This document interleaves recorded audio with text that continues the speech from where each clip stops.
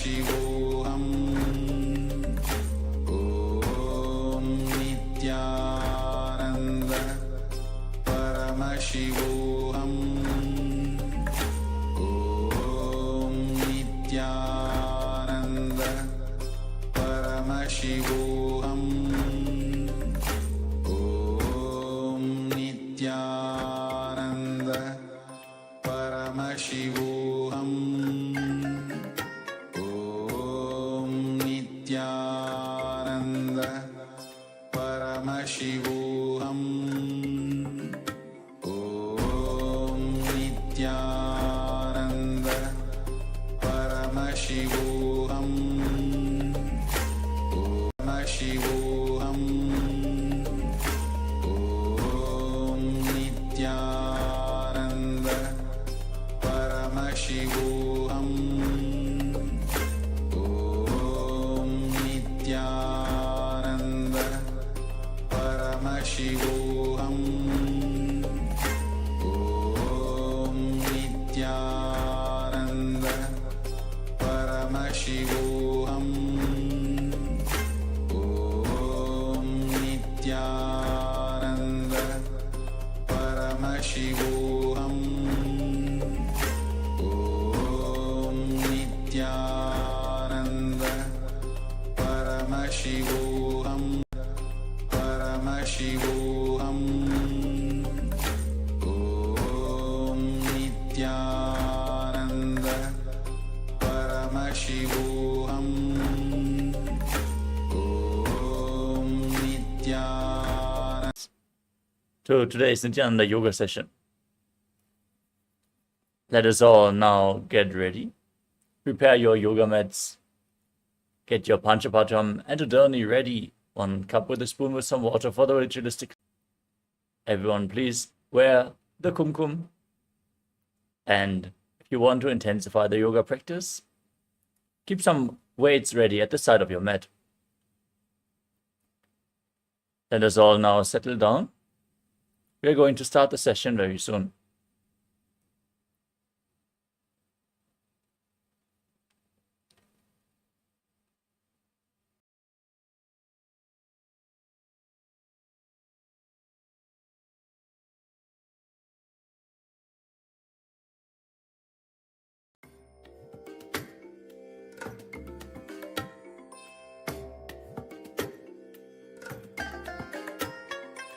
I bless you all. Let you all open all your 3 eyes and manifest. Paramashivoham.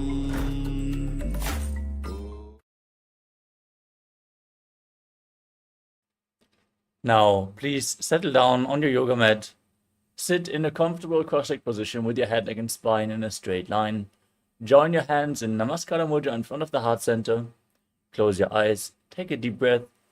Visualize Swamiji Sukhadam Kevalam Jnanamurtim Dvandvatitam Gagana Sadrisham Tattvamasya Dilaksham Ekam Nityam Vimalamachalam Sarvadi Sakshi Bhutam Bhavatitam. Om Ham Hum Shivaya Namaha. Om Ham Hum Shivaya Namaha. Om Ham Hum Shivaya Namaha. Om Ham Hum Shivaya Namaha. Om Ham Hum Shivaya Namaha. Om Ham Hum Shivaya Namaha. Om Ham Hum Shivaya Namaha. Om Ham Hum Shivaya Namaha. Om Ham Hum Shivaya Namaha. Om Ham Hum Shivaya Namaha. Om Ham Hum Shivaya Namaha. Om Ham Hum Shivaya Namaha. Om Ham Hum Shivaya Namaha.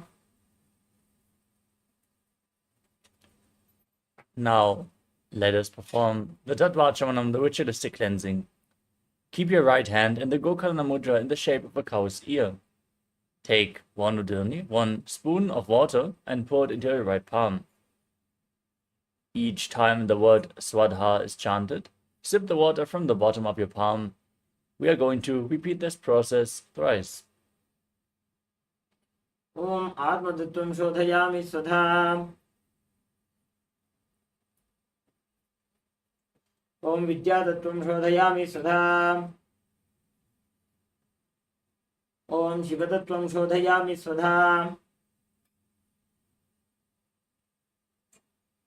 Now, wash your right hand with the water from the Panchapatram and wipe your lips twice with the bottom of your right thumb as you chant. ॐ हां हृदयाय नमः. Wash your hand again. With index, middle, and ring finger joined together, touch above your upper lip and below the lower lip. Then wash your hand again. With index finger and thumb joined together, touch the right nostril and the left nostril. With ring finger and thumb, touch the right eye, the left eye, the right ear, and the left ear. Then wash your hand again. With your little finger and thumb joined together, touch your navel, your right chest, and your left chest. And with the tips of all the fingers joined together, touch the crown of your head, the right shoulder, the left shoulder, and your heart center. Wash your hand once more. Now clasp your right hand over the left and place your hands on the right thigh. Close your eyes and set the sankalpa, the conscious resolution, what you want to manifest in today's Nithyananda yoga session. Hold the visualization of your manifestation as we chant the sankalpa mantra.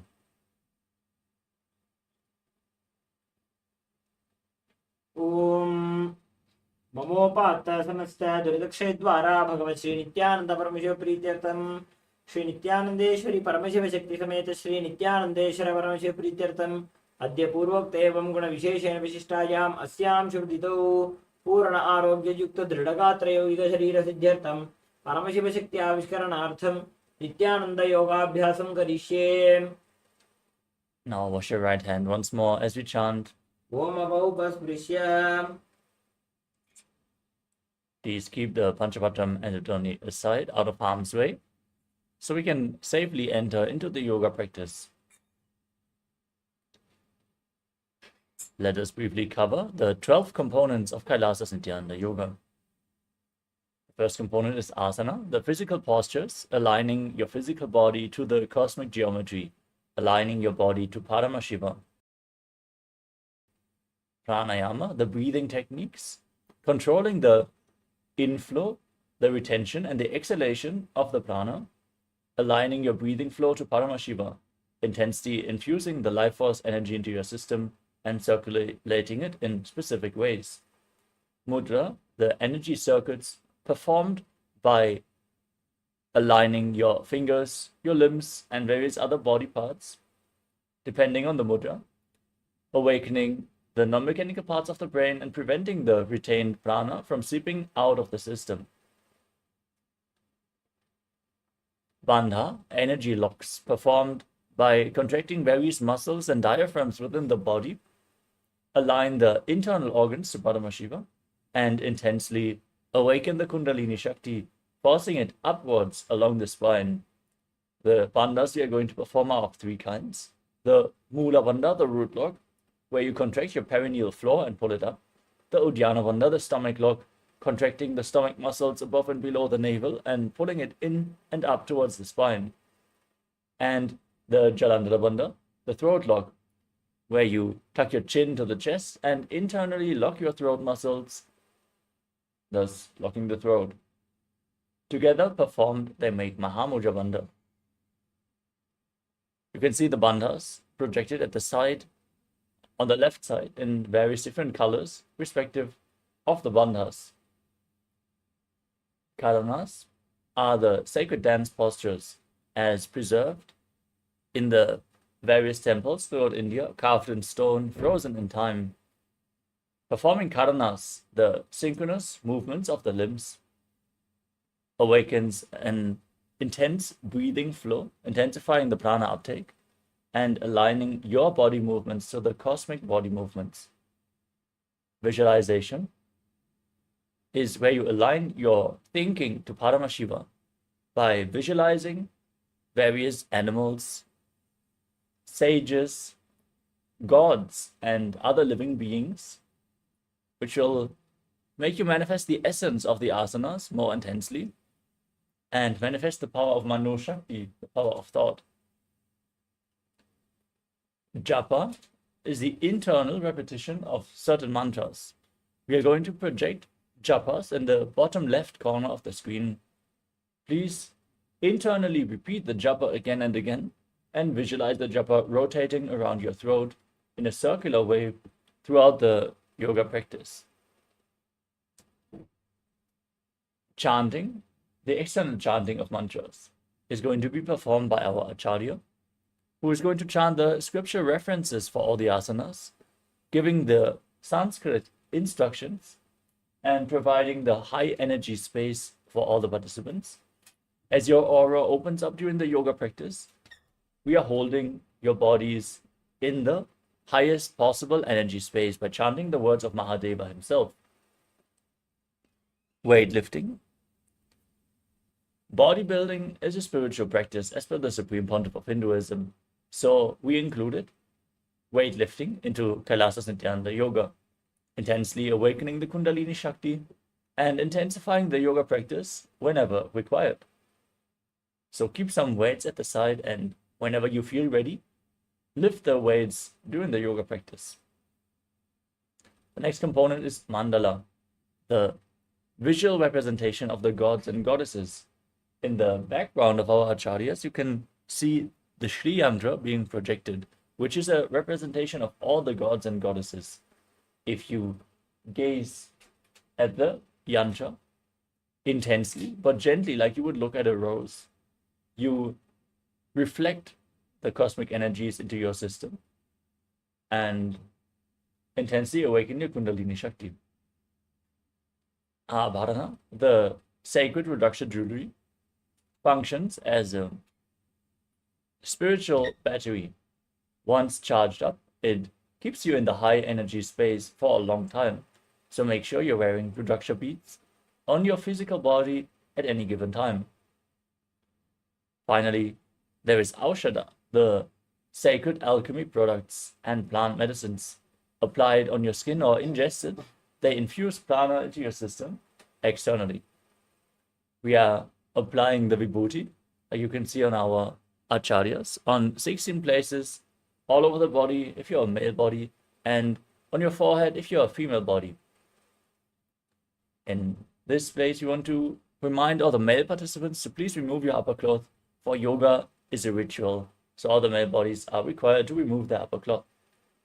With all the components covered, let us now enter into the first asana of the sequence, which is Sukhasana.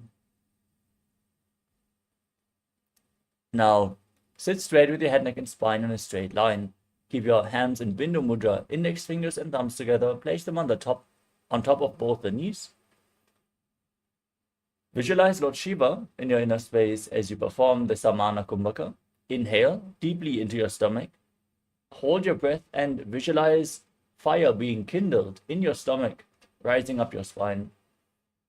Perform Mahamudra Bandha. Engage the root lock, the stomach lock, and the throat lock, or the three locks together, as you internally repeat the japa Soham while visualizing it rotating around your throat.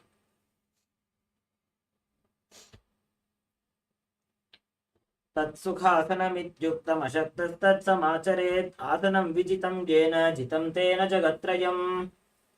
Next up is Parvatasana. Now place your feet onto opposite thighs.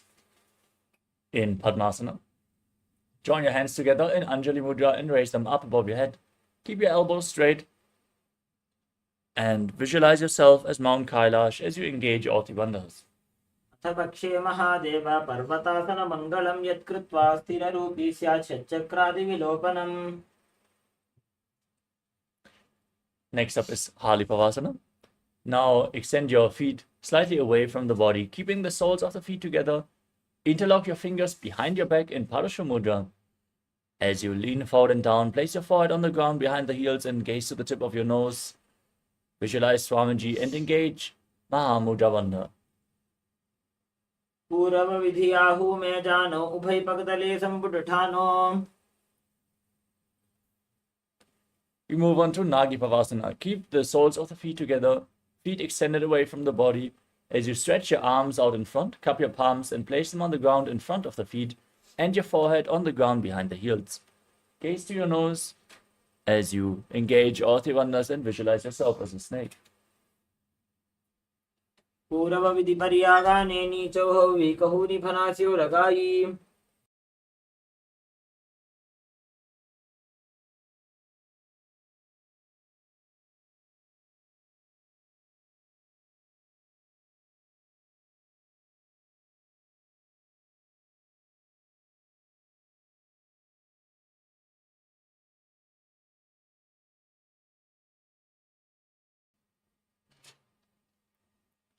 The next asana is Kokilasana.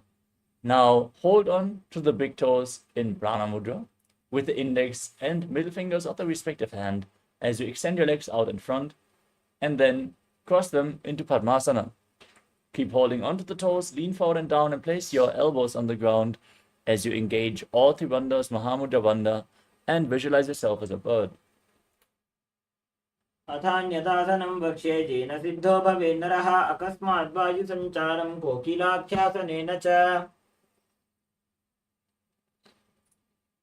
We move on to Nithyananda. Now stack your knees and ankles and hold opposite elbows in front of your body as you rotate your arms in a circular motion.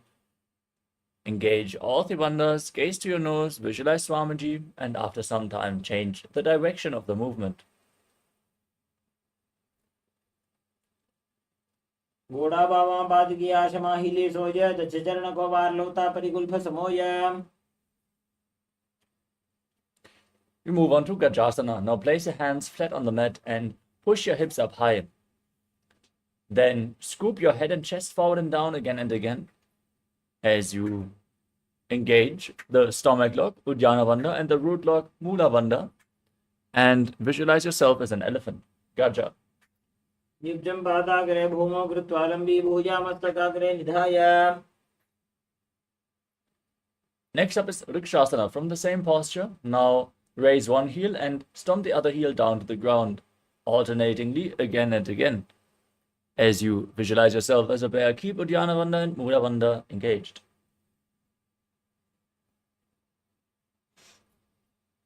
एकैकं पादमाकुञ्च गजासनं कुर्यात् वृक्षासनं भवति. Now raise up. Stand on the tips of the big toes if you can, as you bring your hands to the heart center with index, middle and ring fingers joined together. Little fingers and thumbs extended in Hridaya Mudra. As you visualize Swamiji in your inner space, engage Uddiyana Bandha and Mula Bandha. केशेन पादयुगलं बद्ध्वा तिष्ठेत धोमुखः अथवा ईशावक्षे यत्कृत्वा सत्यवान् भवेत्. Next up is Urdhva Janukarana. Now stand in Arimandi posture with the heels together, the toes pointing outwards, and the knees bent. Then bring your hands to the chest level, elbows raised, and raise one knee up along the chest in a circular motion, following along with the respective hand again and again on both sides.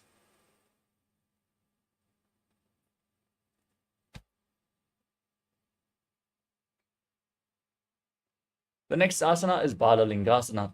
Now interlock your fingers from the outside in Sarva Shankari Mudra. Pull one knee up towards your chest and pull it close with your hands. Engage all three bandhas and visualize yourself holding a baby.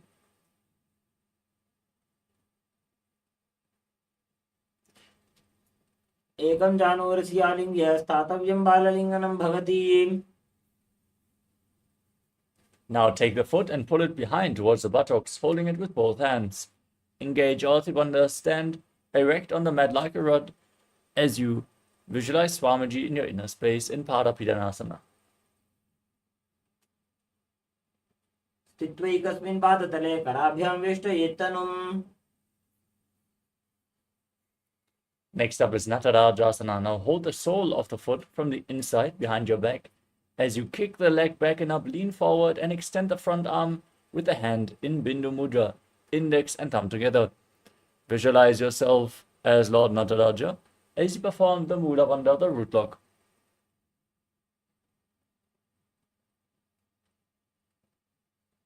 उत्तानपादं क्रौञ्चं च मरीचिं वीरभद्रकं नटराजं त्रिकोणं च सुप्ताङ्गुष्ठप्रसारणे. Now stand on the other leg, pull the other knee towards your chest as you repeat Balalingasana on the other side.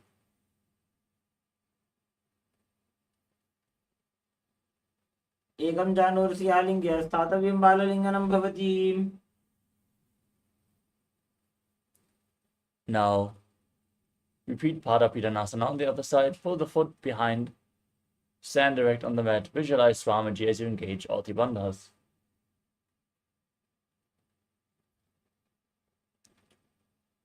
स्थित्वैकस्मिन् पादतले कराभ्यां वेष्टयेत् तनुम्. Now hold the sole of the foot, kick it back and up as you lean forward with your hand in Bindu Mudra, visualizing yourself performing the cosmic dance as Lord Nataraja in Natarajasana. उत्तानपादं क्रौञ्चं च मरीचिं वीरभद्रकम्. We move on to Ardha Rejtakarana. Stand in Arimandi posture, heels together, toes pointing outwards and your knees bent. Bring your hands to the chest, then step the left foot behind and swing the right arm like a pendulum back and forth. Gracefully move your fingers one by one. Then keep the hand over the nose, uncross your ankles and repeat the movement on the other side.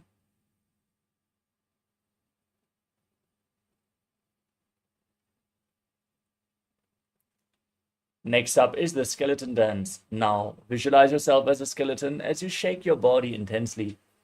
Hold the visualization of your bone structure and move your body intensely. This will build integrity into your very bone marrow. So, keep shaking.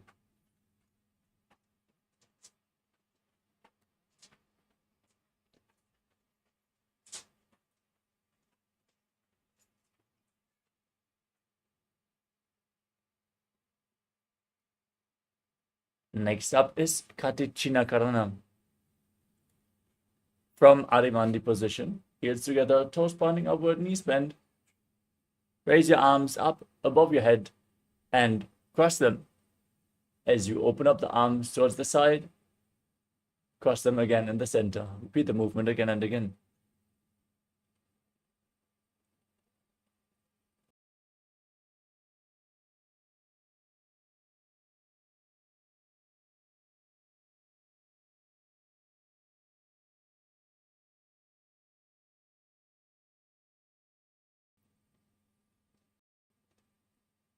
Next up is Tadasana.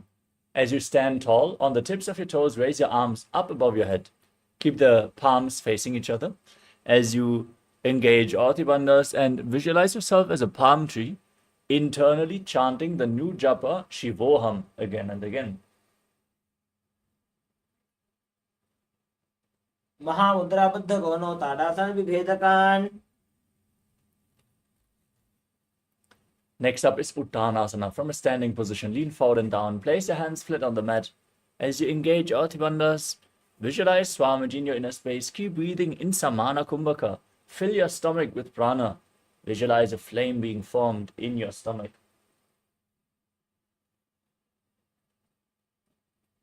महामुद्राबद्धकोनो tadasana विभेदकान् विनोत्तानं सदा कुर्यात् अन्तर्वत्नीपतिप्रिया.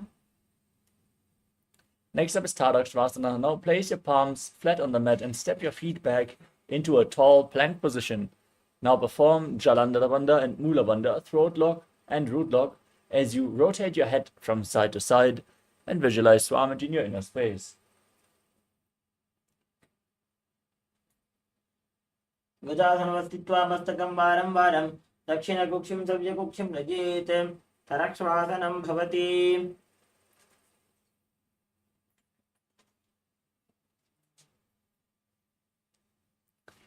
The next asana is Bhujangasana.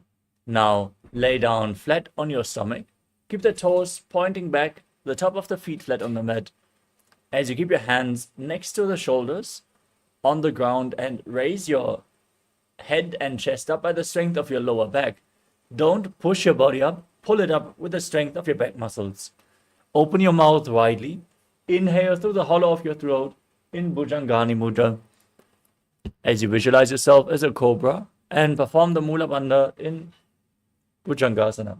अङ्गुष्ठनाभिपर्यन्तम् अधो भूमो विनिन्यसेत्.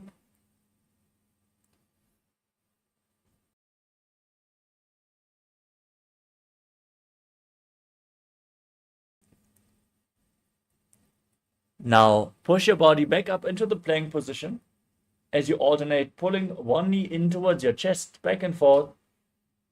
Breathe calmly through your nose in Sahajra Kumbhaka. Lead the prana along the spine as you visualize Swamiji and perform the Mula Bandha in Shashasana. गजासन संस्थितो जानुद्वयमाकुञ्च्य वारं वारं कर्तव्यं शशासनं भवति.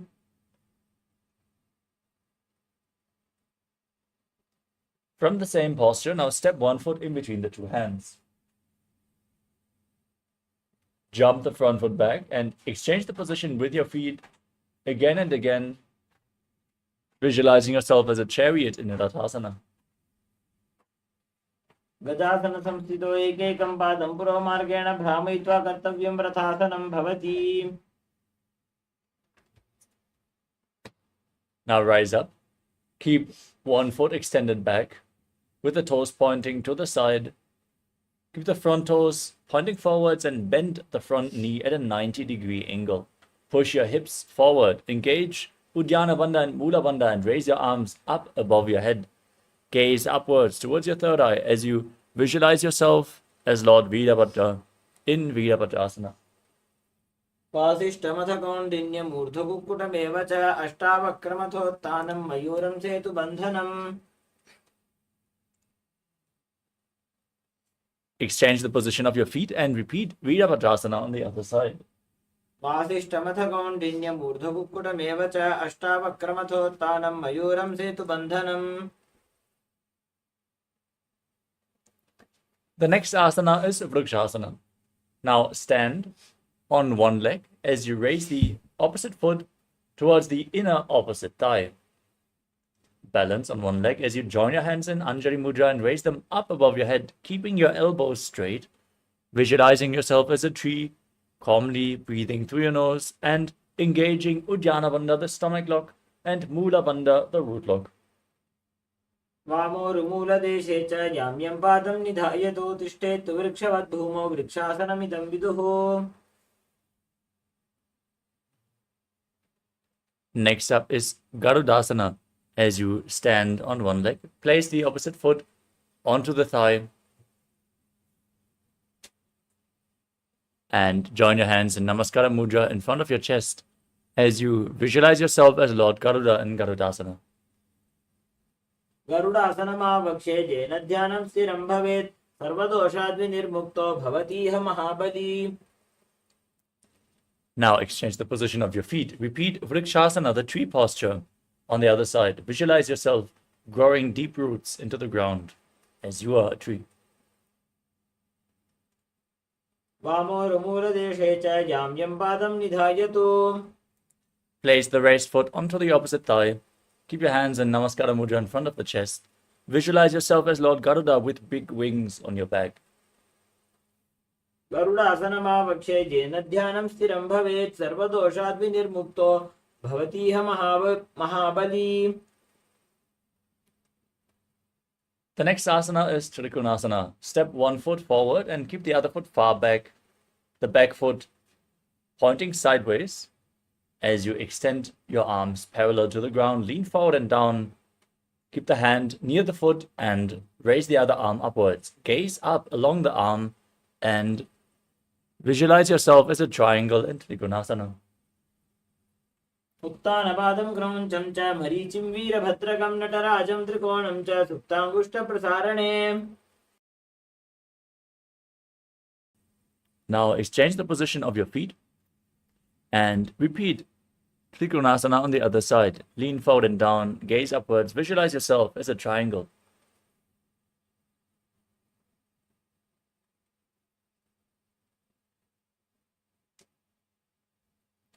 उत्तानपादं क्रौञ्चं च मरीचिं वीरभद्रकं नटराजं त्रिकोणं च सुप्ताङ्गुष्ठप्रसारणे. The next up is the Nikutaka Karana. Now stand in Arimandi, heels together, toes pointing outwards and your knees bent. And raise one heel off the ground. Place your hands in front of the chest with the palms facing each other. Stomp the heel down and raise the other heel up as you exchange the position of your hands again and again.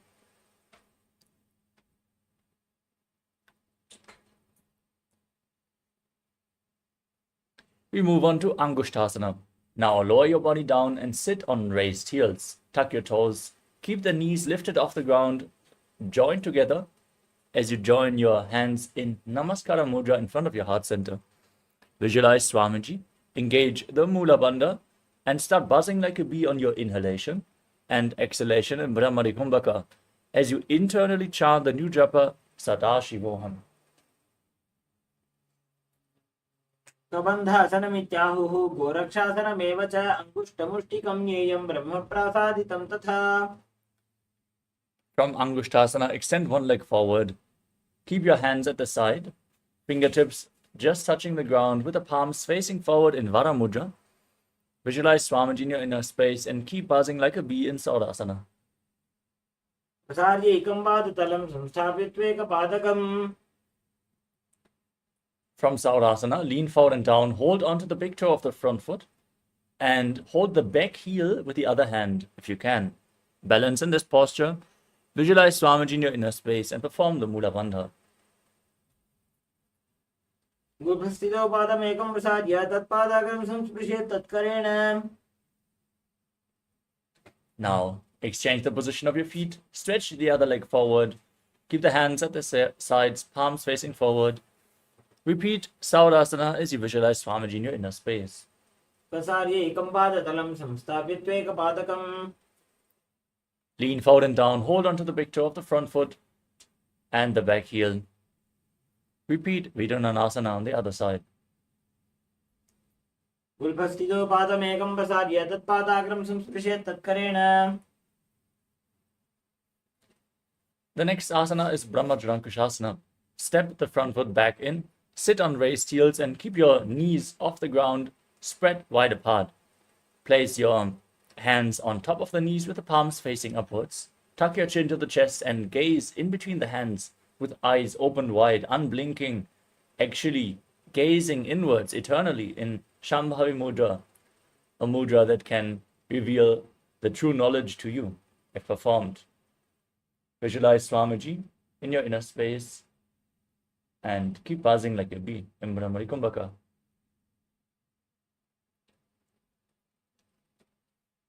दो भरा पानी हो ये वैसे AD दो गुदानी वैसे.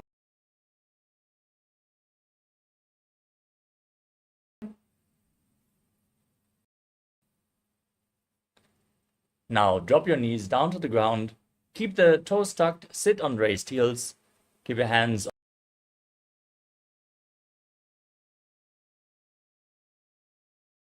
on the thighs or knees.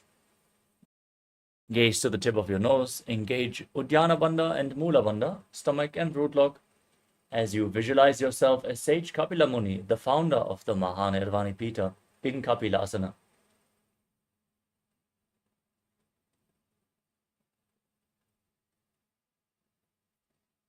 उभय पगदले समटारा.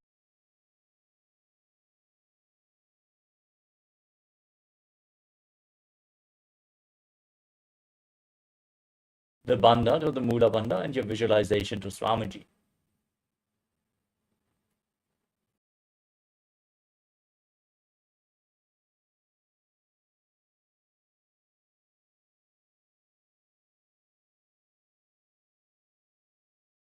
Raise your knees off the ground. Keep the soles of the feet together and sit on the raised heels. Join your hands. Join the thumbs and little fingers and open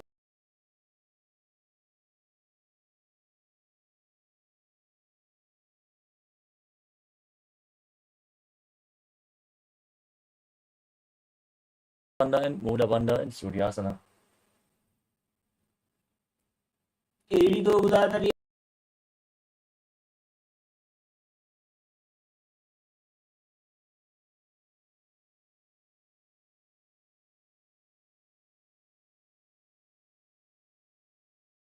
Visualize yourself as a frog.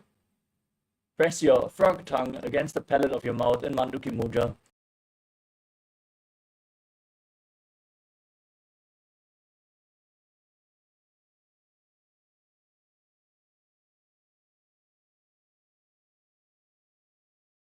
Sadashivoham, Sadashivoham.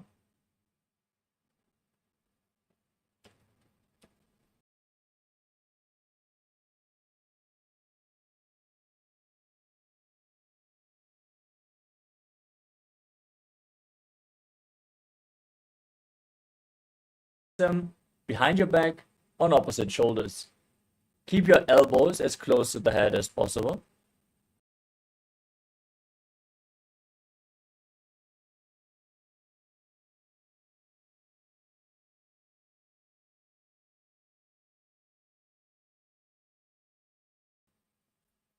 मण्डूकासनमध्यस्थं कूर्पराभ्यां धृतं शिरः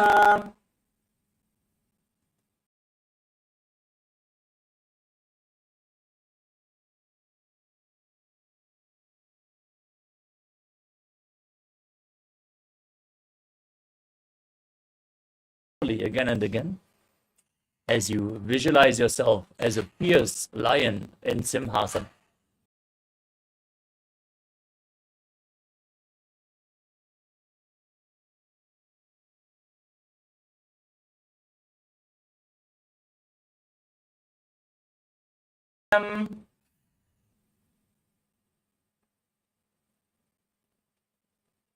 Move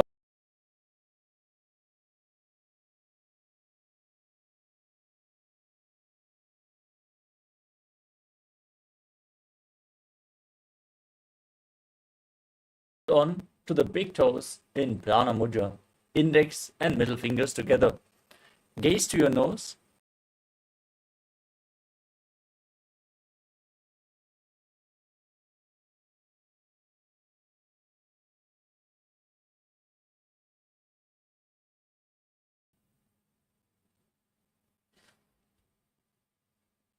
गुरुभूतवृषणस्याधो विक्रमेण समाहि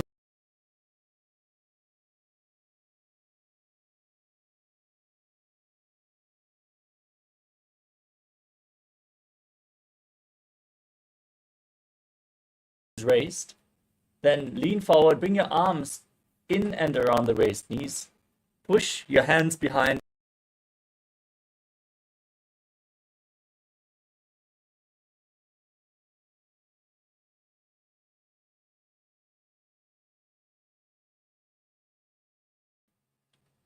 प्रथमे वेश उपठाने दो हाथ पगम बीच आने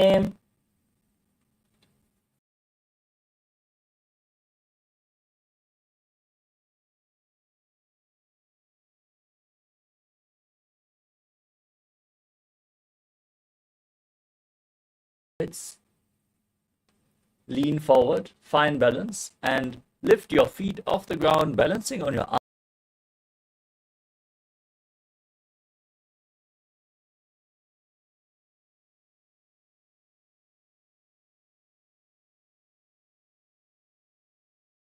Knees on your arms, bring your forehead to the ground, then raise your legs completely.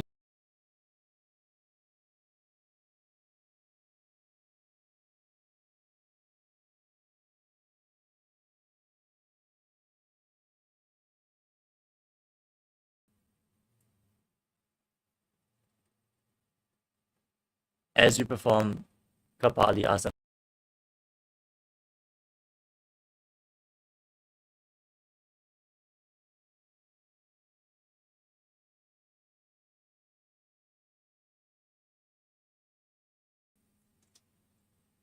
Sit in a squatting posture with your hands flat on the ground and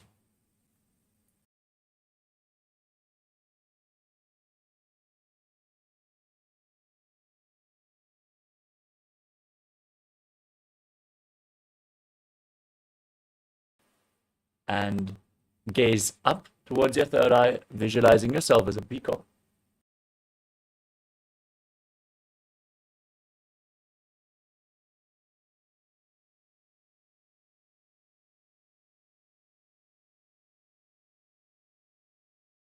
Kumbhaka, as you visualize yourself as a beautiful peacock in Parsvamayurasana on the other side.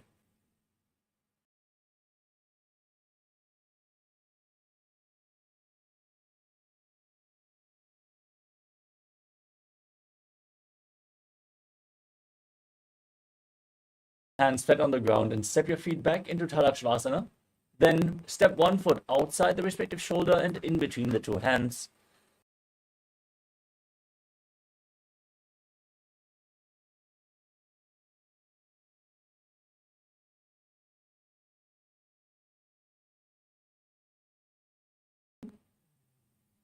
Now exchange the position of your feet. Set the other foot in between the two hands. Visualize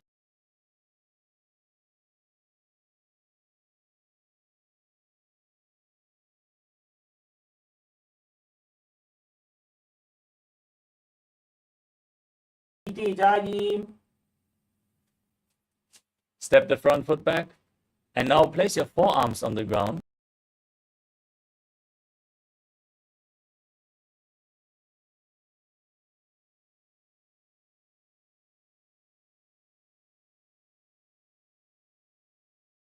Mula Bandha in Unmukha Pitasana. भून्यस्थो जानुनी हस्तो चतुष्पदमवाङ्मुखम्.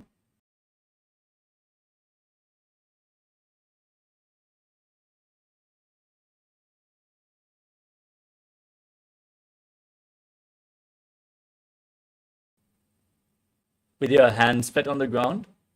Now raise one arm up towards the sky. Rotate your torso upwards.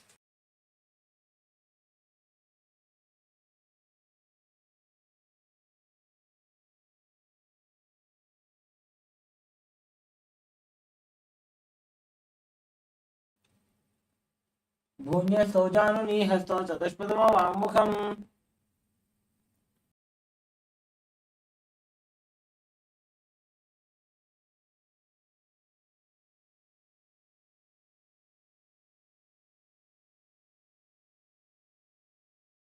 चहलमत्स्यकम्.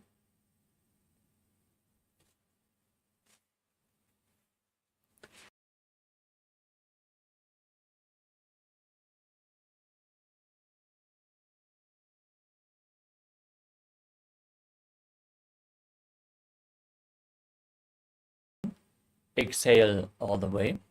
Engage Jalandhara Bandha, the throat lock, and Mula Bandha, the root lock.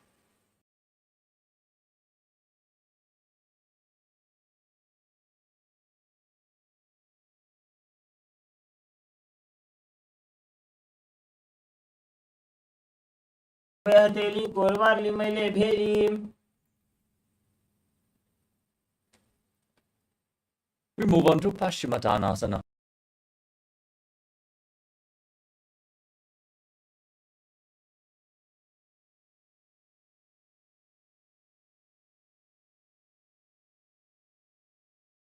And engage all the bandhas, Mahamudra Bandha.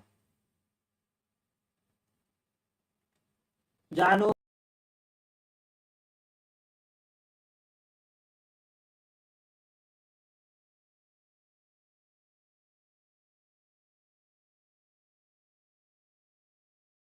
Outside of the knees as you lean forward and down as low as you can. Squeeze your body. Engage.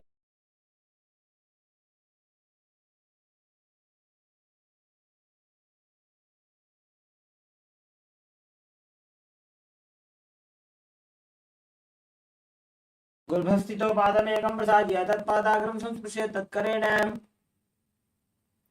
Next up is Mari.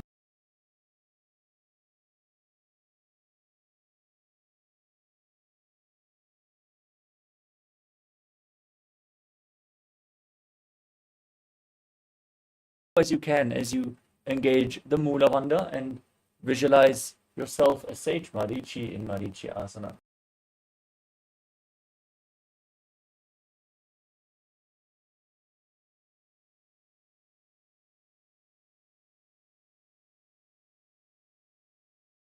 Down to the side.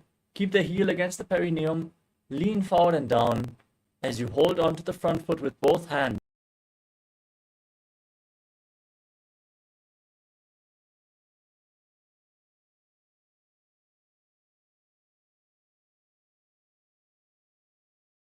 तन्त्रेऽस्मिन् मम वल्लभे.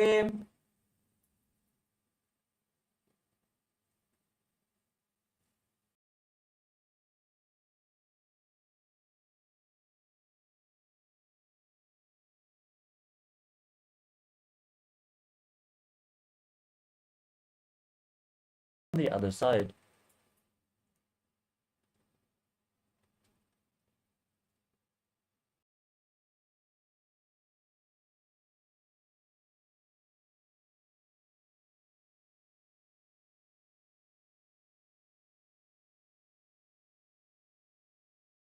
Exhale, engage all the bandhas. Visualize Swamiji in Mahamudasana.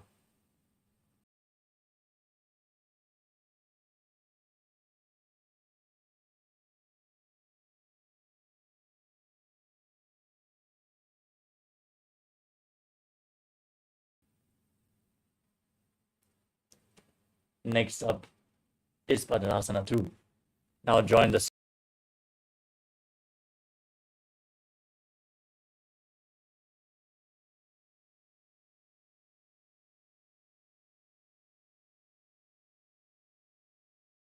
visualize Swamiji and perform the Mula Bandha.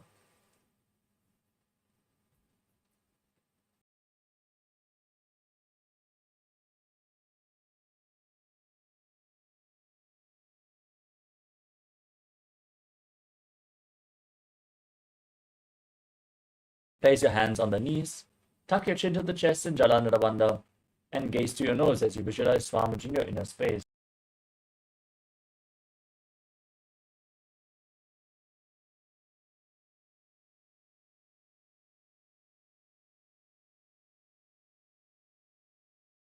To Joni Asana. Now bring your heels back closer towards your perineum. Hold the soles of your feet and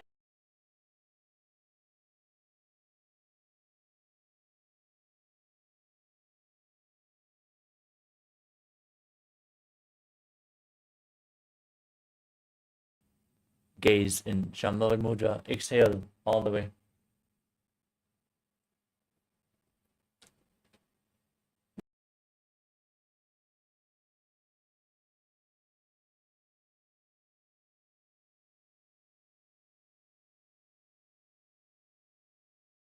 Heels together and the toes apart.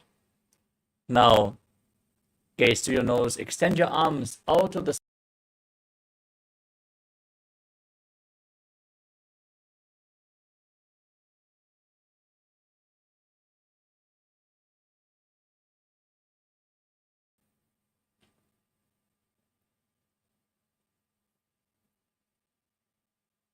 ಪೂರ್ವ ವಿಧಿ ಪರಿಪಕದಲ್ಲಿ ಸಂಪೂರ್ಣ ಶೋಷ ಏಡಿ milli ರಾಶಿ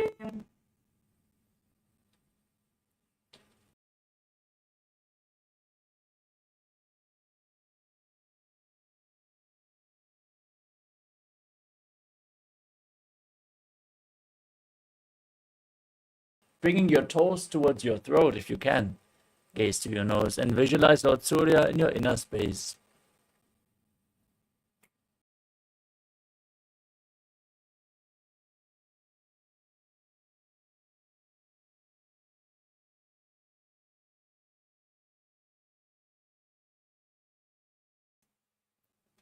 Next up is Chinaki Pavasana.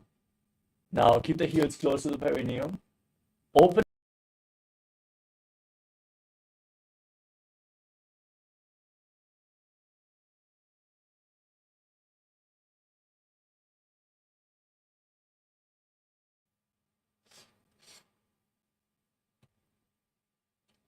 दो बगा की एड़ी धरती मगिवा में एड़े लगा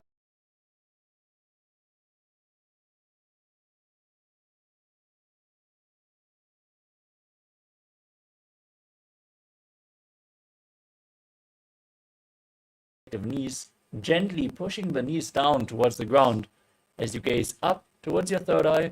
Engage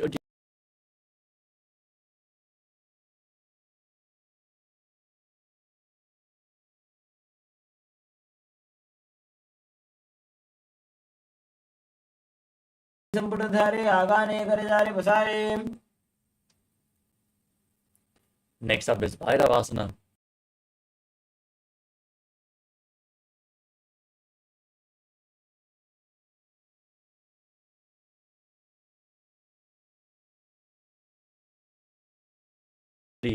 And place your hands on top of the knees in Bindu Mudra. As you gaze up towards your third eye, visualize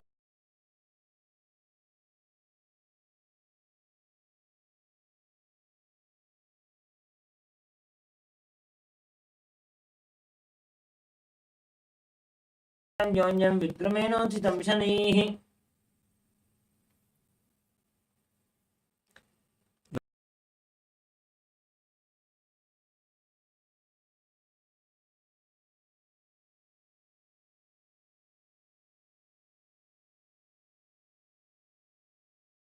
Swamiji. Exhale all the way and hold your breath in the Muladhara chakra as you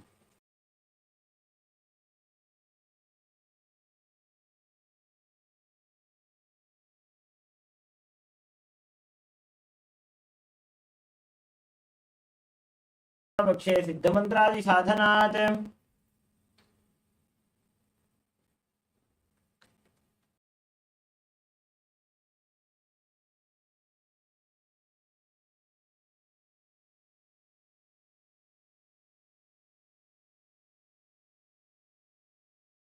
Visualize Swamiji and perform the Mula Bandha. केवलं पादमेकं च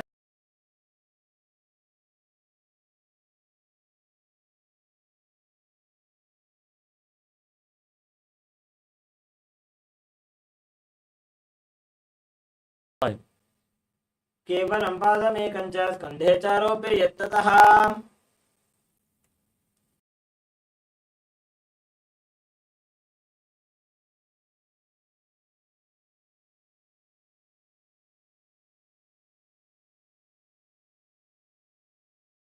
केवलं पादमेकं च स्कन्धे चारोपे यत्ततः. Now stack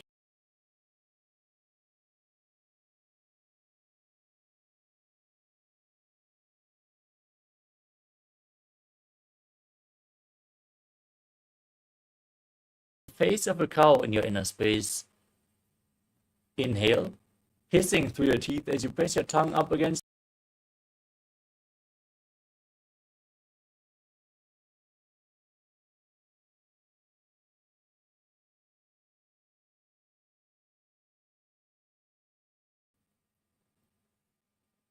संव्य दक्षिणगुल्फं तु पृष्ठपार्श्वे नियोजयेत्. Maintain the same posture, but hold on to the big toes and prana mudra. Gaze to your nose as you visualize yourself as Rishi.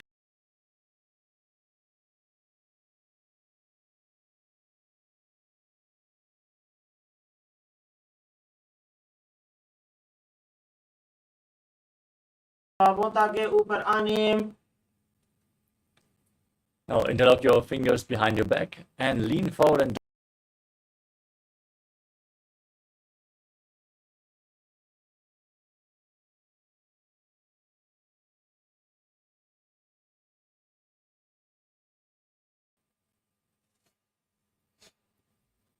धीमना गोदा की संधि उपरीड़ा वागोड़ा की संधि.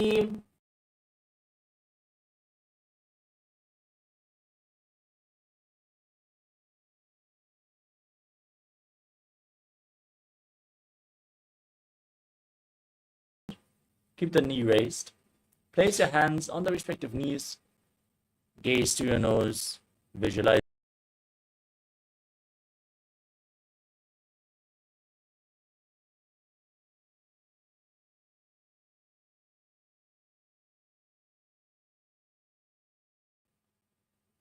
डाबो पकमोड़ी एडी माहिलो गुल्ठमूलद्वाग्नि चैते.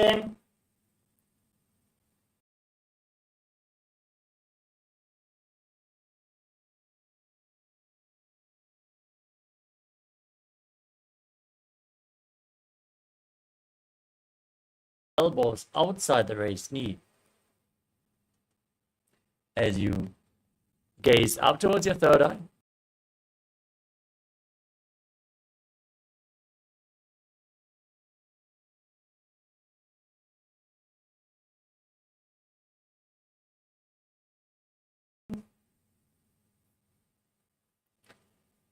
Next up is Matsya Pitakasana.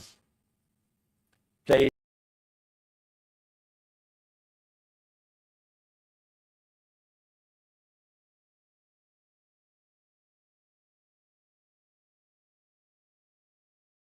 avatar of Lord Vishnu and perform the Mula Bandha.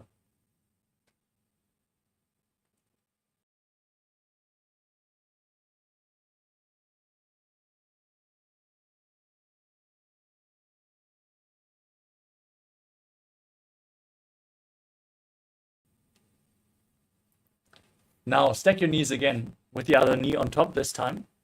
Repeat Gomukhasana, the cow.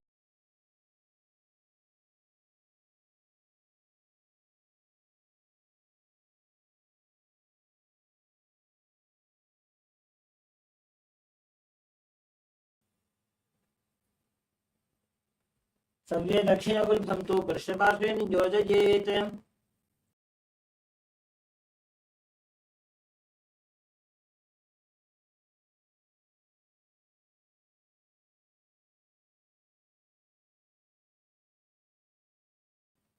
दक्षिण को नीचे उठाने, बाहों ताकि ऊपर आने।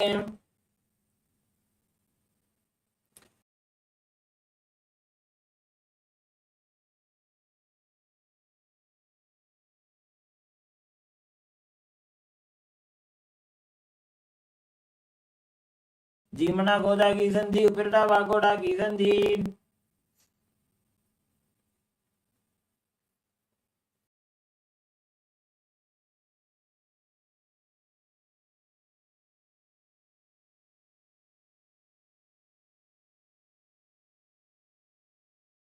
On your back in Garudasana too. दावो पगमोडी AD माहिला ऊर्ध्वमूल।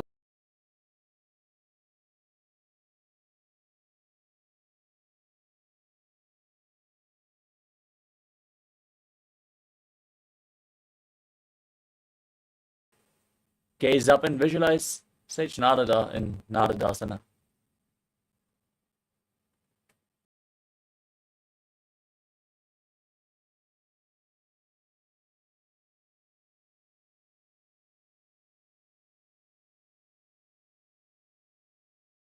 Left thigh. And hold on to the left big toe and shin as you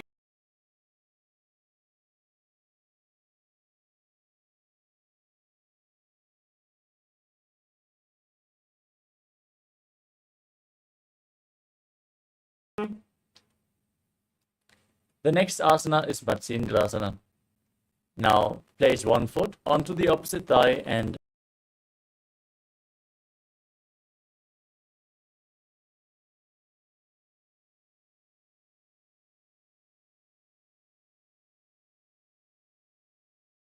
behind you. Gaze up towards your third eye. Visualize Sage Matsyendana, the master.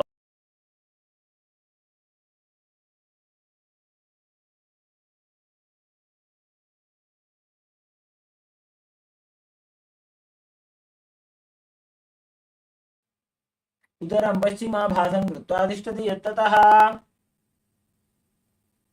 We move on.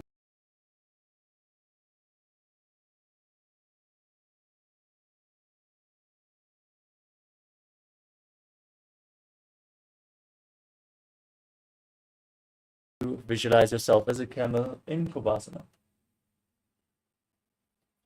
आसन को गुण झोलो जाए।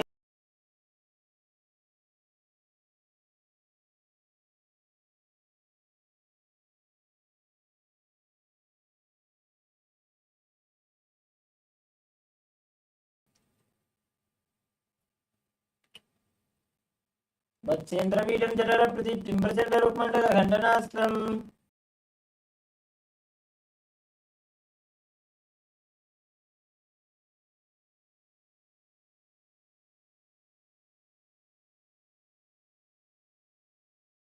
As you repeat Matsyendrasana on the other side.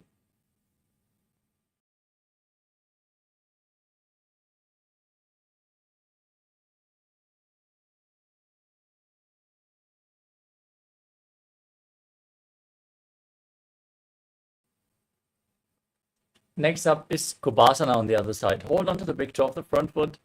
Hold the back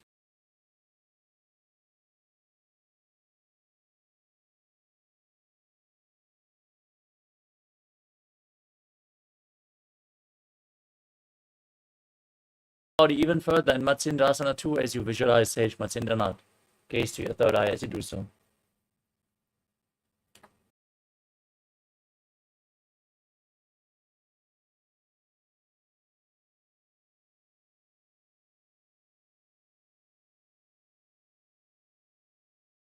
Hands on the knees, flat.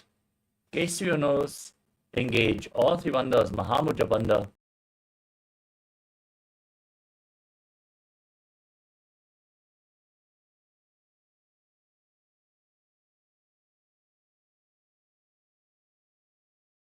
Nithyananda, Sadashivoham. As you visualize yourself as Lord Shiva.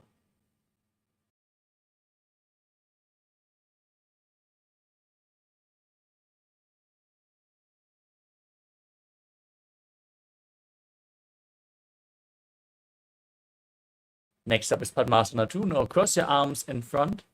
Hold on to the big toes as you gaze to your nose.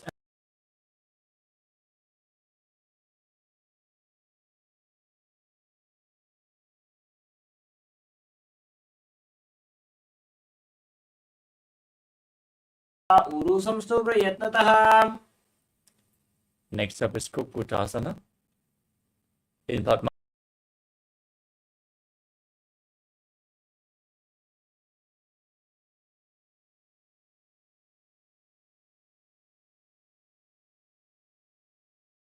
In Sahaja Kumbhaka, inhale through your nose and lead the prana along your spine as you perform the Mula Bandhan.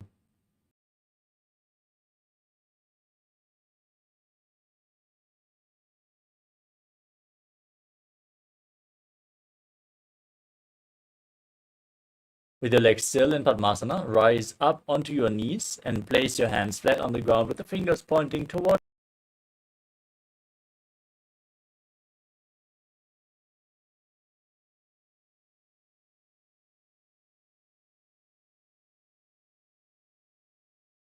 Asana.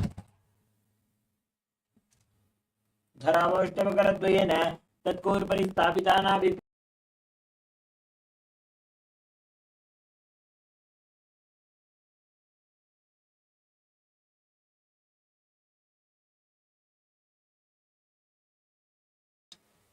In Mayurasana, as you visualize yourself as a peacock.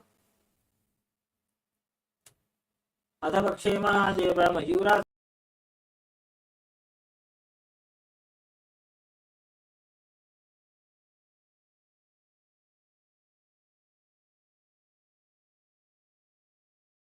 Your neck, elbows on the ground, and keep your forehead on the mat as you visualize yourself as a crocodile in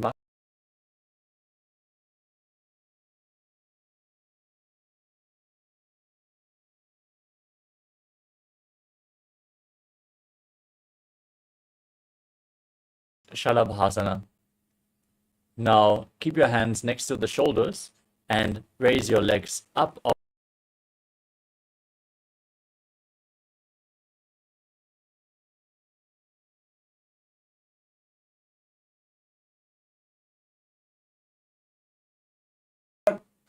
करयुग्मवक्षो भूमिमोष्टभ्य करयोस्तलाभ्याम्.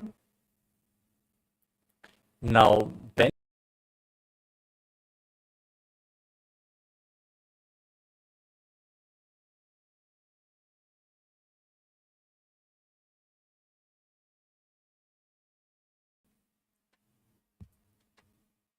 अध्यासचेते पदयुग्मव्यस्तं पृष्ठे निधायापि धृतं करा.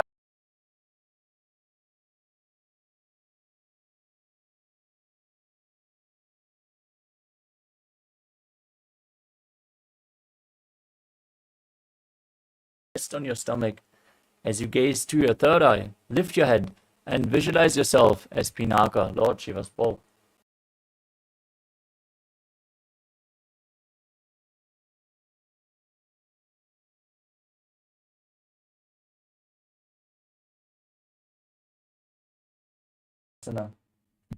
Sit in a kneeling posture with your feet flat, heels outside the hip.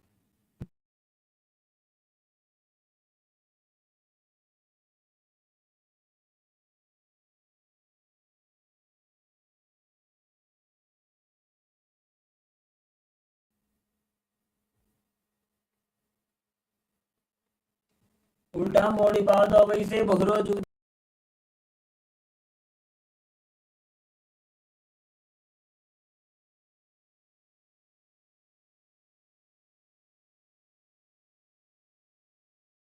Place your head on the mat, supported with your hands.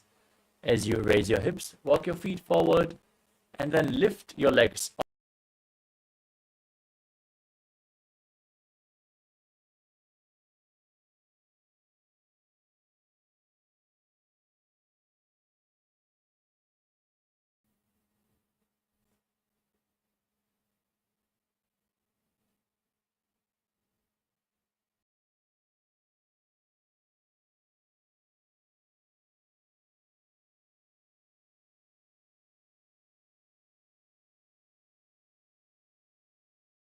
The wall for support if needed, or ask a partner to assist you. Gaze to your nose. Visualize Swamiji in your inner space. Keep breathing.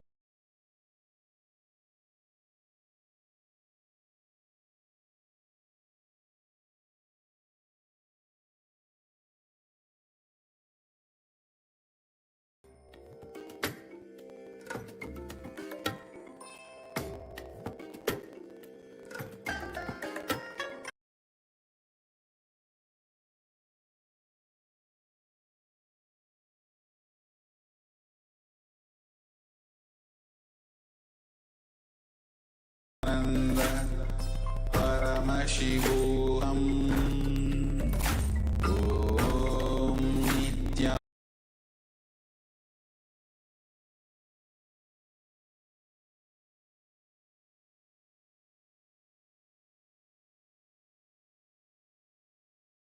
Shivoham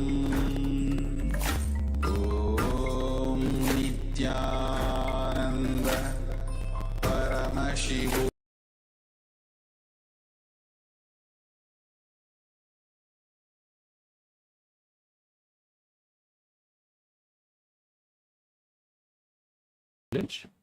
Let us now continue with the next asana of the sequence, which is Asana. Sit with your legs extended forward and get ready for a sequence.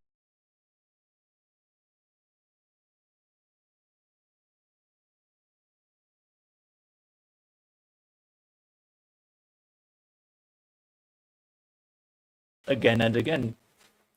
Hold the back of your calves with your hands and lift your legs up off the mat.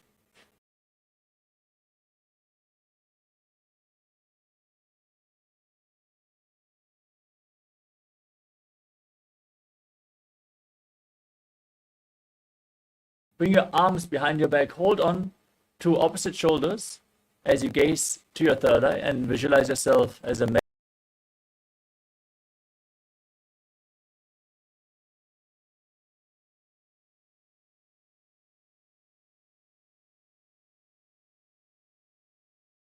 Visualize yourself as a boat. उत्तानशयनं कुर्पराभ्यां भूमिं वष्टभ्याम्. Now pull your feet in towards your chest.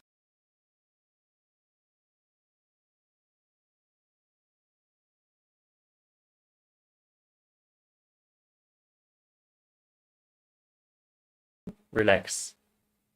Place your feet flat on the mat and lay on your back with the knees raised. Keep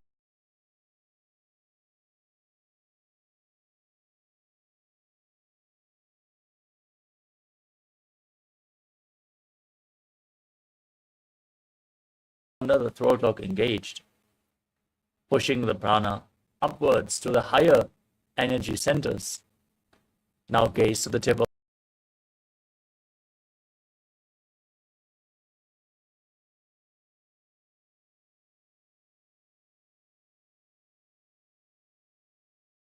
शवित्वोर्ध्वमुखं तथा उत्थाप्य हस्तौ तिष्ठेत्.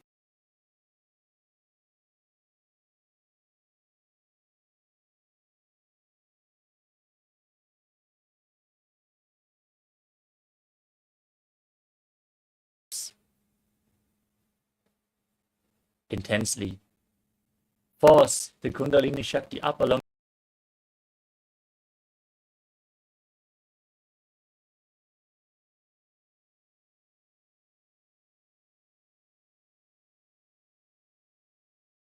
Charan Mudra. Relax. Completely unclutch.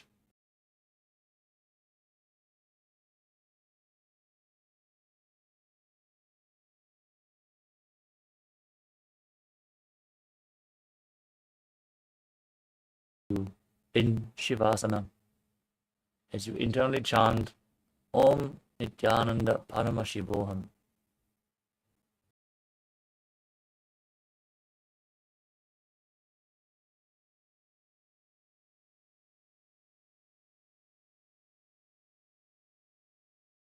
शान्तिहरं चित्तविश्रान्तिकारकम्.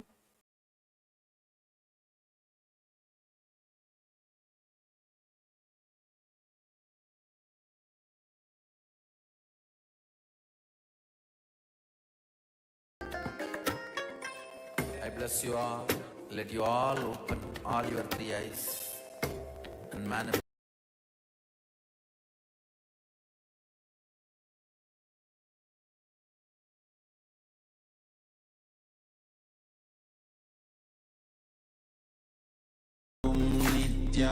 Nithyananda Paramashivoham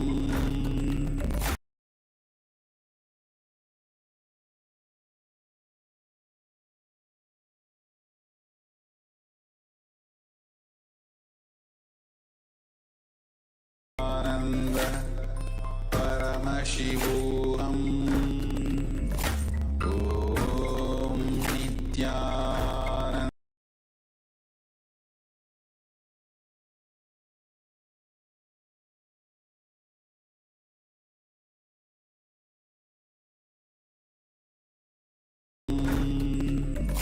Om Nithyananda Paramashivoham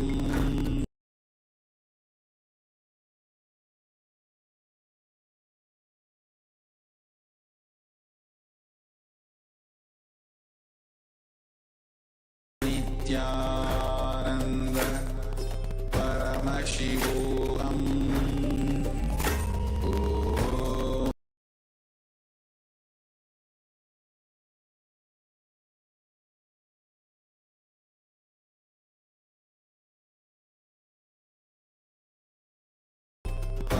Paramashivoham Om Nithyananda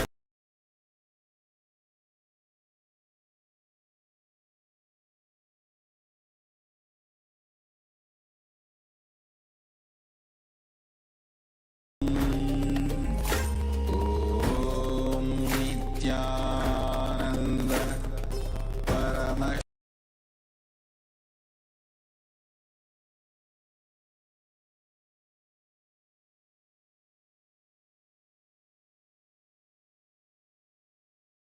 Om Nithyananda Paramashivoham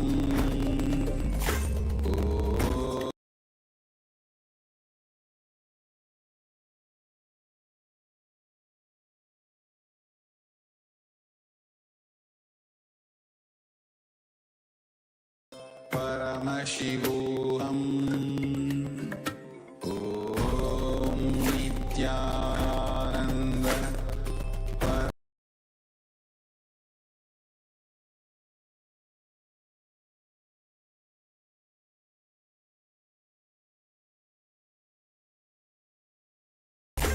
Om Nithyananda Paramashivoham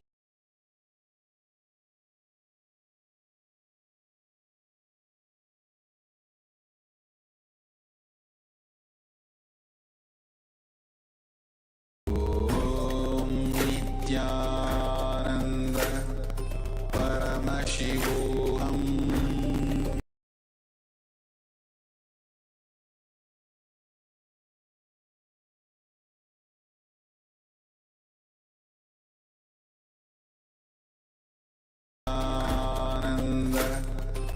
Nanda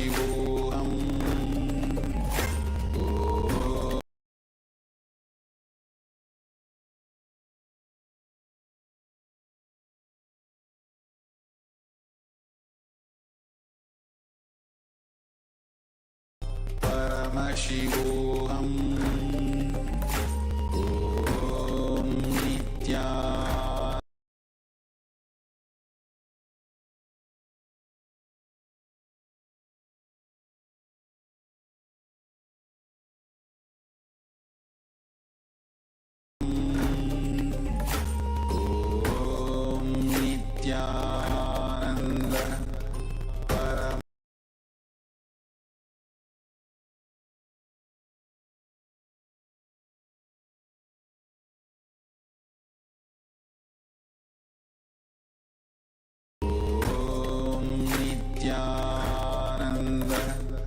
Paramashivoham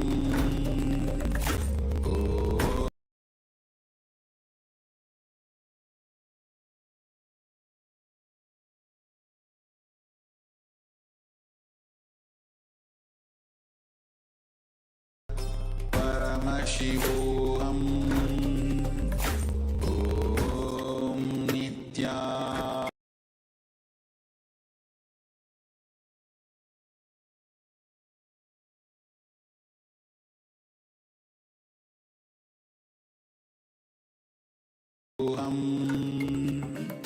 Om Nithyananda Paramashivoham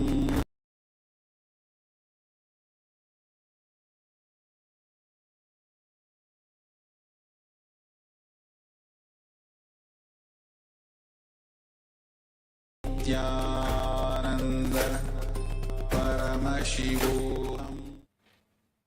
Now, slowly return.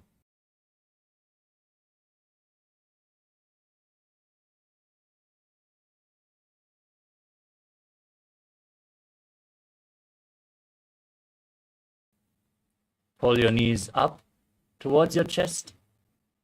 Rock your body from side to side. And slowly return to a comfortable seated position. Congratulations.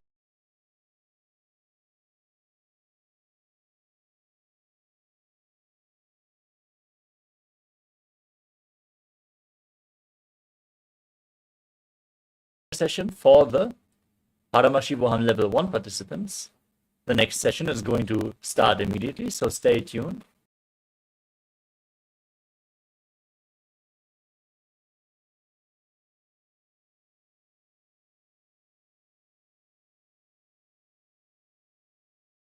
The Dvitiya Vinyasa Krama with the next asana of the sequence.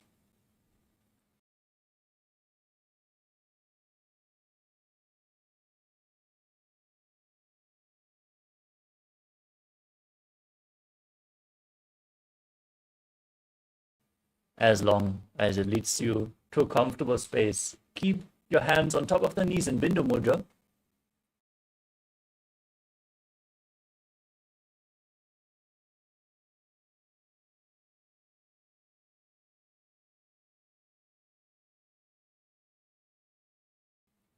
And feel the fire being kindled in your stomach. Feel it rising up your spine.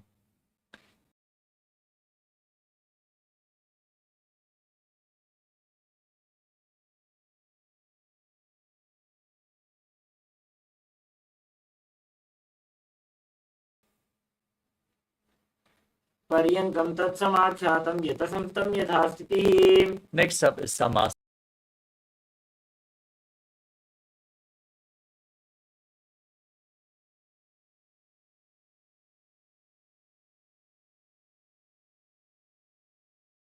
And your exhalations.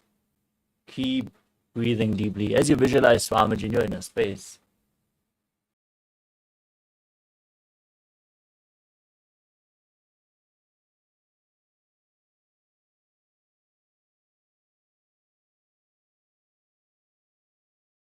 Hands flat on the knees. Gaze to your nose and visualize yourself as a sage liberated by the Supreme Pontiff of Hinduism.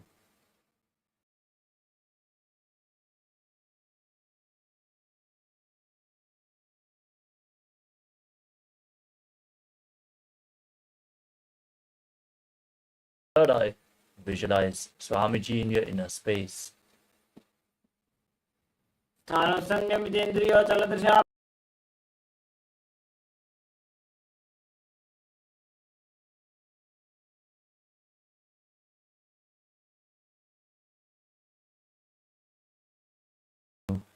Visualize Swamiji in your inner space.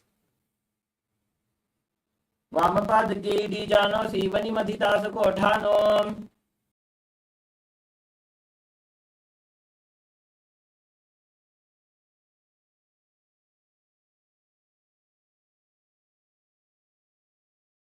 Visualize yourself as Lord Rudrava. वामचरण परिदक्षिण राखे एक.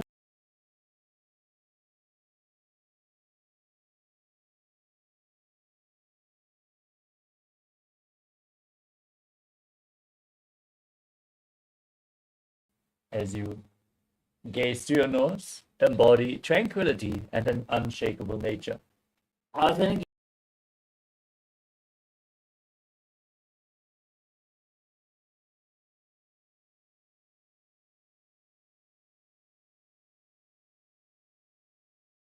Mudra resembling a closed lotus flower. As you visualize Ramaji in your inner space, keep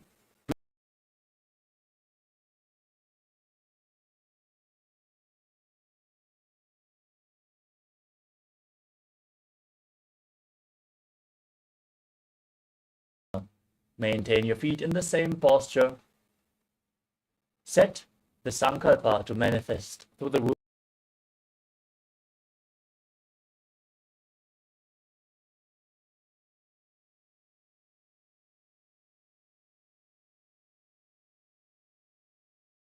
And your ears with your thumbs in Shanmukhi Mudra in Bandha Yoni Asana.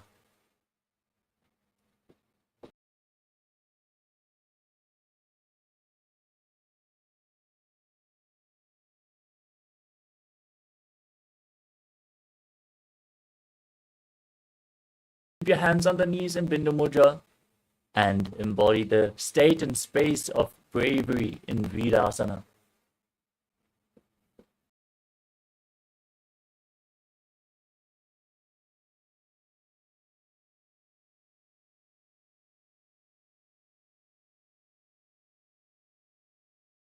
To your third eye and visualize the great sage Valmiki, poet and author of Ramayana, in Valmikasana.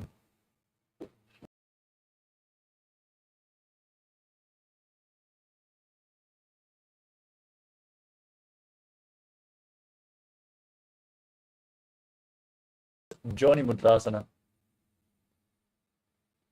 Now rotate your hands on top of the knees, keep them flat.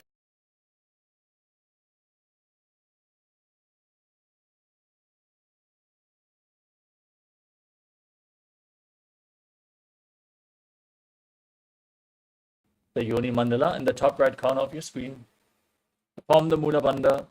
Breathe deeply into your stomach.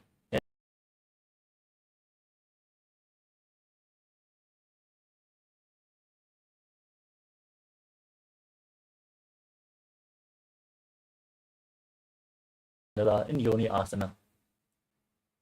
योन्यासनं पर्वतेन योगं योगफले निलम्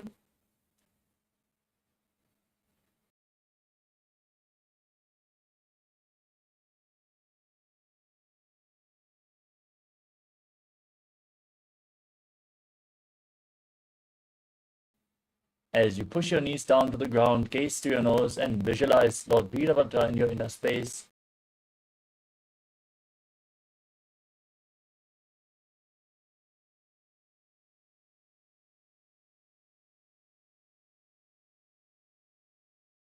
चतुर्भं तु दक्षिणे. We move on to Aghorasana. Keep the heels close to your perineum.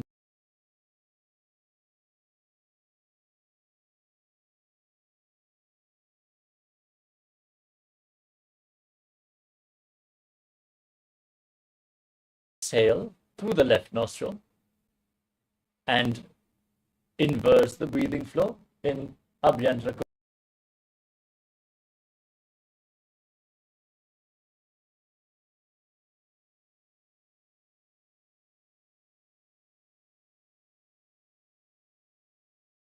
Visualize yourself as an Aghori. पूर्व को विश्रिका जोगी वाही विधि जोगी.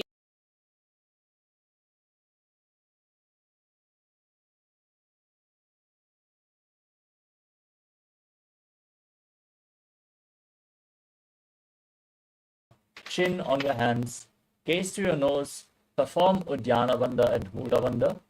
Exhale all the way.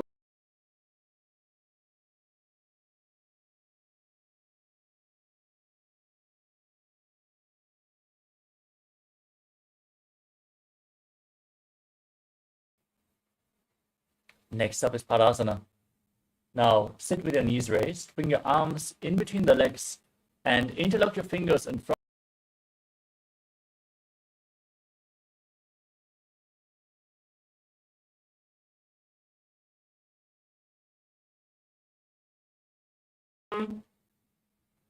Next up is Gopi Chandasana. Now interlock your fingers around the feet and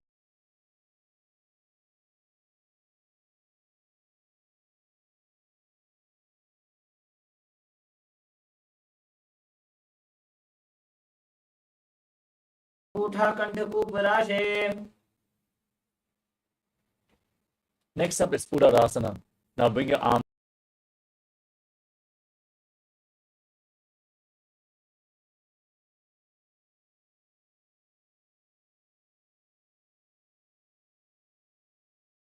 your body free from any defects in Purarasana.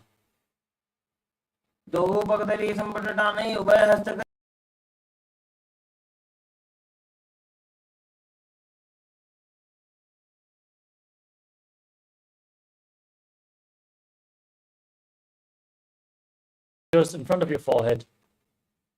Visualize yourself excelling in everything.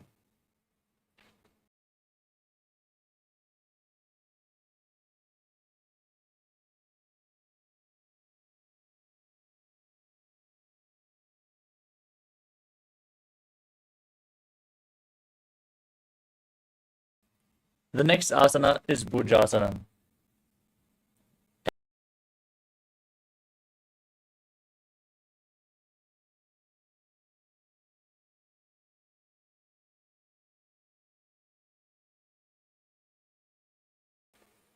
Visualize yourself as a cobra as you perform the Mula Bandha and keep breathing in Rechaka Kumbhaka.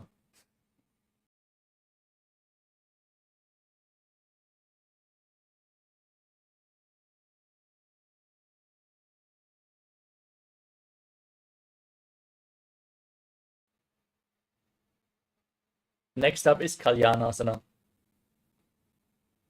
Now,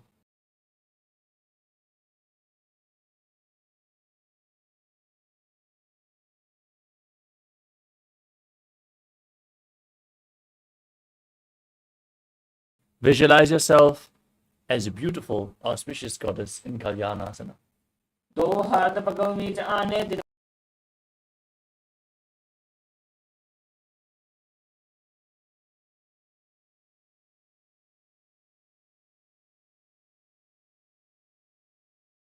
Take the right knee over top of the left with the right heel close to the left hip.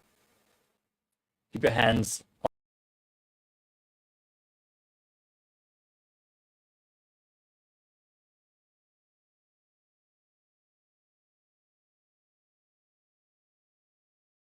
now make an ocean-like sound with your mouth as you perform the Mula Bandha in Sankatasana.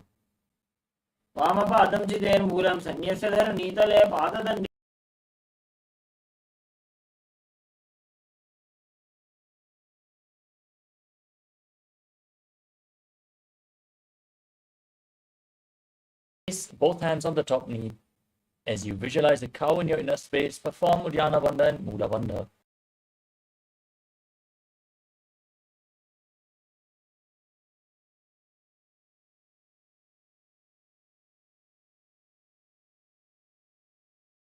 Place the right foot on the left thigh and the left foot on the right knee. Bring the left arm behind your back and twist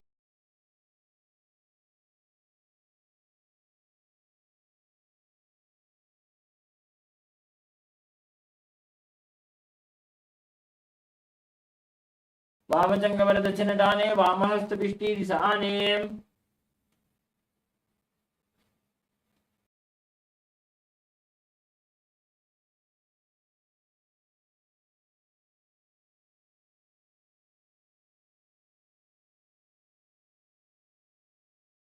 as you bring your forehead on the ground.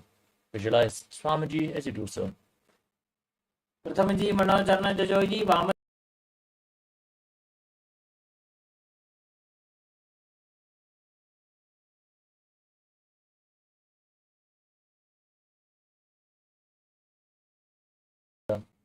As you visualize Swamiji, your Guru, in your inner space in Guru Asana. ऊर्मूले इतरपादस्य कनिष्ठिका प्रदेशं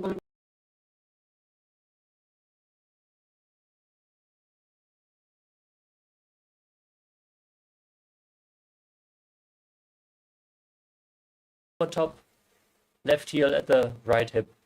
Bring your hands on opposite knees. Visualize yourself.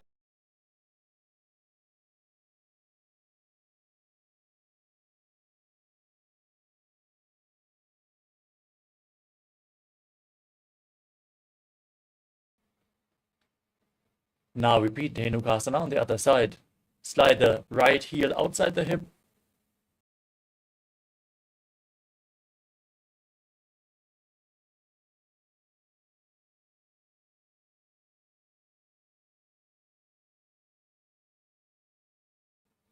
Now slide the left foot onto the right thigh and the right foot on the left knee.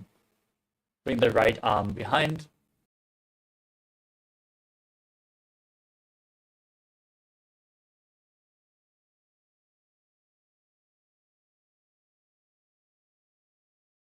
हस्तपिष्टेति स आने बहुरो दक्षिण पद है जो जी ताकी न रिजूप करे सो जी।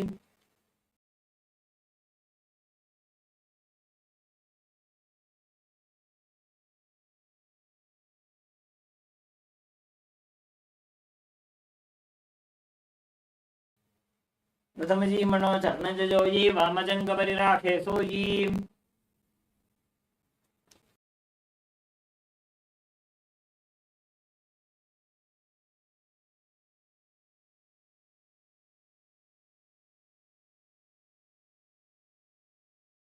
ऊर्मूले दर्भादस्य कनिष्ठिका प्रदेश गुल्भं संस्थाप्य।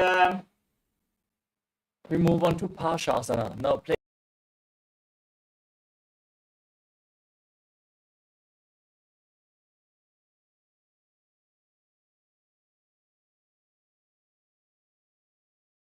in your inner space.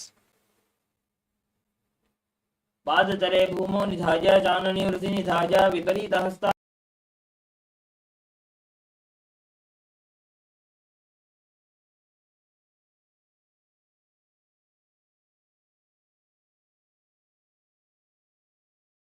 Place your chin on the knees. Keep your tongue upwards. Gaze to your nose and visualize Swamiji in your inner space.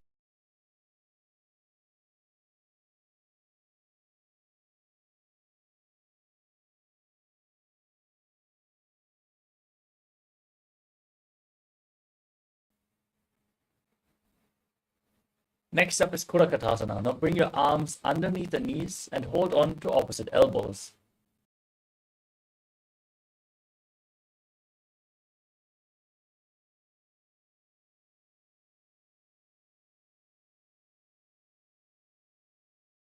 हाथ पग बाहर लियावे गोड़ा नीचे ले टहरावे।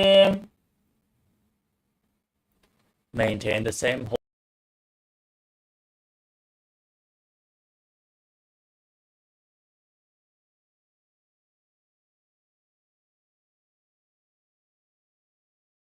Sumati Asana.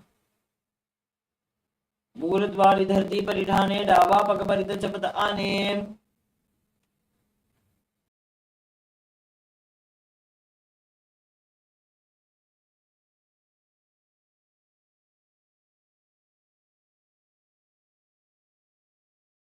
Pointing outwards. Engage all three bandhas as you gaze to your nose.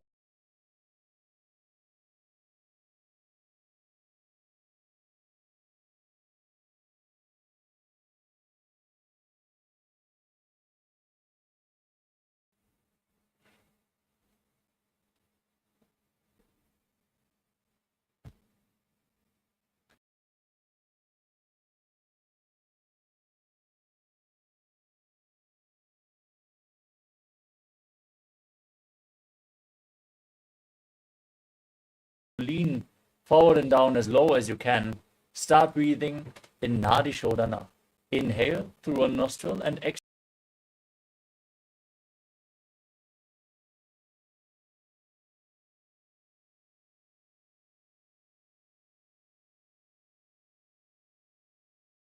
This pranayama as you visualize Swamiji in your inner space in Adampada.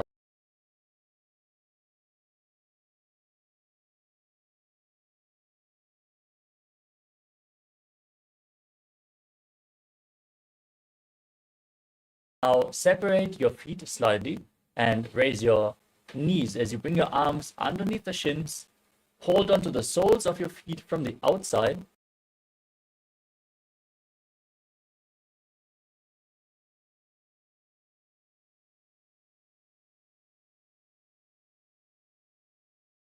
Your inhalation.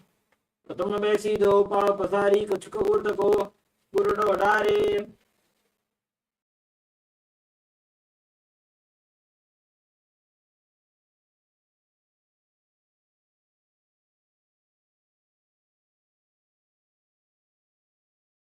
With the palms facing upwards as you place your face on your feet, gaze to your nose and visualize Swamiji in your inner space.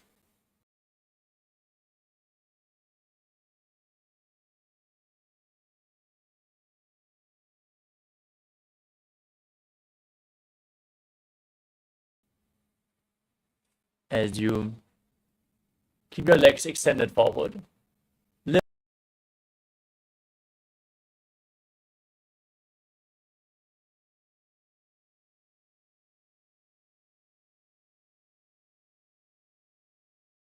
on the prana flowing upward through 9 points of your body, the soles of the feet, the regenerative organs, the navel, the heart, the throat, the palate of your mouth,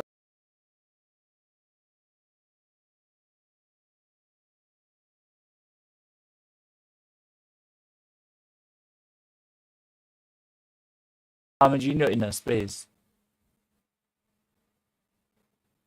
Paschimata navatsam siddhim kritva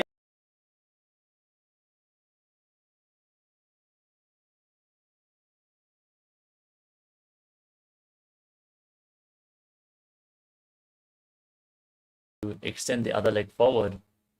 Straighten your body as you gaze to your nose and visualize yourself being infinite, endless.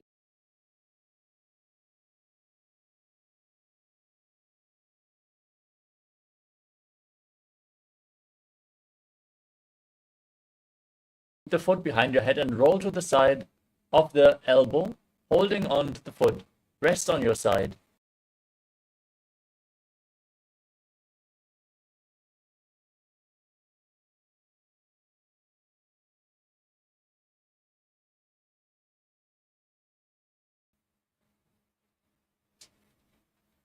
Next up is Purushasana.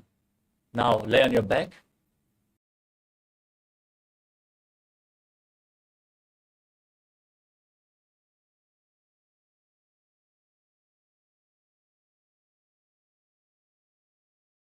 Yara Kumbhaka. Visualize the prana flowing upwards within your body. उत्तानशीनं जानमि हृदयवष्टम्बा जङ्गा सहित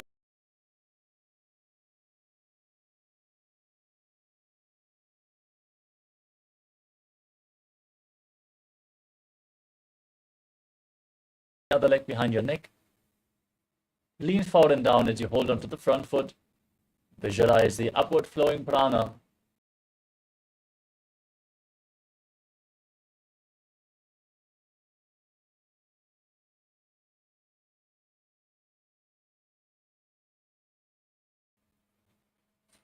Now lean back, hold on to the foot behind your head with the opposite.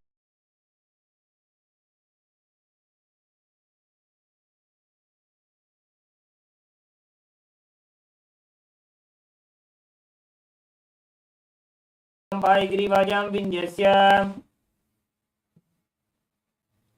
Now roll onto the side. Rest.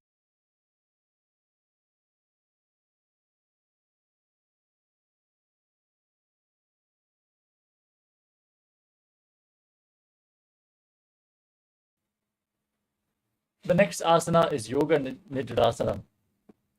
As you lay on your back, one by one,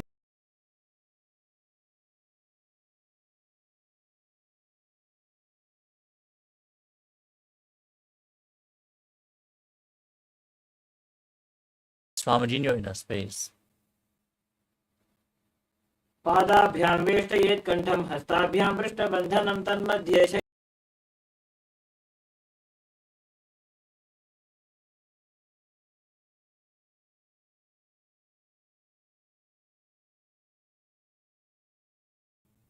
Lift your legs up and bring your arms underneath, holding on.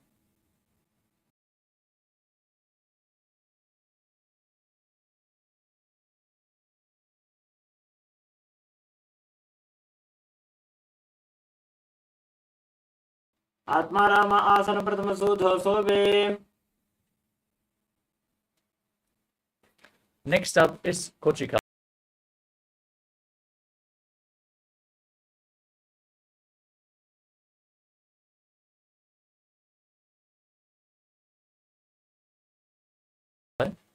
And visualize Swamiji in your inner space, still focusing on the outward flowing prana in Pratyahara Kumbhaka.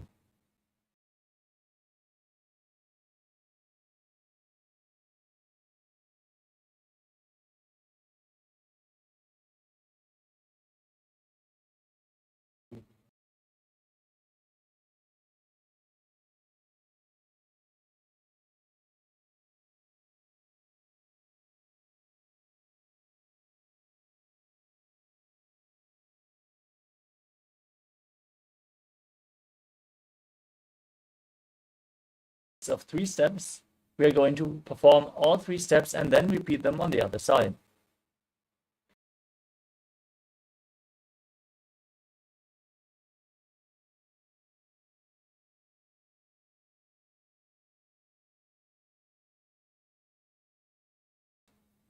This is the neutral position. From here, drop one knee to the side and extend the other leg down.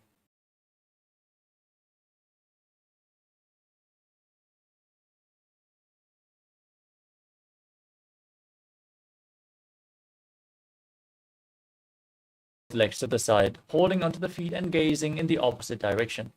Step 3.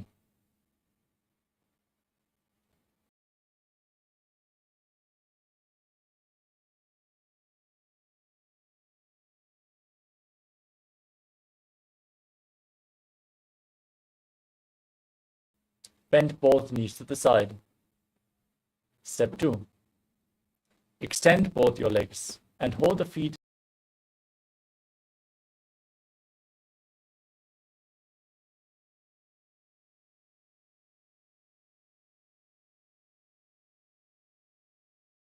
सुप्तकोणम् ऊर्ध्वकोणमथापि च.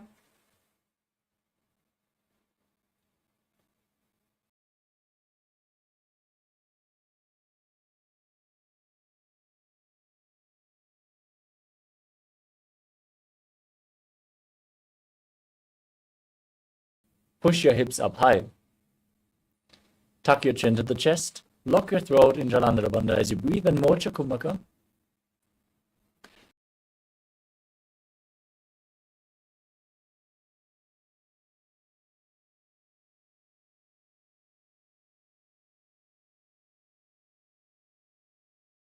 गर्भिणीनां दुर्बलानाम् इति गार्गी च गादनु.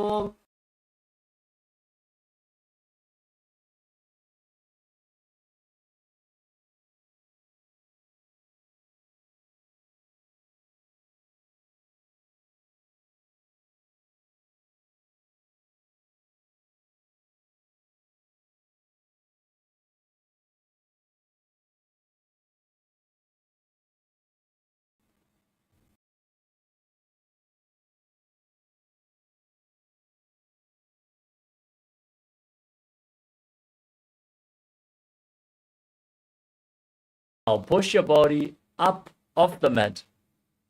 Bend your back with your hips up.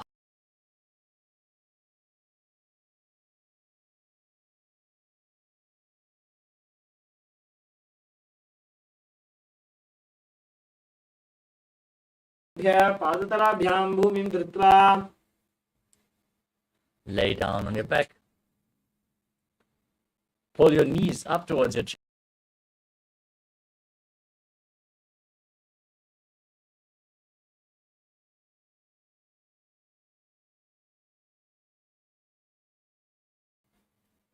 शववत् शरीरं संस्थाप्य जानुनी सम्मील्य नाभुवानिद्या.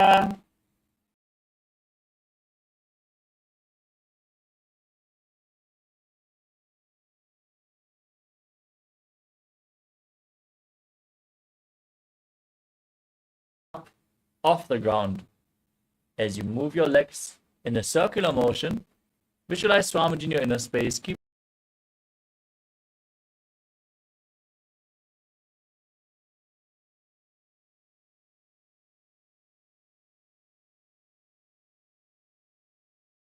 perform Vibharita Karani to intensely activate your digestive fire, your Jataragni, and visualize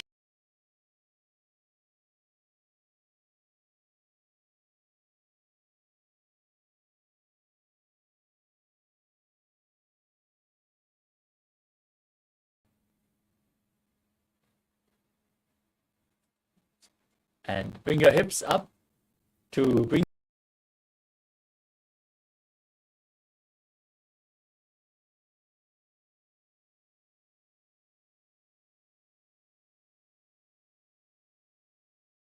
visualize yourself as a plow. Engage Jalandhara Bandha and Mula Bandha in Langvalasana. Naraga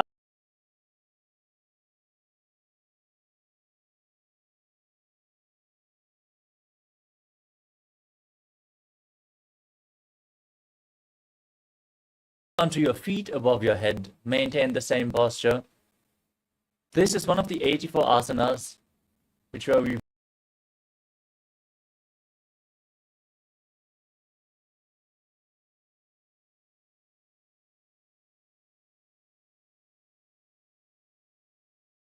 asana. तानं शयित्वात् कुर्वीत हितपश्चिमतानकम्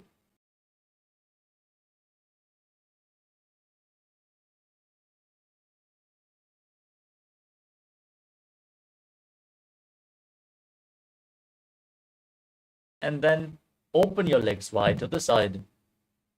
Visualize Swamiji in your inner space as you perform.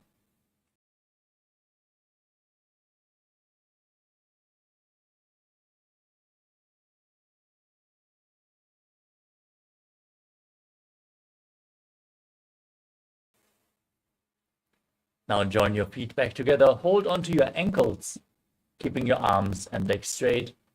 As you roll onto your back,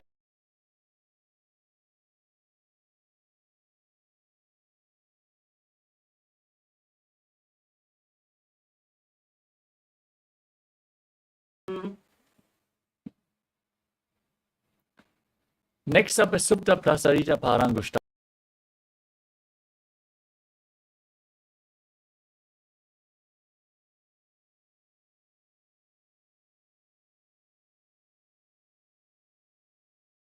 As you visualize Swamiji in your inner space, breathe in Ujjayi Pranayama.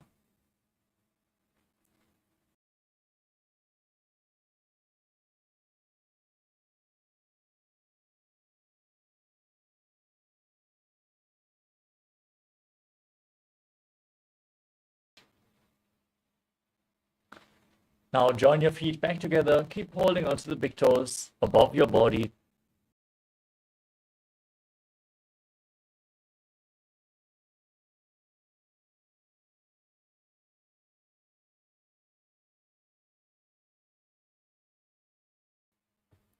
From Supta Parangushtasana, now cross your legs into Padmasana.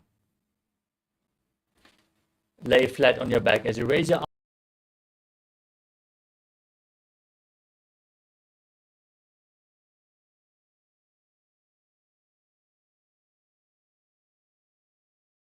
मुक्त पद्मासनं कृत्वा उत्तानशयनं चरेत् कूर्पराभ्यां शिरो वेष्ट्या Matsya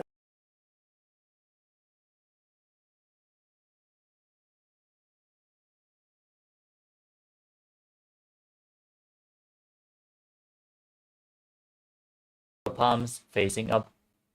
As you gaze to your nose and visualize Lord Rama in your inner space in Parashara.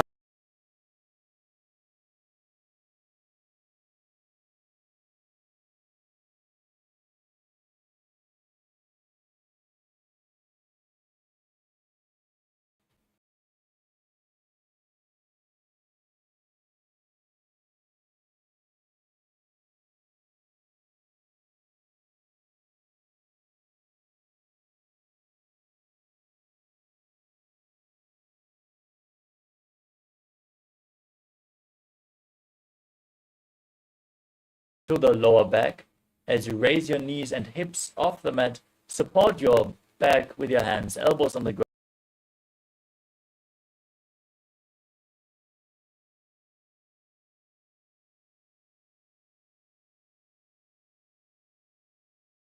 उत्तमं यत्कृत्वा योगनिपुणो विद्याभिः पण्डितो यथा.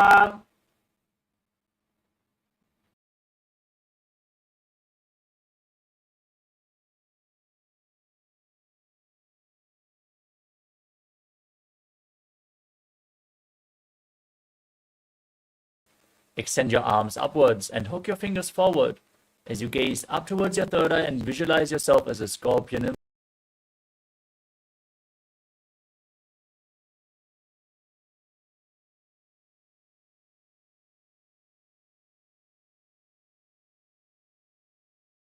Exchange the position of your feet as you repeat Vrishchikasana, the scorpion posture on the other side. प्रथमशयन सुधो शीशिकेशि.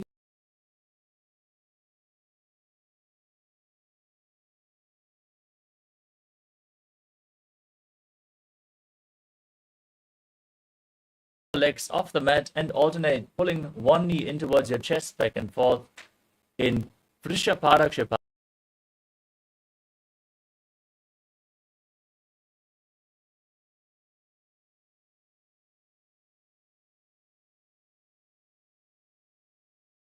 भिकन्तरां बद्ध्वा कूर्परो मिलित्वा.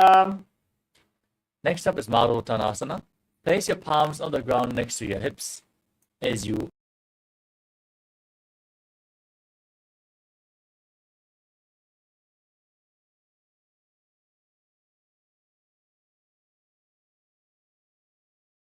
श्रोतानवत्सं स्थितिः कृत्वा जानुद्वयं पर्यायेन कर्णयोः संस्पृशेत्.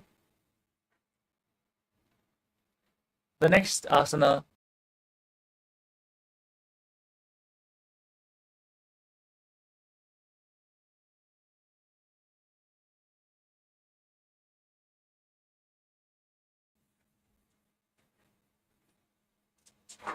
अथ उत्तानशयनं कृत्वा पादतलाभ्यां भूमिं धृत्वा उत्तिष्ठेत्. वृकासनं भवति.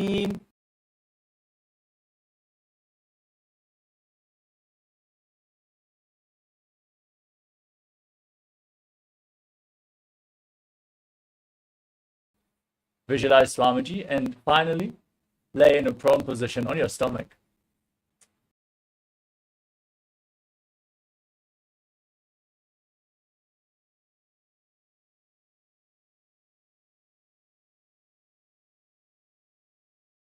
Keep your hands next to the shoulders and contract your lips, make a whistling sound while inhaling.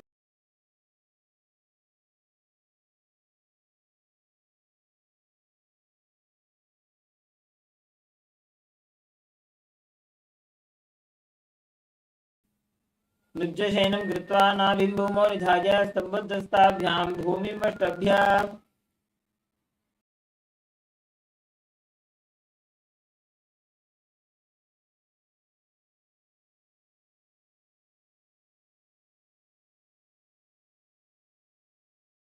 Jump your feet in between the hands back and forth.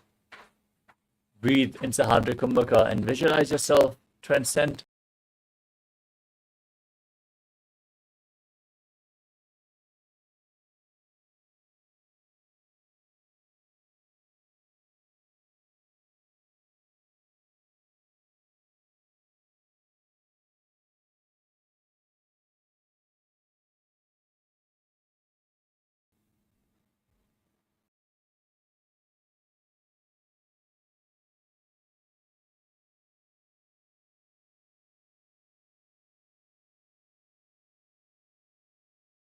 And feet as you visualize yourself as a wise 60-year-old elephant.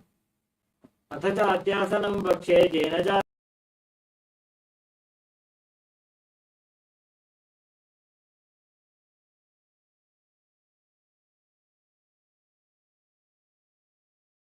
The toes pointing outwards and your knees bent as you raise your elbows.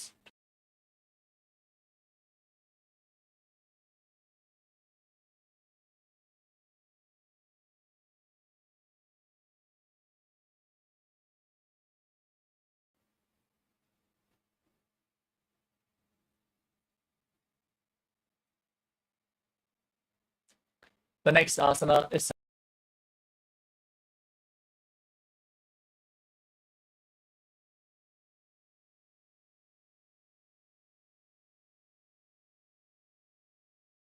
your waist, your hands on your thighs, and visualize the Kundalini Devi raising and curling upwards around your body.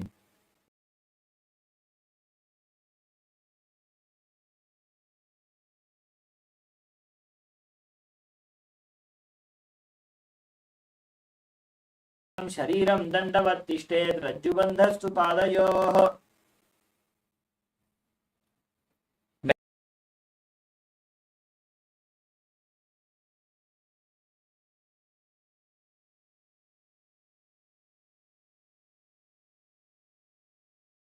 hands and walk around on the mat.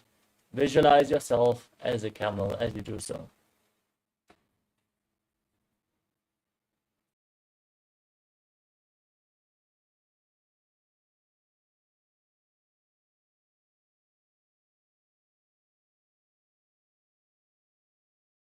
Hold your toes from the side.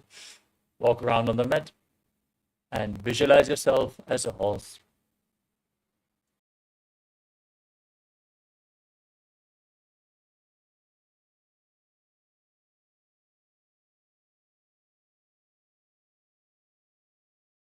Up is Kapota Nitakasana. Now keep your feet together, interlock your fingers behind in Bhalashu Mudra, and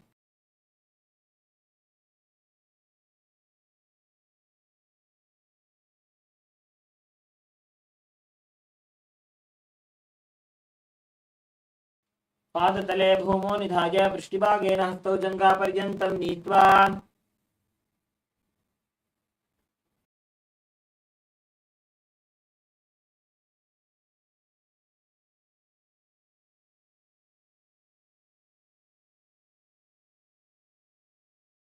of your heart center. Bow down to one side as you open up your palms and raise the respective heel off the ground. Repeat the movement again and again.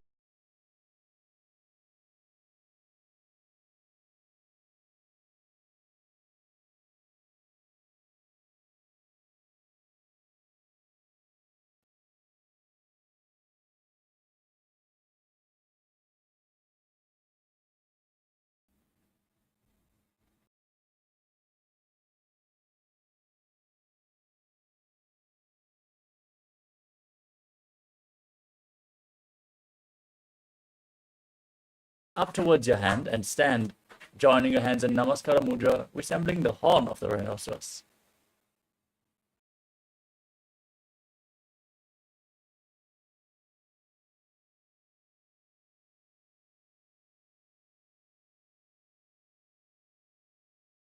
As you sit down on the ground or as low as you can, and stand back up again and again, gaze to your nose and visualize Swamiji in your inner space.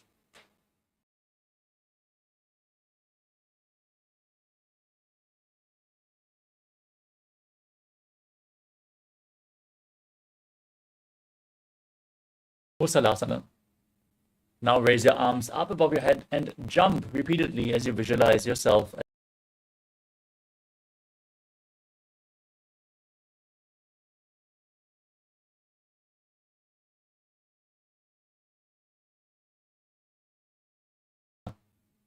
Now take one foot and pull it up towards your chest as you sit down and stand back up on the other leg. Repeat the movement on both sides.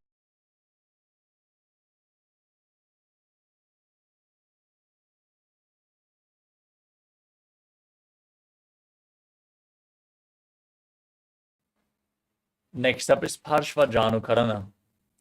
Now keep one foot pointing outward with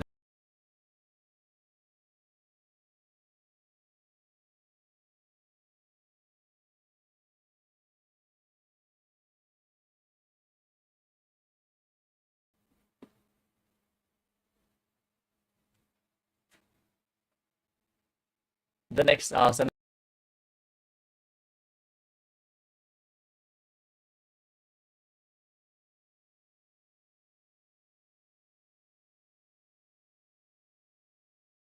Yourself fiercely dancing as Lord Shiva.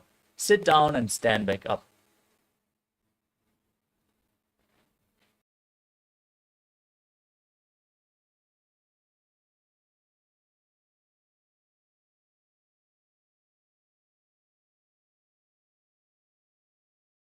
Hands relaxed by the side. Visualize yourself being blessed by Lord Brahma. Brahmanasanamavakshya.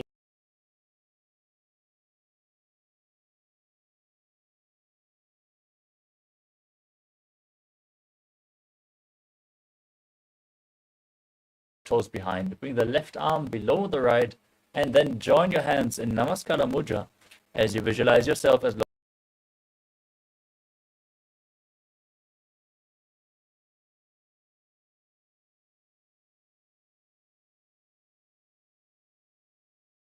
Next up is Ekapadasana. Now place the left foot onto the right thigh and keep your hands relaxed by the side, standing one-legged as you visualize Swamiji in your inner space. Daksham Grivamapadasya Jangho.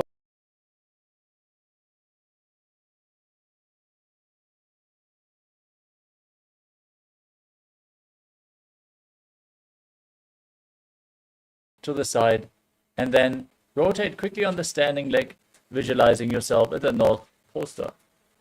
Grivayam.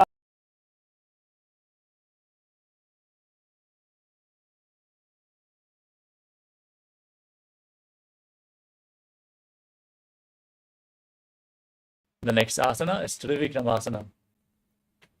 As you lift one leg behind your neck,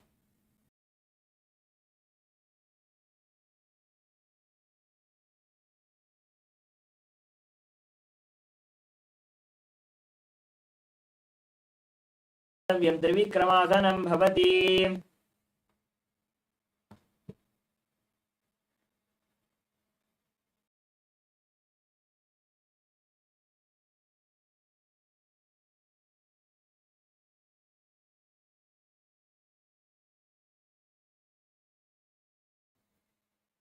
extend your arms and the other leg forward. Sit down and stand back up as you visualize yourself fiercely dancing as Lord Shiva in Tandavasana.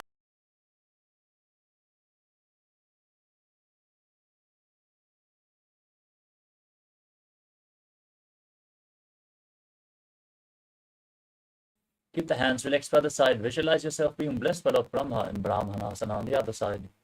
Brahmana.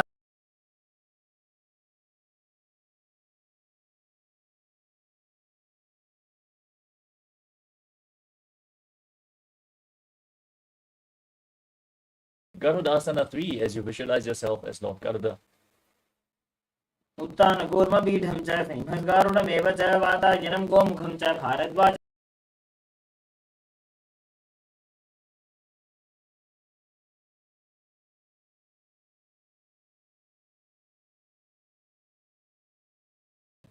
Dakshangrimbamabadasya Jangopari Nidhaya cha.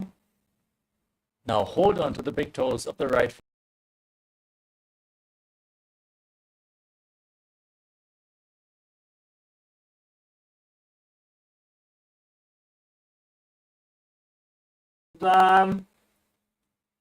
Now bring the other leg behind your neck, sit down and stand back up.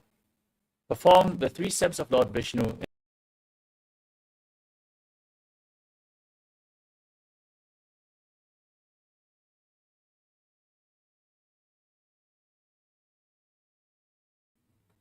Keep your heels together, stand relaxed on the mat. Extend your fingers one by one.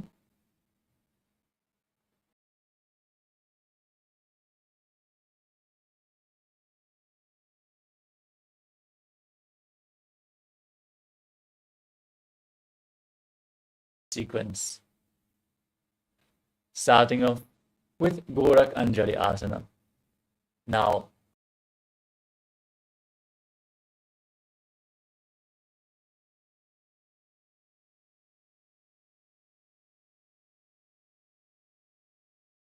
visualize the great sage Goraknath, founder of the Natha Yoga Hindu Sampradaya.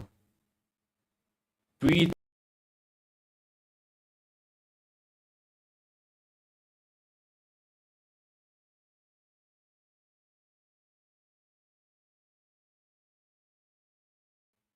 in Gorak Anjali Asana. Tatamahi Bohoe Bahuri Nicho Nihove.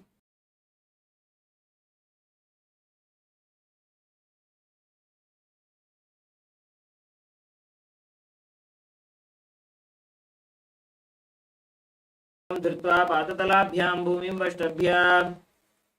Now sit down. Keep the heels close to your body.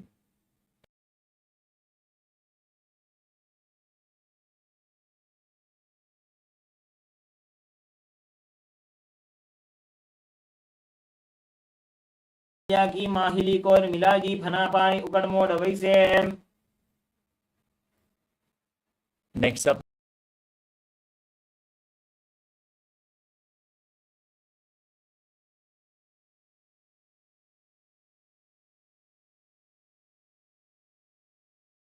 and visualize yourself as Varaha, the boar avatar of Lord Vishnu. पागदली की माहिली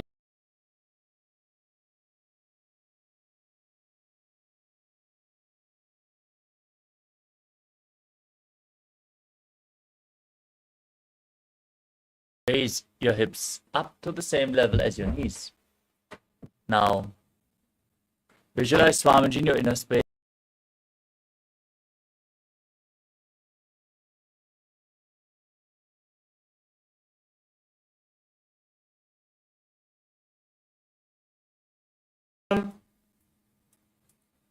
Next up is Bakasana.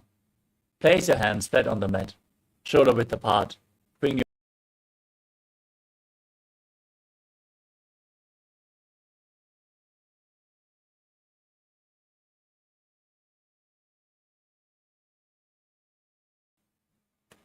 हस्ताभ्यामवनिम वष्टभ्य जानुद्वयं नाभौ सम्मील्य.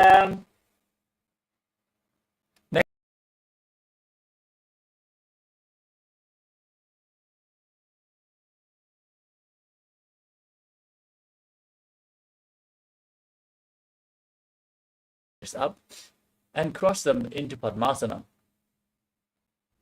Gaze towards the tip of your nose. Visualize Swamiji in your inner space.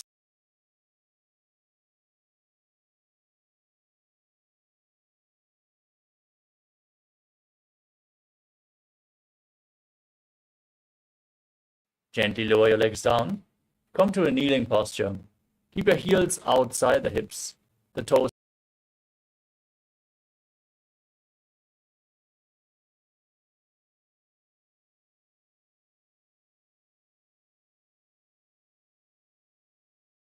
Nithyananda Paramashivoham in Guptasana. जानोर्घोरन्तरे पादौ कृत्वा पादौ च गोपजेत् पादौ परितसंस्था.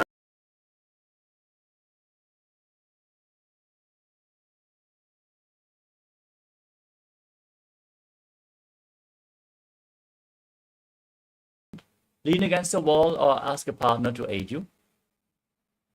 Everyone should perform this asana.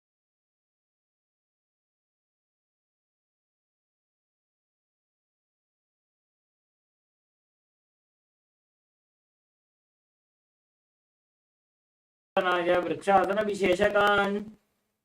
Next up is Shiva Asana. From the handstand posture, gaze up towards your third eye and visualize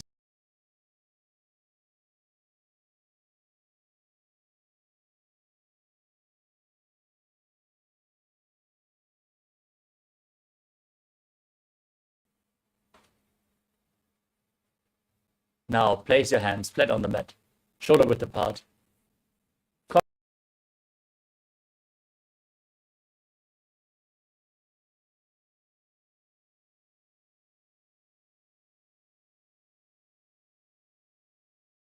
पार्श्वभागायाम् ऊर्ध्वकृत्य. Lay down flat on your stomach.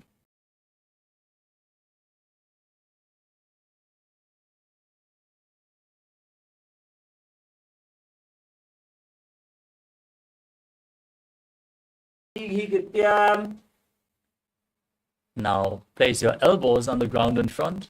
Bring your hands in Padma Mudra, thumbs and little fingers together.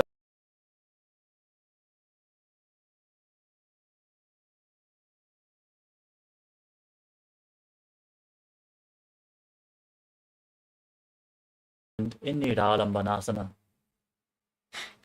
कराभ्यां पंकजं कृत्वा तिष्ठेत् कुरुपरया सुधीः मुखं नमन्.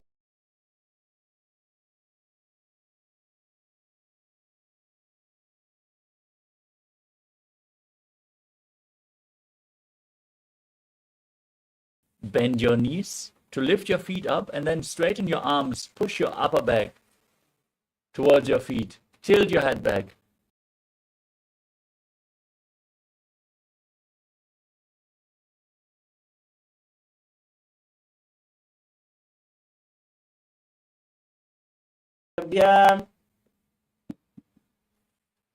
Next up is Vajrasana. Keep the top of the feet flat and sit on your heels.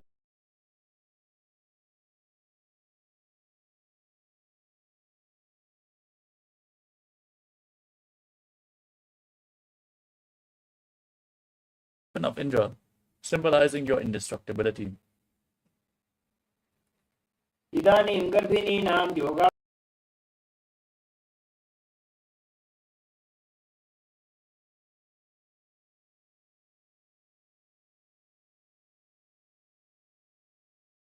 Hands flat on the mat and raise your hips up high into Gajasana. And then alternate striking the ground with your hands.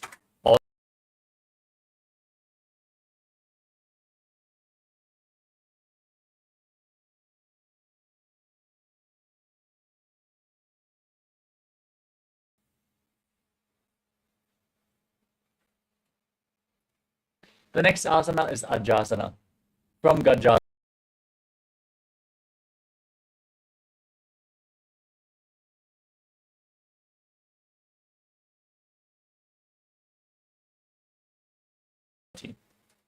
गजासन संस्थितो पादद्वयमन्तराळे कृत्य मस्तकेन भूमिं स्पृशेत्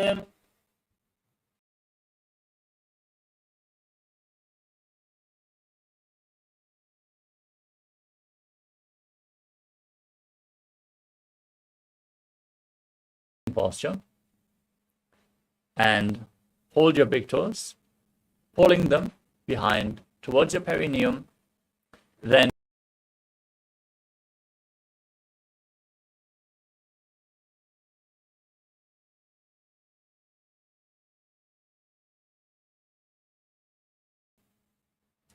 पूर्व विधि परिहाता की काकसी से उखना शरा मोड़ी.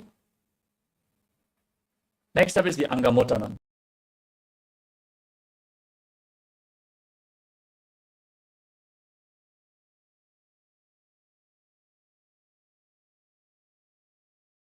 Joints and muscles of your body.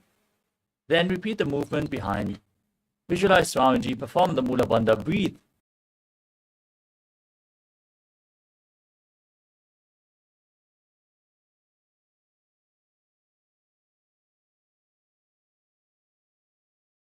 Next up is Garudasana form. Now sit on your heels and turn the feet so the toes are pointing outwards.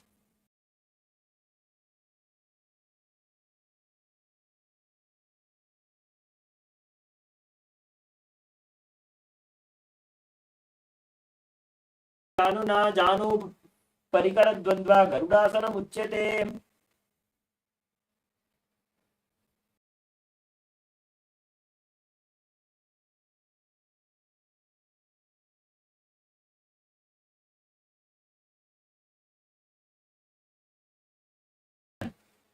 Now gaze upwards towards your third eye and visualize yourself residing in the blissful space of a temple.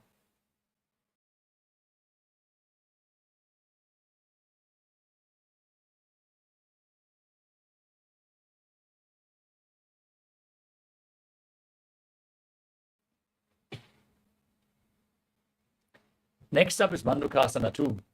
Now overlap your feet and sit on your heels.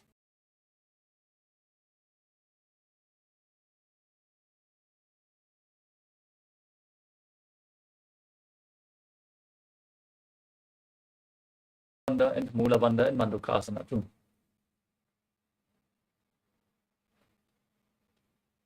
कृष्णं संपीड्य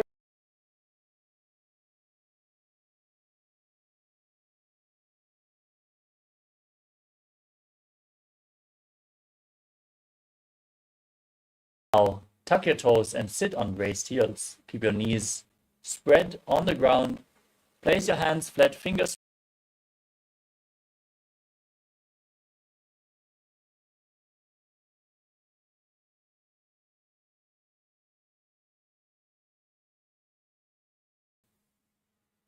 दो फनापानी होए वैसे AD Mailer गुदाली वैसे समशरीर काट हरावे NASA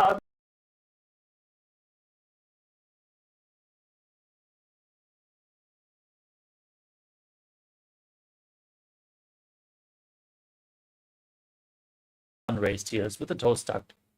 Cover your mouth with both hands and bring your thumbs underneath the teeth.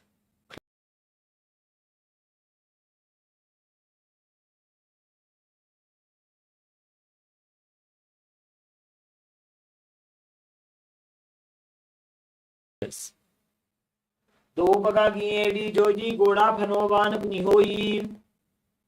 Next up is Makara.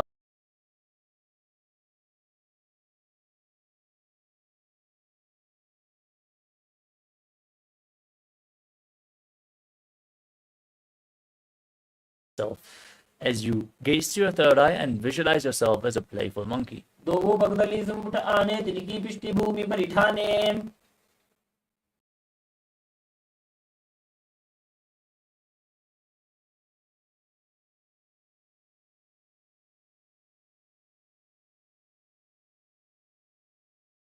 Hold onto opposite elbows behind your back. Gaze to the tip of your nose. Embody diamond-like strength for yourself and your Sangha, your spiritual community.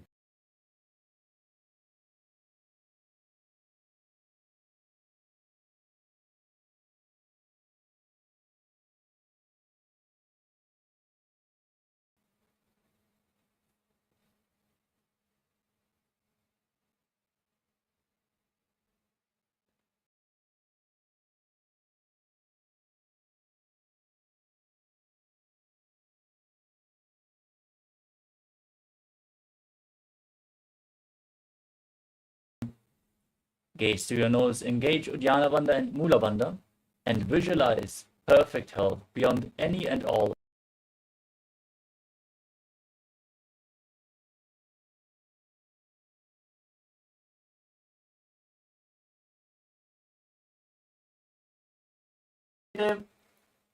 Keep your feet crossed. Place your hands on the knees. Stiffen your upper back and neck.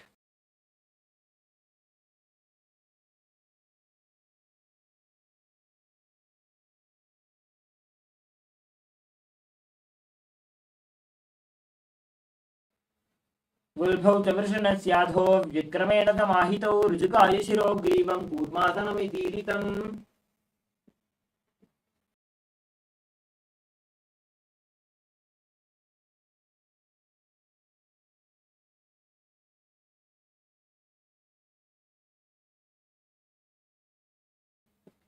बुधं नियम्य गुल्भाभ्यां व्युत्क्रमेण समाहितः योगासनं भवेदेतदिति योगविदो विदुः.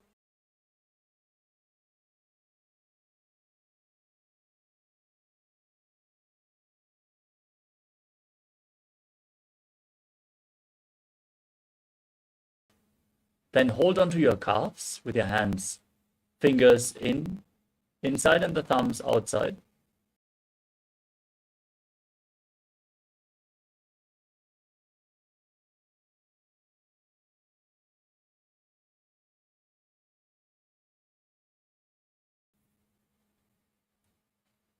Next up is Ushtrasana 2. Now keep the top of the feet flat, stand on your knees and hold your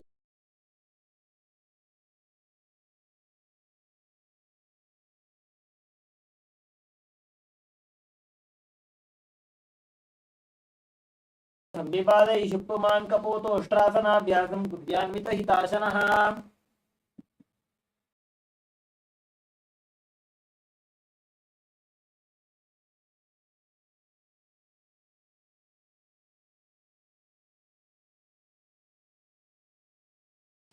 and experience yourself as a lotus blooming in Jatyasana 2.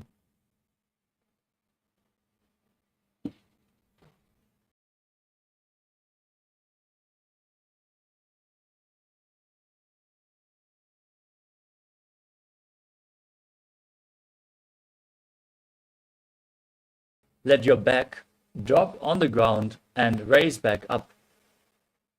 Gaze to your nose and visualize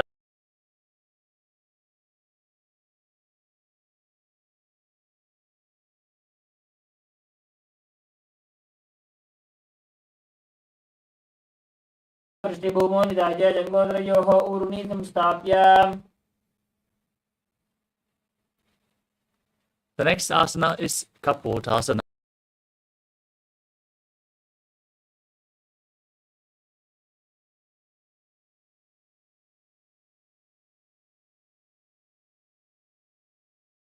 And place your elbows on the mat. Bring your head in between the feet if you can.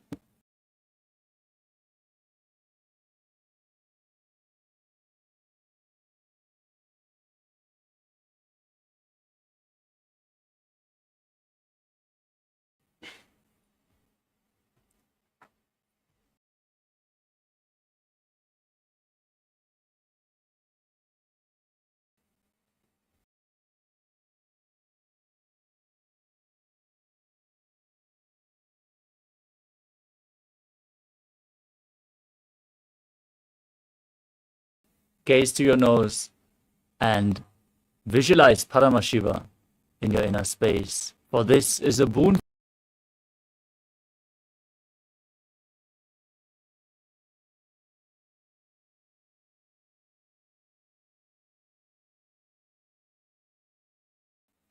जानूनि भूमौ संस्थाप्य हस्ताभ्यां बाहु परस्परं धृत्वा सरलं पृष्ठे द्वारासनं भवति.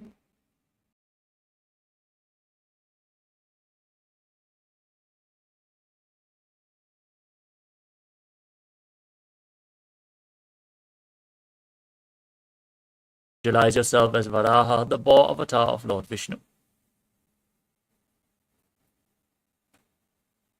सूर्यं चन्द्रं भेदनानि आसन्.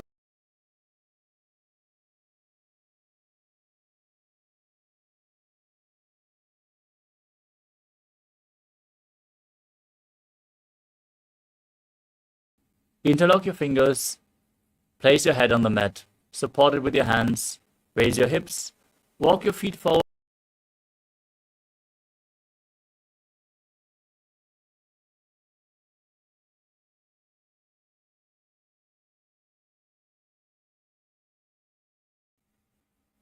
अधो मुण्डाधानं वक्षे सर्वेषां प्राणिनां सुखम्. Gently lower.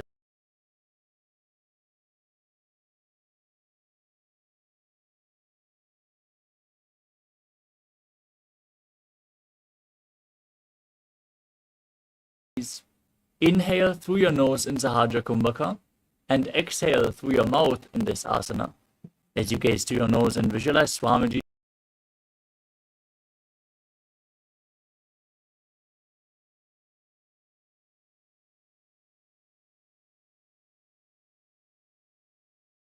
Next up is Viparita Shalabhasana. Lay down on your stomach and extend your arms up above your head. Hold on to weights if you want to intensify.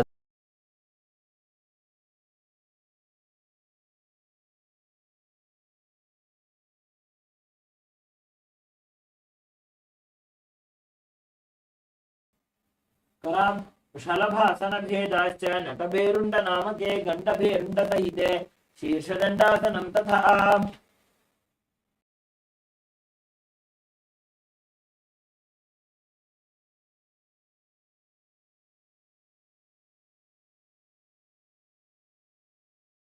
Visualize the skull representing the mind with purified thoughts and the strong will to attain enlightenment.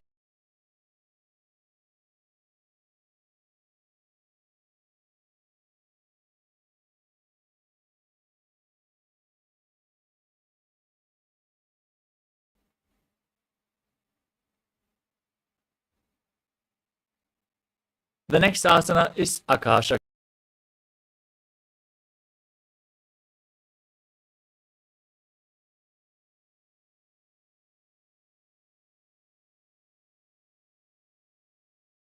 As you visualize yourself as a free and open dove in Akasha Kapotasana. उष्ट्रासने स्थित्वा च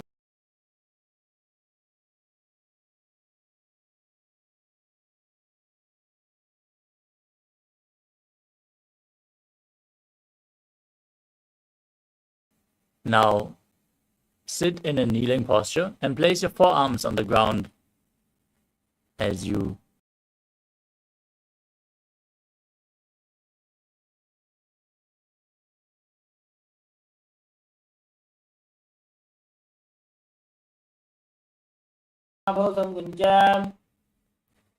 Keep your forearms on the ground and raise your hips. Bring your legs up over your body in Vrishikasana.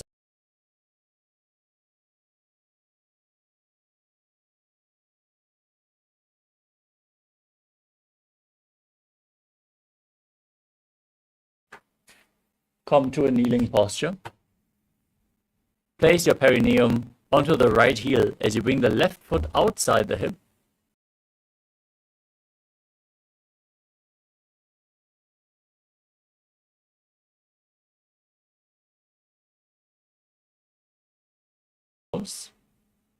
Hold your breath for a short while, and then slowly exhale again through the nose in Antaranga Kumbhaka, in Vrishasana.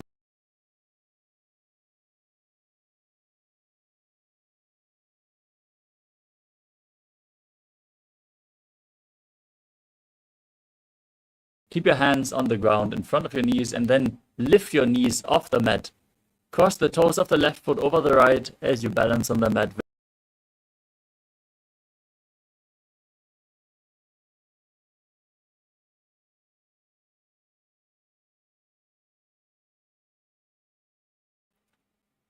Now, place your perineum on the left heel. Keep the right foot outside the hip. Visualize yourself as a bull as you repeat Vrishasana.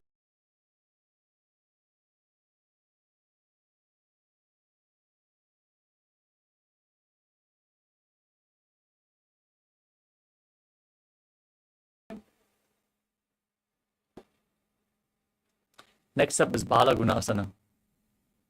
Now, tuck the toes.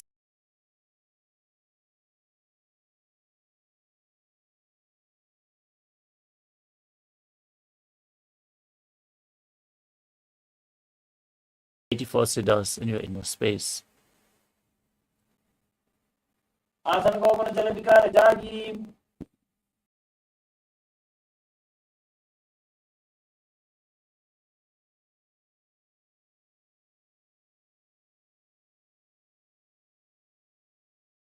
Out, holding on to your ankles from the outside.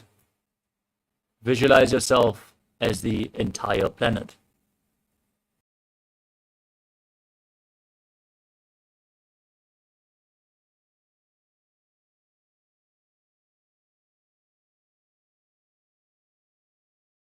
Right heel, repeat Balagunasana on the other side. आसन को अपन चल विकार जागी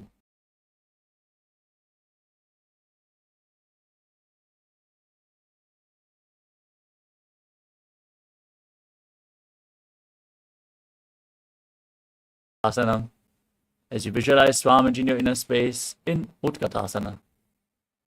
विजास विजोति यद ऊर्वजान यत्रा विनयवाद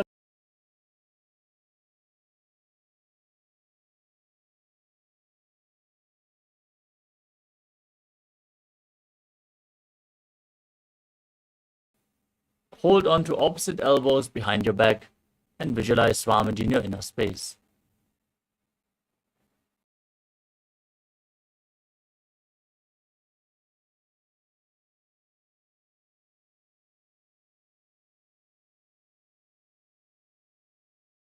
Palms on the mat. Step your heels onto the back of your hands and then straighten your arms, squatting down all the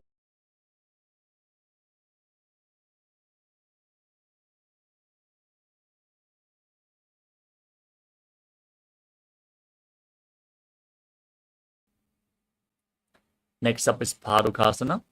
Now place the back side of your hands on the ground in front of you and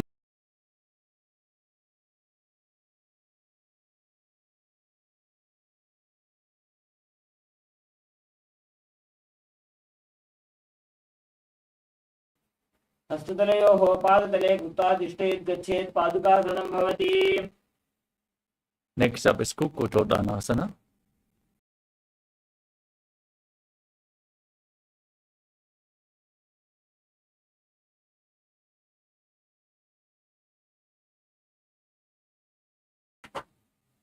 हस्ततले भूमौ उक्त्वा पादतले जोगमुड्डानं कृत्वा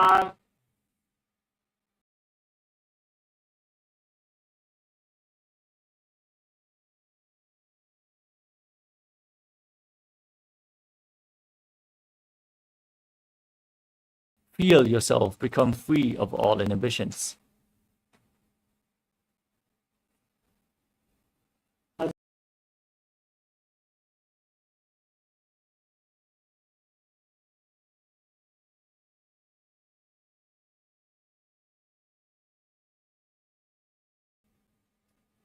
Place one palm flat on the mat with the arm straight, the other hand on the ear. Visualize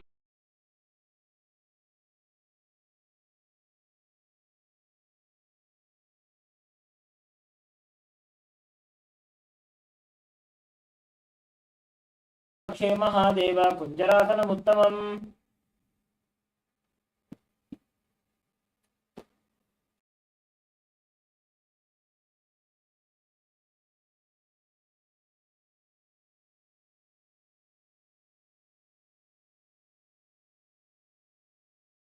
Now squat down all the way. Keep your feet close together, heels close to your body. Hold onto your ankles and lift your feet off the mat as you visualize yourself as a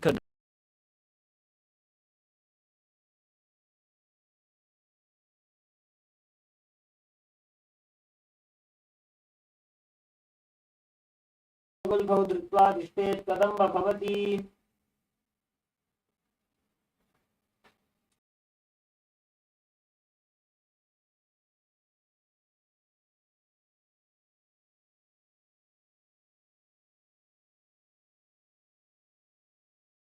any excess vata being released from or balanced within your system in Pavana Muktasana. द्वयोस्तु पादयोः पाणिं लात्वा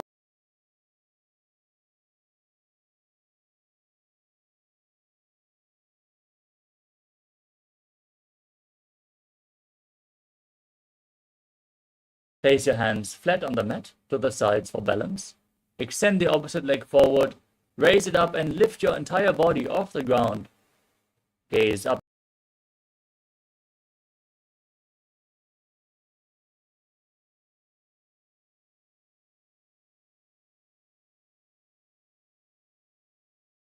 चतुष्पादपीठं वज्रासनं तथा चकोरक्रं च शरभभुजङ्गमपि वृश्चिकम्।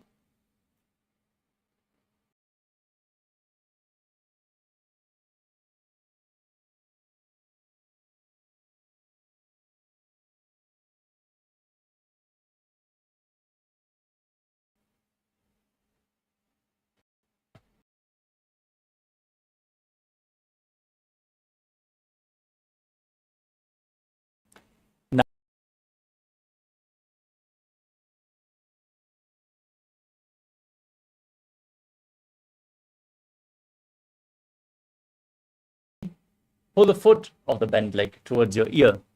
Visualize yourself as a bow in Dhanurasana too.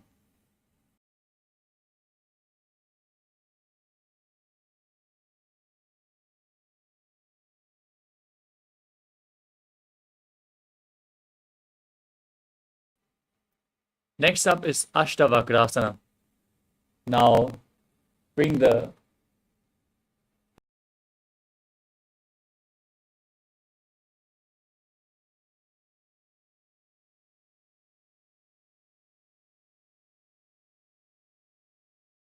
as a flying crane. वासिष्ठमथ कौन्डिन्यम् ऊर्ध्वकुक्कुटमेव च अष्ट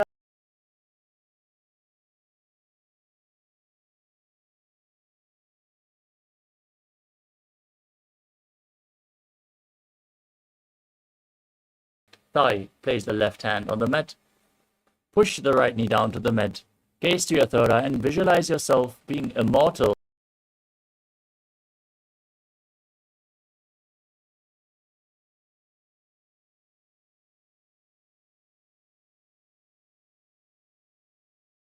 Next up is Parshvamatsindasana.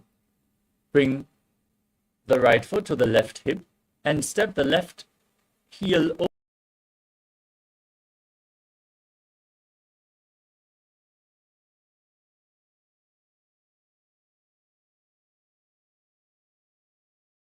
Up towards your third eye as you visualize Sage Matsindana, the master of Hatha Yoga.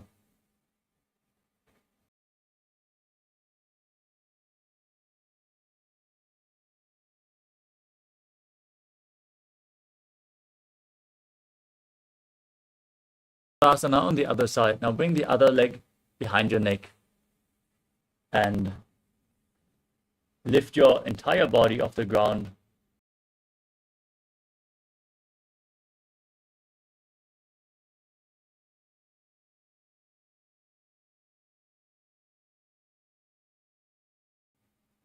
पूर्वदानं चतुष्पादपीठं वज्रासनं तथा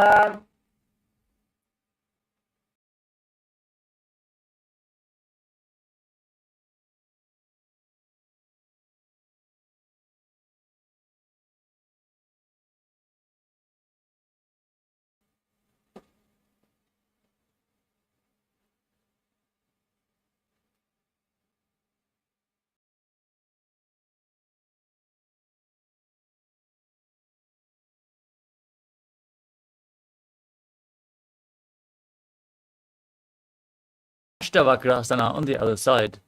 Lift the right leg over the shoulder, hook the left foot over the right, extend the legs to the side, lean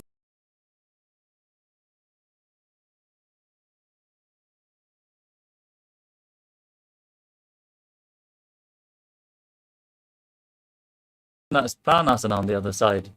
Now bring the left foot on the right thigh, keep the right knee raised, the right shoulder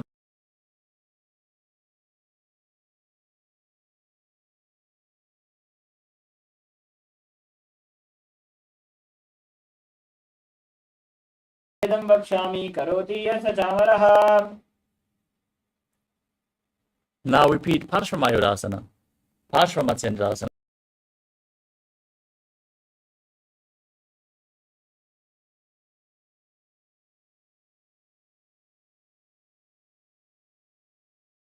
Behind as you twist your spine intensely, gaze up to your third eye. As you visualize Sage Matsindana, the master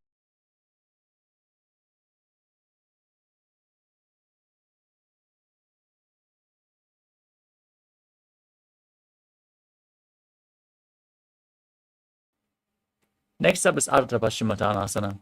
Now, keep one heel at the perineum and the other leg extended forward.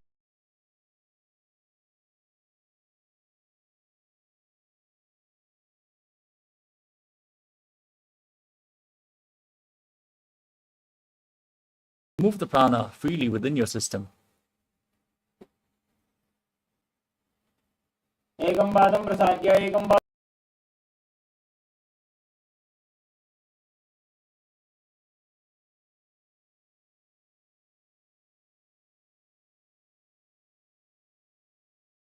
in front of your face, keeping the knee straight as you visualize yourself as a crane, Krauncha.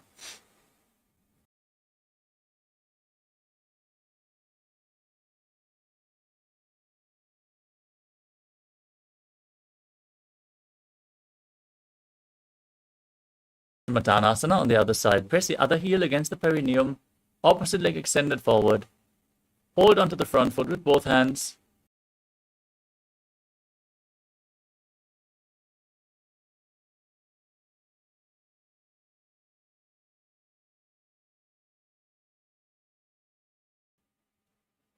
Now, bring the right foot outside the hip and extend the other leg up in front.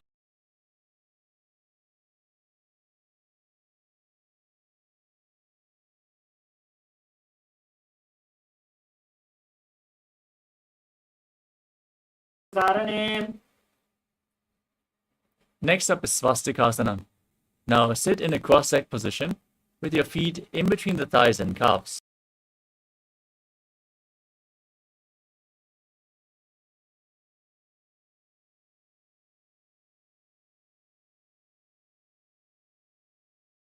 जानोर्वोरन्तरे सम्यक् कृत्वा पादतले उभे.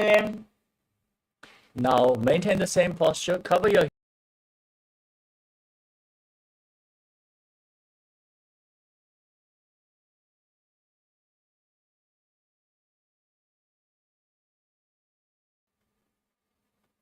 जानोर्वोरन्तरे पादौ उत्तानौ व्यक्तसंस्थितौ बिल्भौ छाच्छाद्य हस्ताभ्याम् उत्ताना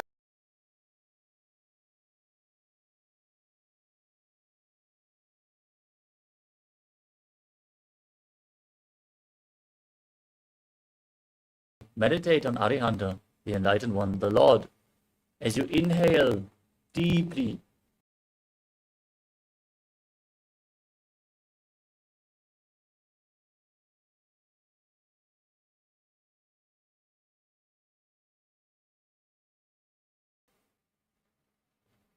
वामपार्श्वमुकुटं संस्थाप्य दक्षाङ्घ्रिवामजगने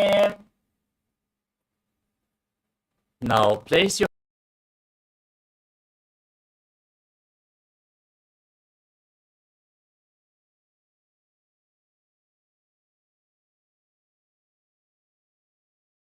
breathe in Kakachantra Kumbhaka.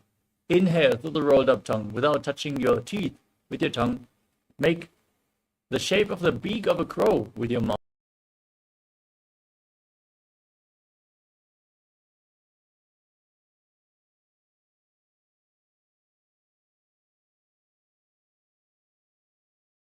Kukutasana.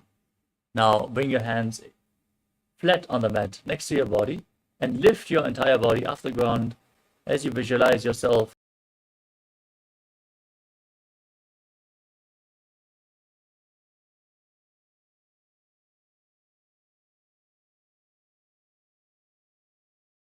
hands in between the legs. Maintain Padmasana. Keep them flat on the mat as you gaze through your nose.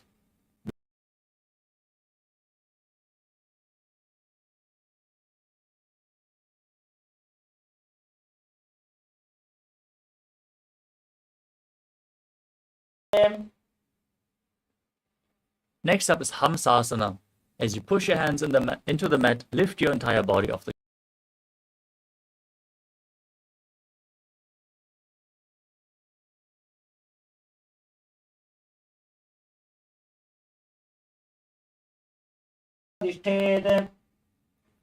Next up is Karmukasana. Now push your hands in between the legs and behind your body.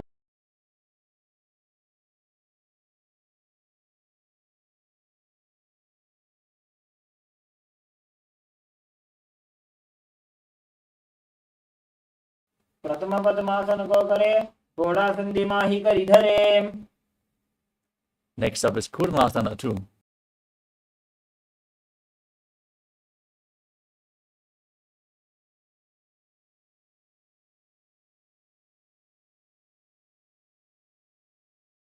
A stable body and mind to live for centuries in Kurmasana too. वाई जंग प्रदर्शन बामा दाई जंग परिवाई ल्यावा.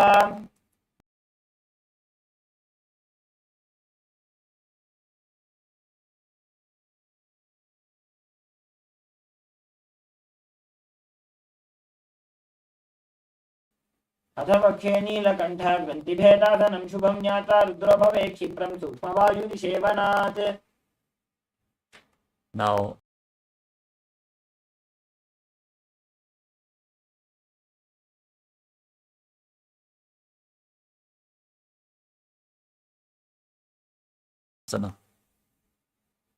कुक्कुटासनबन्धस्थं कराभ्यां धृतकद्धरं पीठं कूर्मवदुत्थानमेतदुत्थानकूर्मकम्.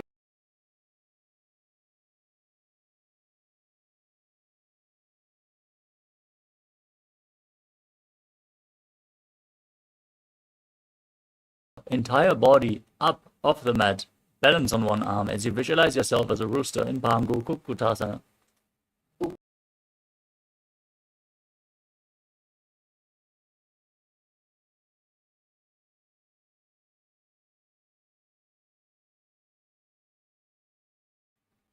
कुक्कुटासनं धृत्वा एकेन हस्तेन अन्यसमनिबन्धं धृत्वा.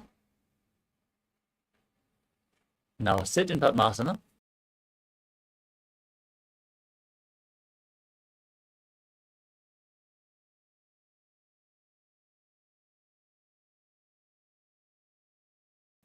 Having gone beyond all greed and covetous in Gridasana.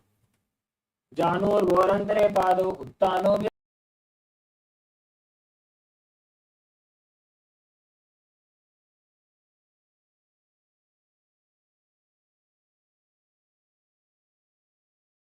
Over the other, palms facing upwards. Gaze to your nose. Visualize Swamiji in your inner space and engage all three bandhas, Mahamudra Bandha.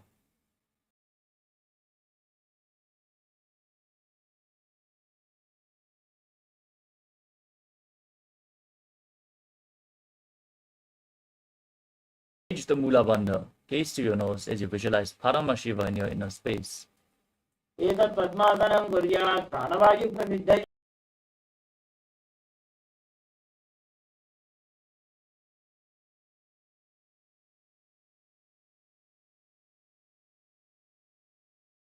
And hook the other hand around the respective big toe in Prana Mudra. Rotate the big toe round and round. Pull the elbow back as if you're pulling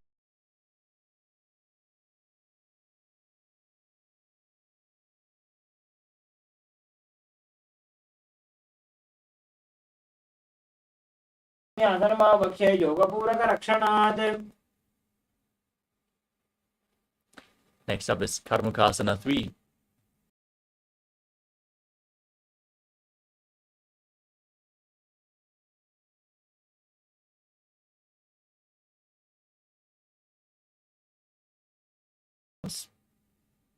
Engage all the bandhas and visualize yourself as Paramashiva's ball.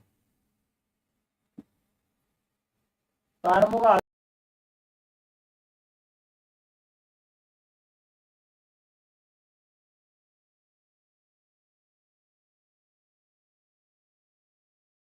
Yourself as the action of Paramashiva's Lala, destroying anything you come across in Viridhasana.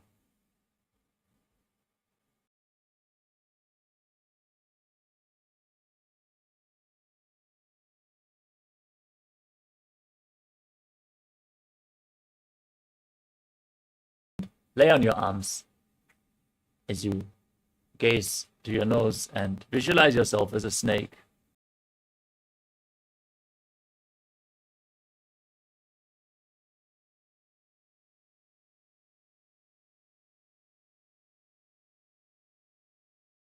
Pull your knees up against your chest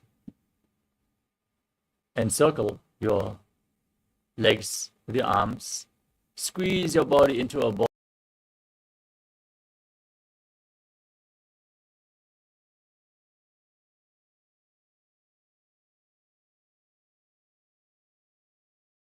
Flat on the mat with the knees raised and interlock your fingers behind your neck. Gaze to your nose and visualize Swamiji in your inner space as you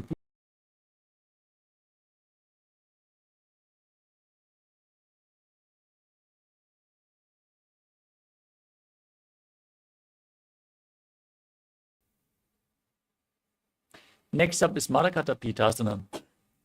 Place your hands underneath the heels with the palms facing upwards.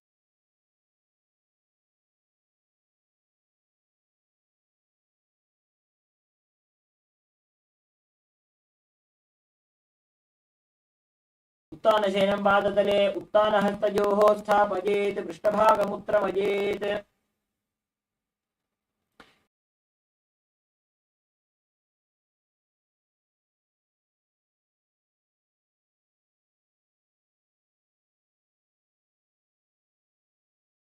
In your inner space, gaze to the tip of your nose. जङ्घोरुबलहीनश्चेत् उत्तानशिखिपीठ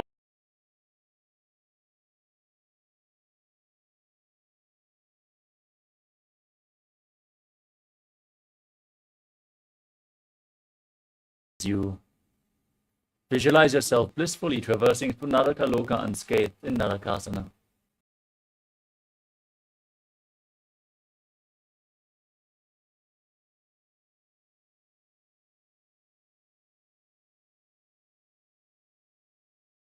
Slowly lower and angle your legs. Keep your core engaged. Visualize yourself as a boat crossing the ocean of samsara in Tiryan Naukasana.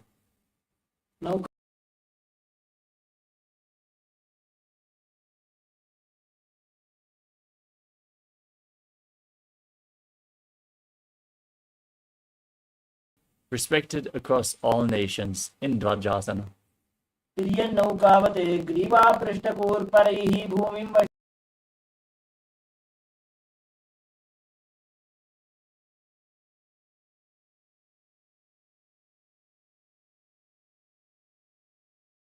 Upwards. Perform the Shakti Chalan Mudra. Pull the Kundalini Shakti upwards along your spine.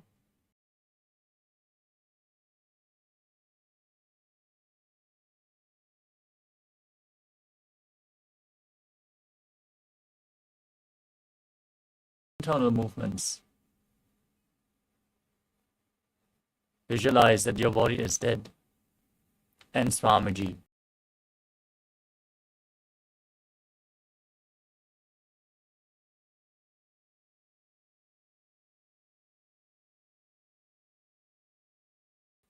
उत्तानं शववद्भूमौ शयनं तु शवासनं शवा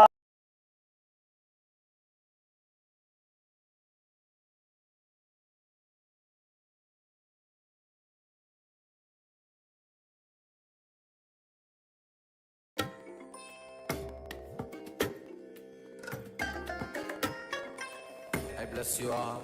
Let you all open all your three eyes.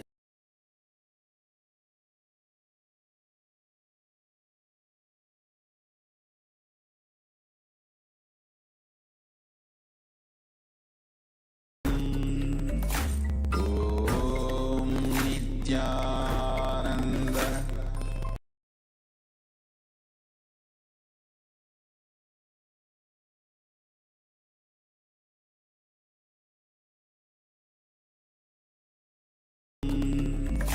Om Nithyananda. Paramashivoham.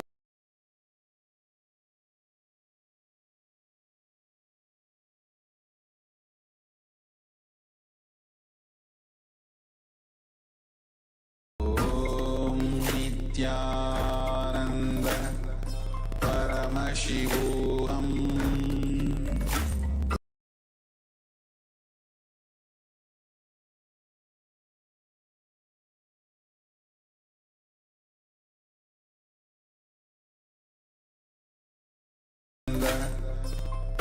Paramashivoham. Om Nithyananda.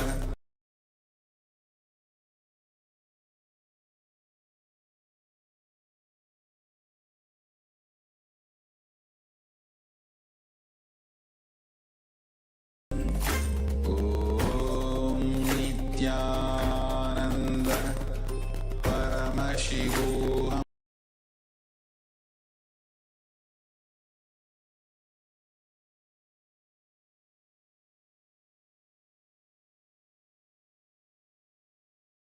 Om Nithyananda. Paramashivoham. Om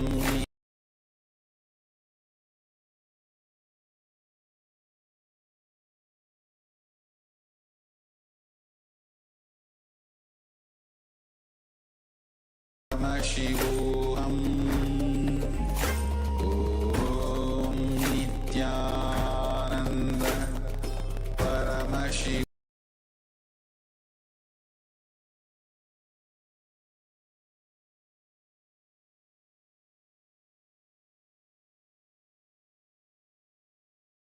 Om Nithyananda.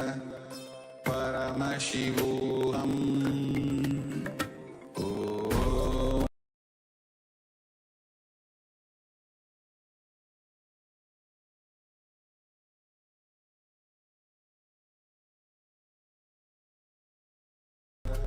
Paramashivoham. Om Nithyananda.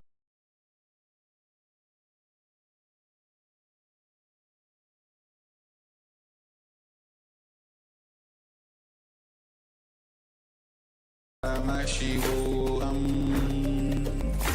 Om Nithyananda.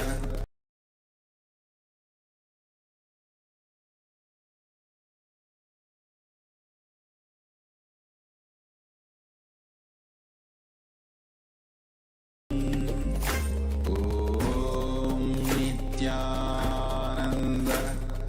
Paramashivoham.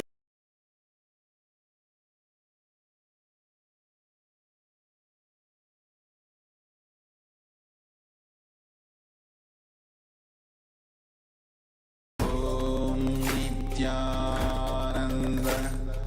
Paramashivoham.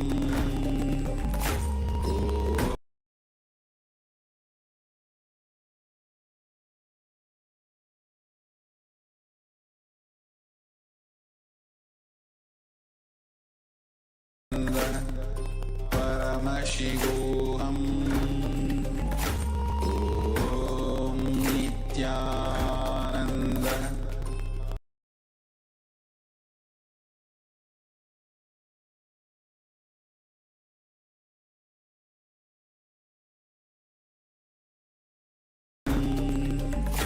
Om Nithyananda Paramashivoham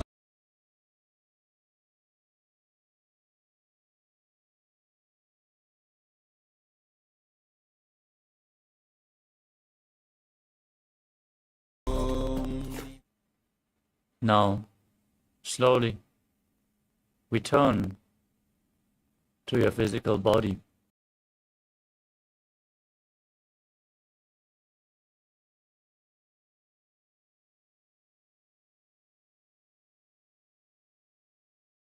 Against your chest, rock your body from side to side as you slowly return.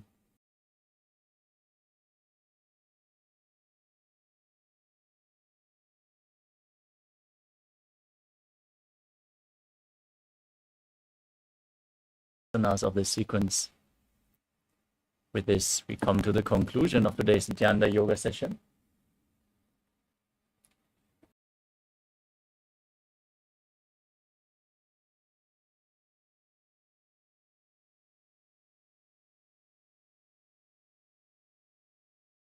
Is intensely awakened.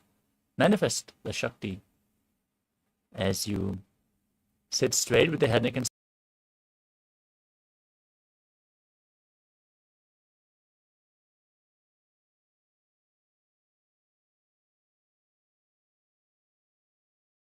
ॐ पूर्णमदः पूर्णमिदं पूर्णात् पूर्णमुदच्यते पूर्णस्य पूर्णमादाय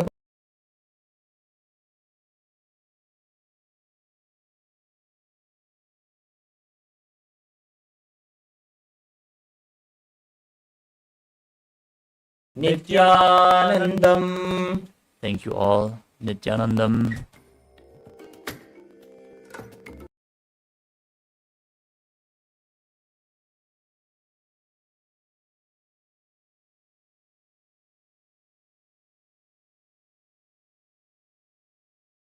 The powers of Sadashiva. Om Nithyananda Paramashivoham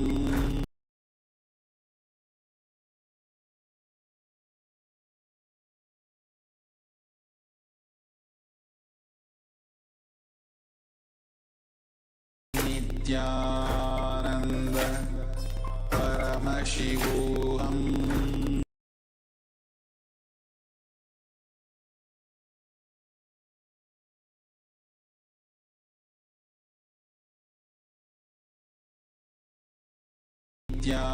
Nithyananda Paramashivoham Om Nithyananda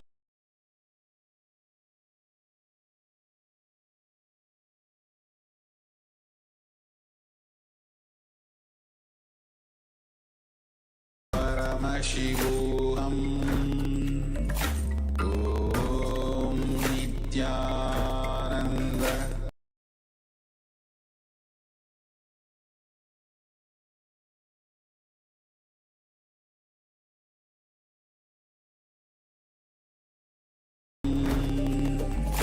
Om Nithyananda Paramashivoham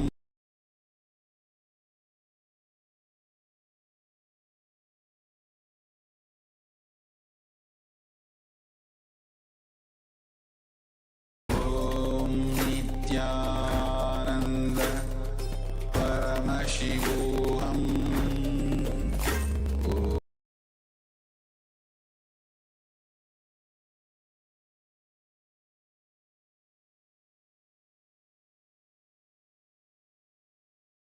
Ananda Paramashivoham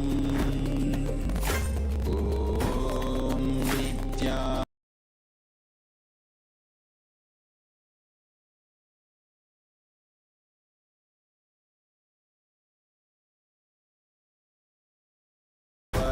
Paramashivoham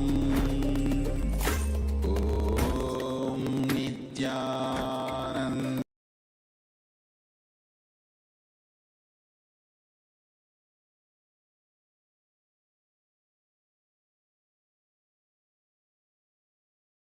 Om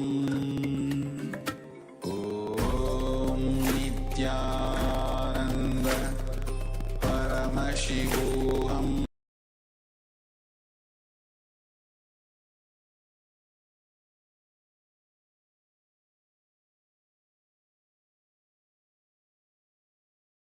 Om Nithyananda Paramashivoham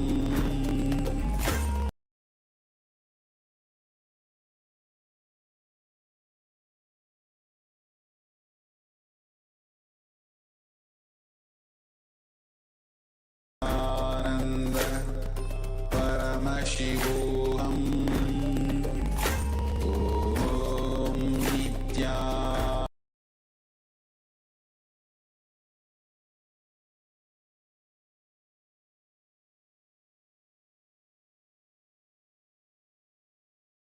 मूर्तिं द्वन्द्वातीतं गहनसदृशं तत्त्वमस्याधिलक्ष्यम्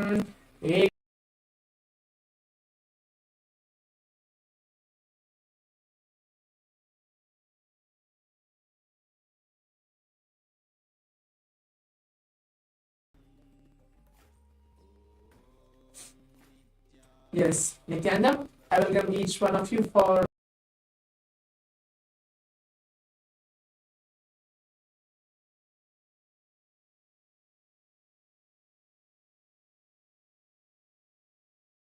to receive Swamiji in our life. As we just started our day with the Nithyananda Yoga. In the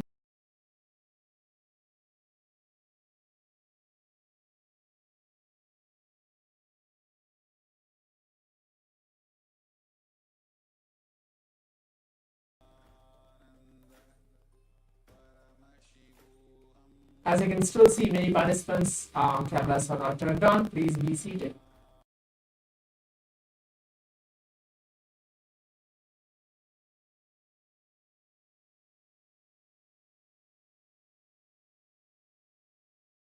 This Paramashivoham Level 3 program. So let us all get ready for that to manifest.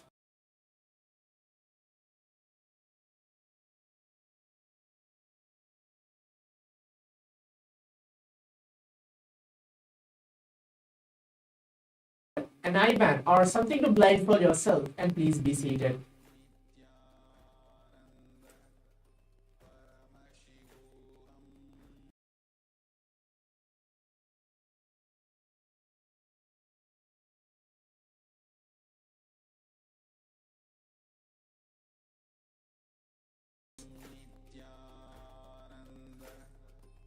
As we have passed through the 2 days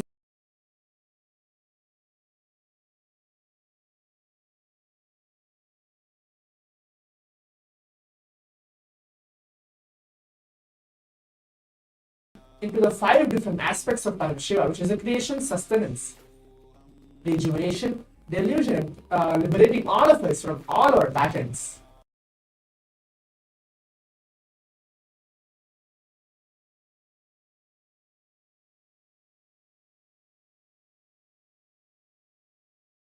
Ability to scan your body, ability to see distance, remote vision, and so on. So as we are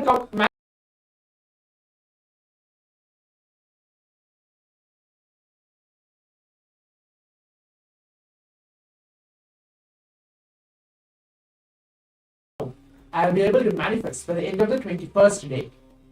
So now, as we're going to enter the power manifestation today, I'm going to be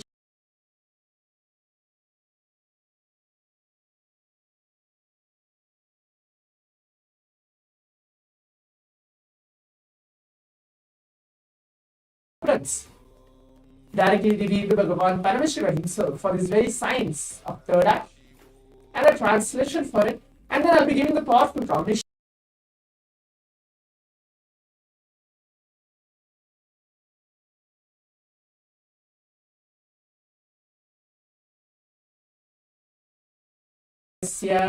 तिष्ठन्मीलितलोचनः क्रमेण मनसोधार्याद् लक्षयेद् लक्ष्यमुच्यते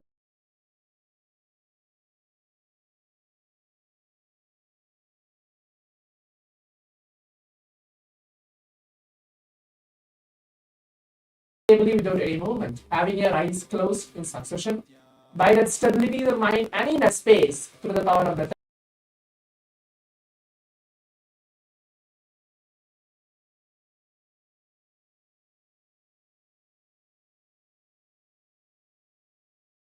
Swamiji. Now, as we're going to enter the power manifestation, the only powerful condition which you need to hold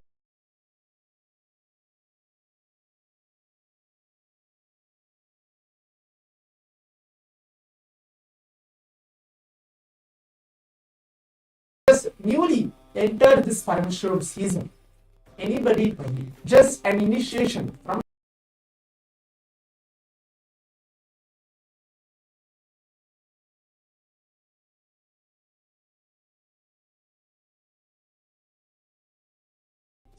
please put on your eye bands.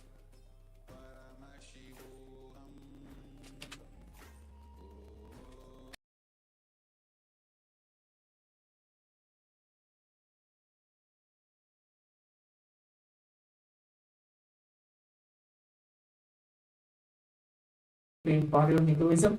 Just remember him. Do not concentrate, do not focus. Just close your eyes and see the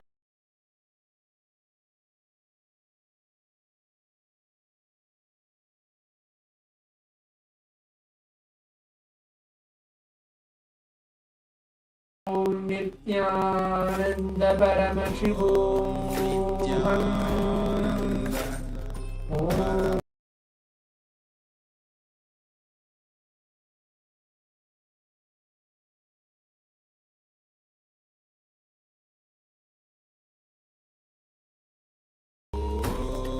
Nithyananda Paramashivoham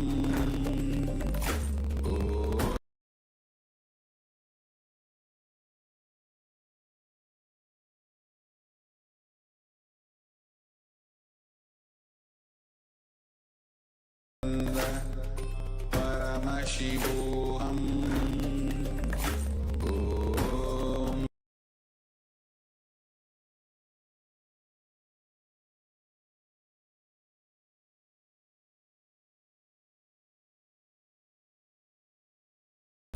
Paramashivoham Om Nithyananda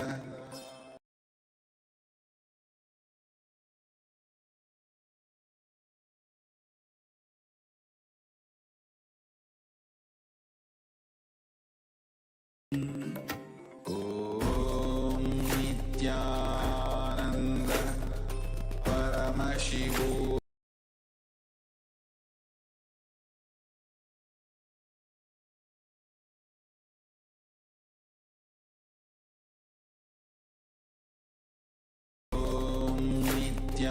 Nithyananda Paramashivoham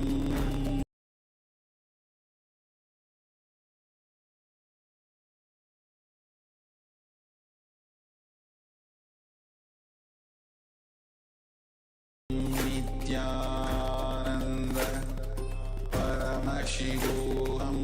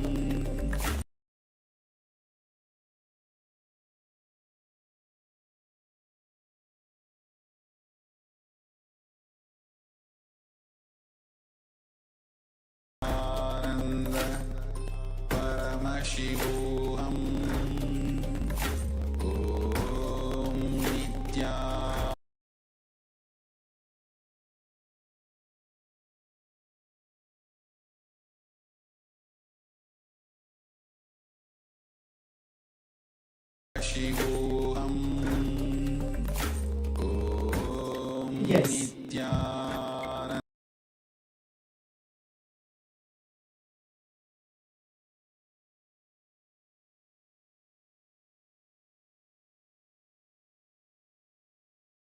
Om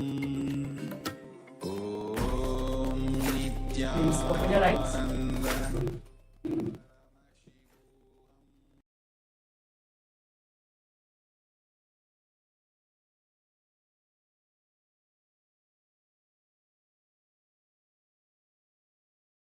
Whatever Swamiji is revealed to us through our third eye, please write everything down. I'm sure for each one of us, each one of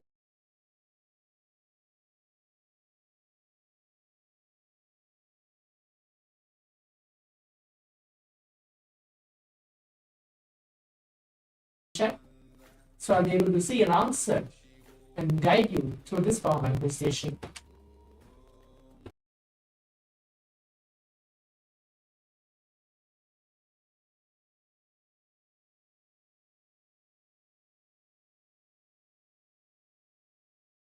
The colors, numbers, or shapes, or even deity, or Swamiji himself is shown when you are actually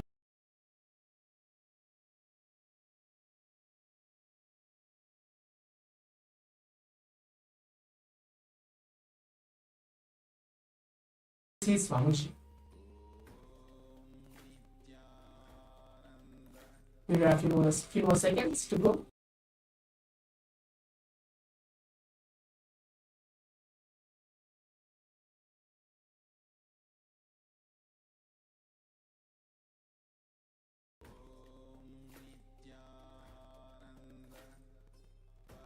Yes.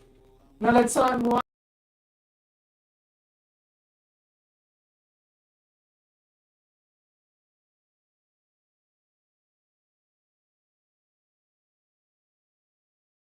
Plant which was there, and a person is actually kind of growing the plant, and there is some mud below behind. There's a green background.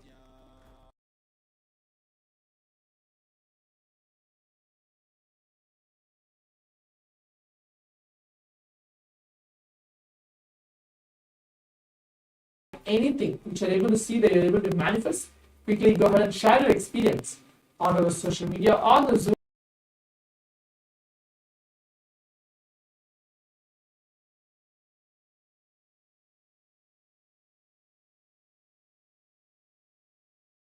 As well. For those of you who feel that yes, I'm manifesting, but I got at least 60% correct. The rest 40%, I think I just guessed it out. Not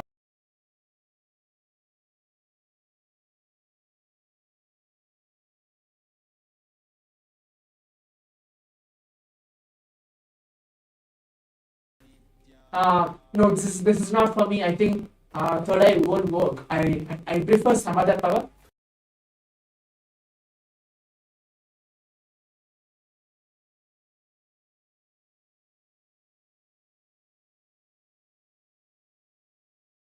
Very beautifully says is this beautiful Mahavakya, Om Nithyananda Paramashivam, that will connect you to Swamiji, to all the higher states.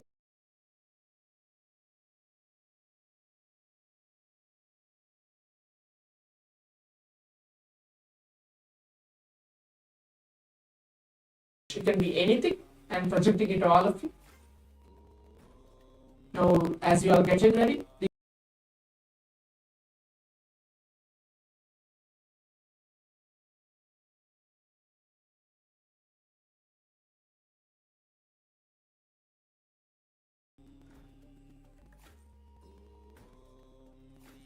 do not concentrate, do not hold yourself thinking.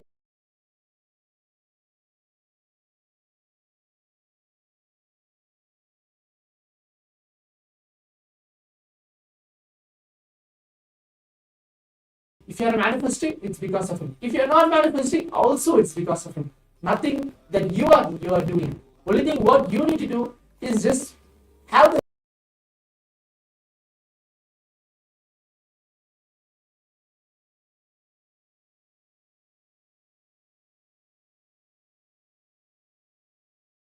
So now please put on your right hands, close your eyes, and chant the Mahavakya.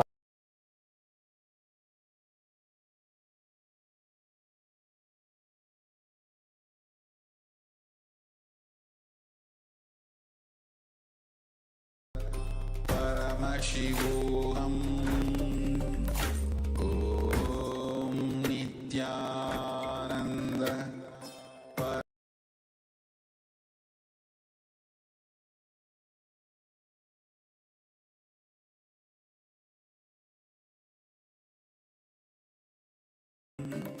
Om Nithyananda Paramashivoham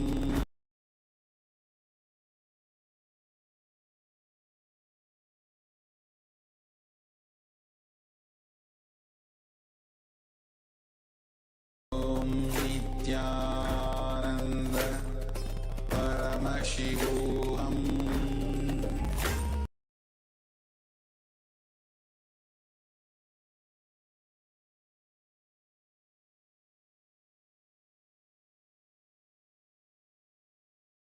Ananda Paramashivoham Om Nithyananda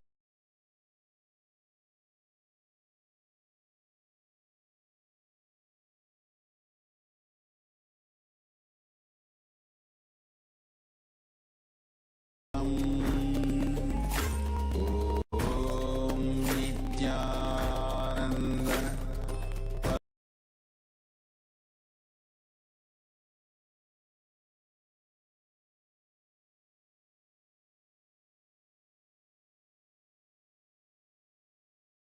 Om Nithyananda Paramashivoham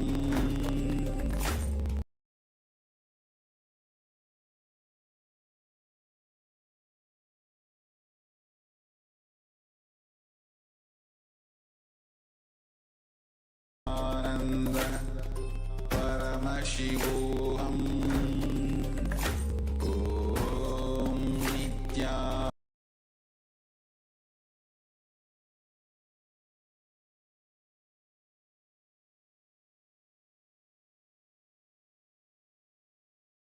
Paramashivoham Om Nithyananda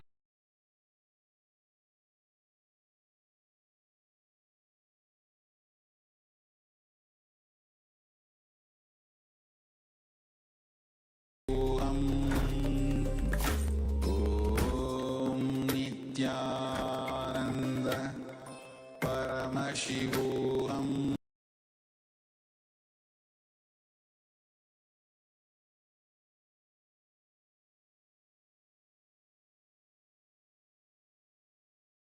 Om Nithyananda Paramashivoham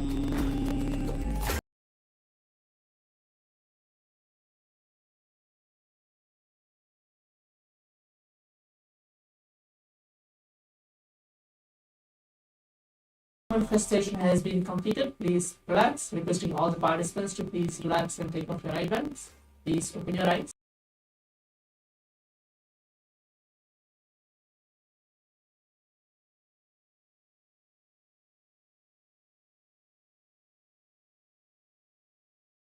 What is it which Paramashiva Swamiji showed for all of us in this round 2 of the Power Manifestation?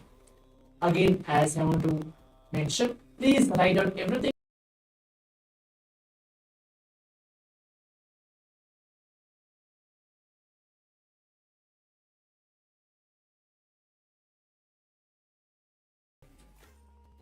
Please write everything down as you have a few more seconds.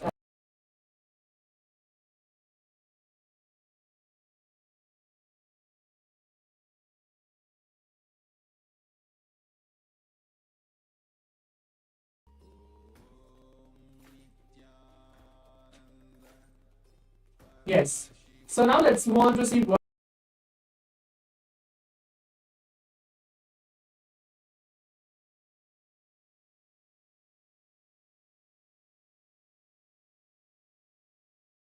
So as you can see, this is the image chosen for all of us. If we're able to actually relate to this image, it's maybe you can keep it as it's completely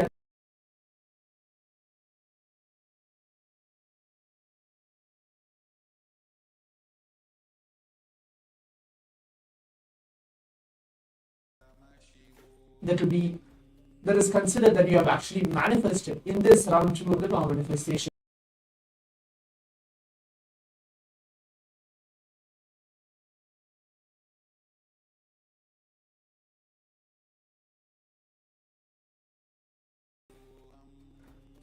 So as we come to the conclusion of today's power manifestation, the 28 minutes of this power manifestation, let's all now take a few minutes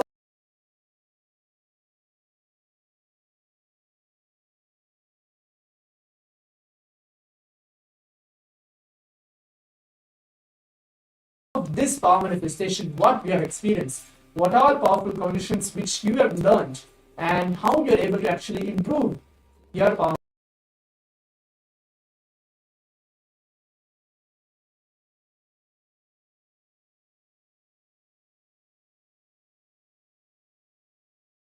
Various different powerful cognition sessions and power manifestation sessions and prepare our body and mind to receive Swamiji today.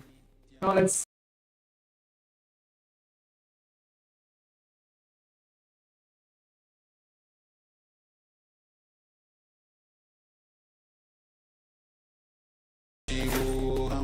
Om Nithyananda Paramashivoham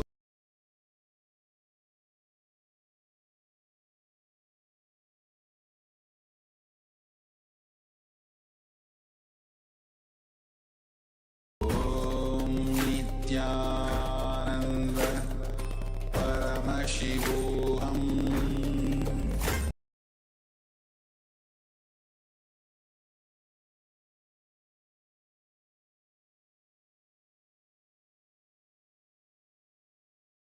Nithyananda Paramashivoham Om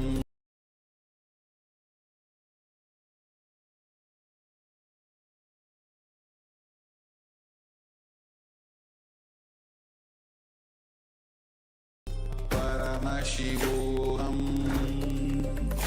Om Nithyananda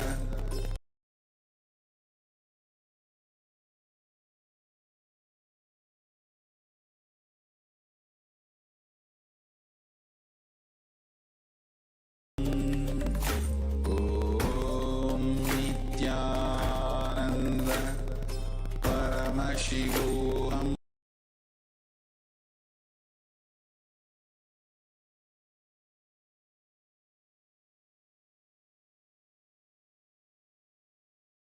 Om Nithyananda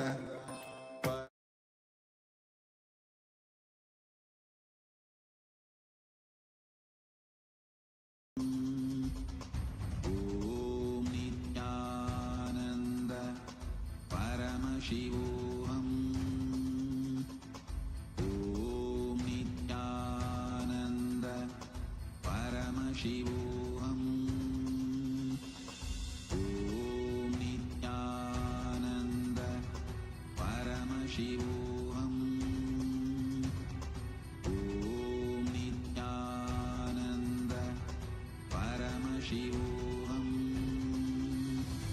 Paramashivoham Om Nithyananda Paramashivoham Om Nithyananda Paramashivoham Om Nithyananda Paramashivoham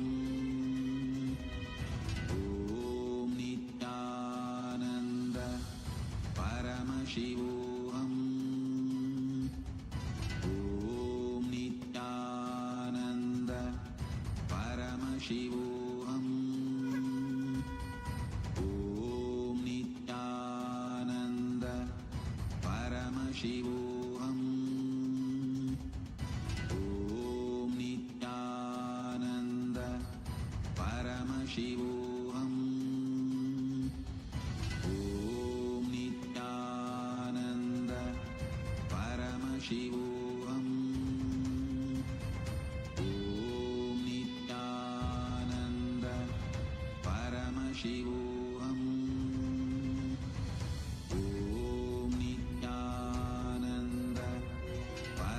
Paramashivoham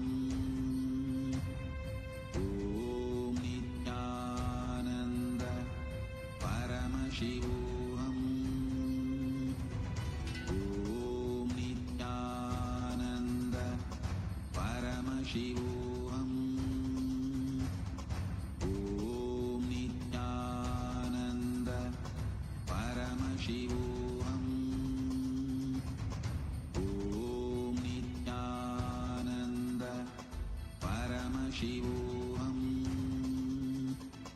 Om Nithyananda Paramashivoham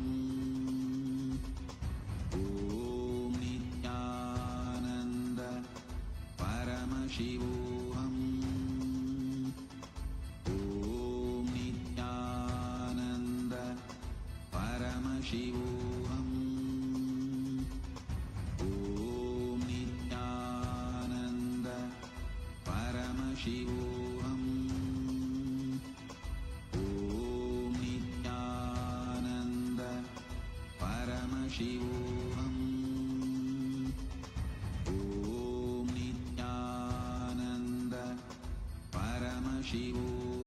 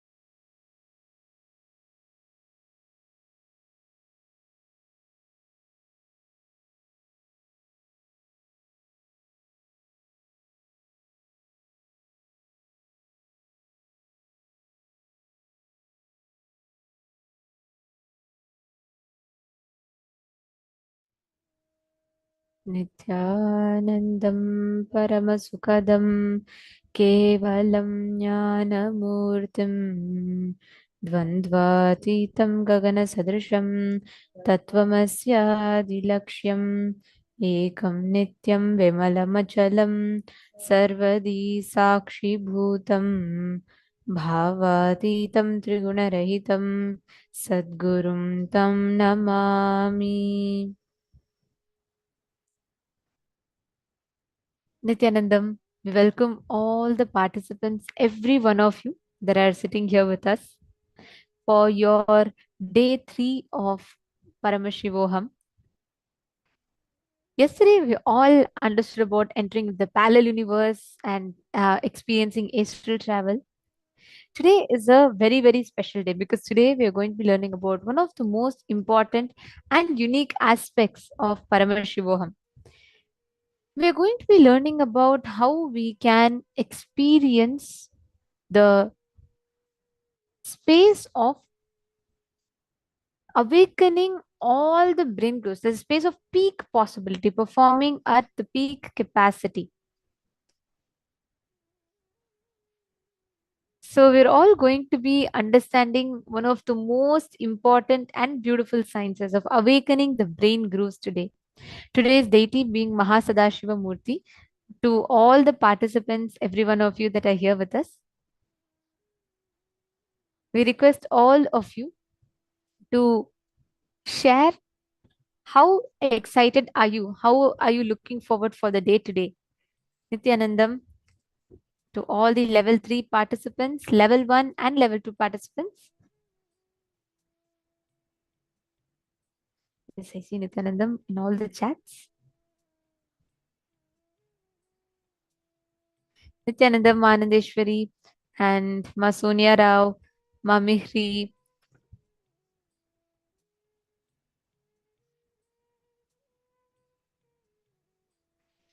Ma Prema Tavasi. Okay. See, today is a very important day because for all of us to prepare ourselves for receiving a superconscious mutation, first things for us to understand is about how you can bring your inner space, how you can literally curl out your whole inner space in order for it to be able to process, being able to manifest, performing at its peak capacity. And today, day being Mahasadashiva Murti embodies the permutation combination of the 5 phases of Sadashiva, manifesting each of the phases going through the 5 phases. So we will be learning about that. And why is it important to awaken our brain grooves? And in the first place, what does awakening our brain grooves mean? We're going to be learning about all of that today. Now, in the first session, we're going to be working on understanding what who Mahasadashiva Murti is or what he represents. See, today, through the day, through all the sessions in the day, we will be experiencing this same dimension, this same aspect. Firstly, to understand the Swarupa Samadhi, where you become one with the form. Step by step, we're going to be grasping, understanding, experiencing Paramashiva in his ultimate manifestation of Mahasadashiva.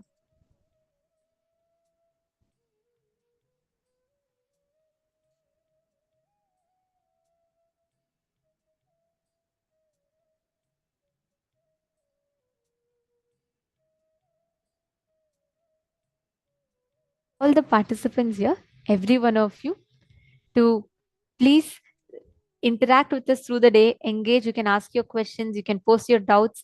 Only then, because these concepts, these truths that we're going to be learning today are all in depth, which means Swamiji will literally be sowing the seeds of each initiation into our being and make it flower, sprout from there.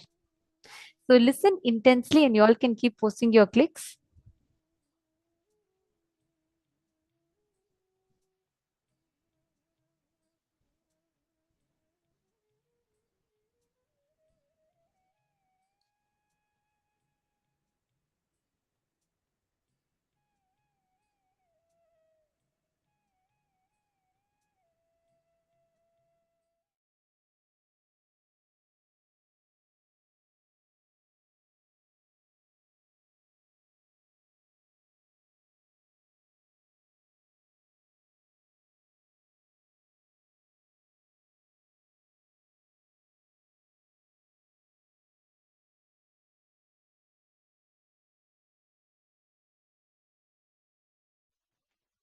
facing yourself in the parallel universes will make you manifest powers and Paramashivatva spontaneously.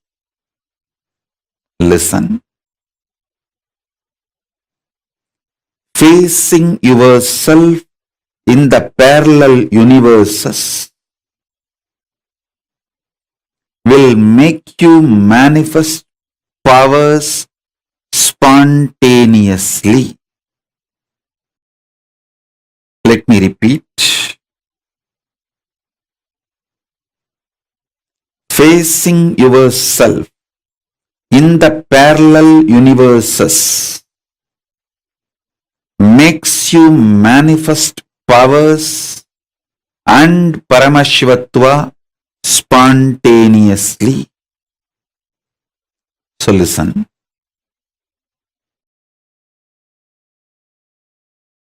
Asserting your identity, yourself, is your nature. Assuring your higher existence to yourself, giving you the experience and opening of your higher existence to yourself is my responsibility. Listen. Asserting your self, asserting your identity is your responsibility. That is the way you live. Wherever you go, you assert your identity. You manifest everything as you identify yourself. It's from that point, that unit with which you measure everything. The unit of your life is your identification about you. How you perceive you is the unit with which you measure whole universe. If you identify yourself as a joyful person, you measure the whole universe with that unit. If you identify yourself as a rich person, you measure the whole universe with that unit. If you identify yourself as a poor person, you measure the whole universe with that unit. How you assert yourself is the unit with which you measure universe. That's the way you live. That is your responsibility. That is your existence.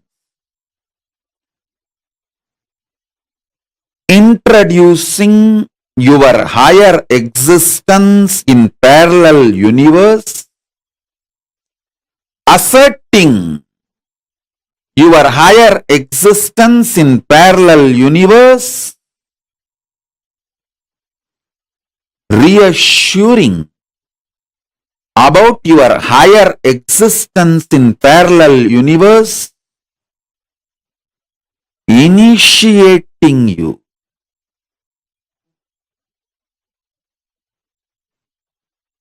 and giving you the experience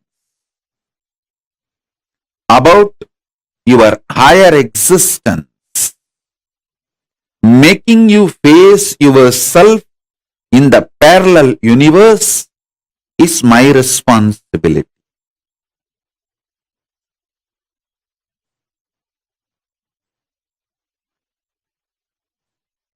As a living manifestation of Paramashiva,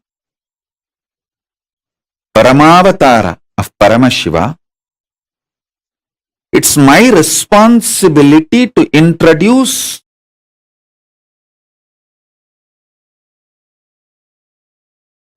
higher beings from the parallel universe to you and introduce your own existence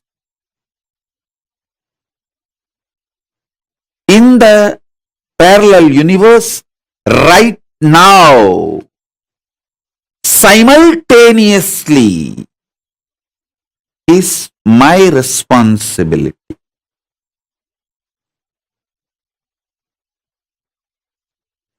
Now I'll give you simple understandings, few understandings. Listen.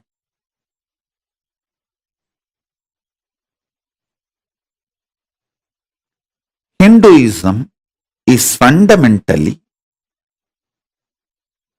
science of the cosmos, introducing your existence not just in parallel universe, parallel multiverses. Now I'll give this example so that I can help you to understand how you can face yourself in the multiverses, parallel multiverses.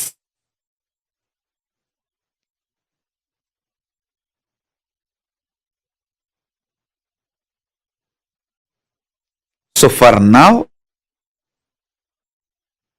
internalize this cognition. You exist in your waking state and dream state simultaneously and spontaneously. That is why without any difficulty you can just slip into that state, that body, that self, and come back to this state, this body, this self. Your biochemistry is naturally prepared for you to slip into these different states and different cells and experience different existence, different universes. So with this understanding, expand your cognition. You exist in parallel multiverses like Swargaloka, Maharloka, Janaloka, Tapaloka, and Kailasa itself. More than next to Tapoloka is Satyaloka, and beyond the Satyaloka is Vaikunta, the Parandama's space. Satyaloka is the space of Parabrahma. Then the Vaikunta, Parandama space. Then Shripuram, Parameshwari's space. Then above all, Kailasa. Above the Kailasa, Maha Kailasa, Paramashiva space. Kailasa is where all the Anga Devatas and Avarana Devatas, everyone lives. People who achieved the Salogya, Samibhya, Sarubhya, Sayujya, Mukti with Paramashiva, all of them exist in Kailasa. In Maha Kailasa, he alone exists. In Paramadvaita Swarupa, Paramadvaita Satya. Now,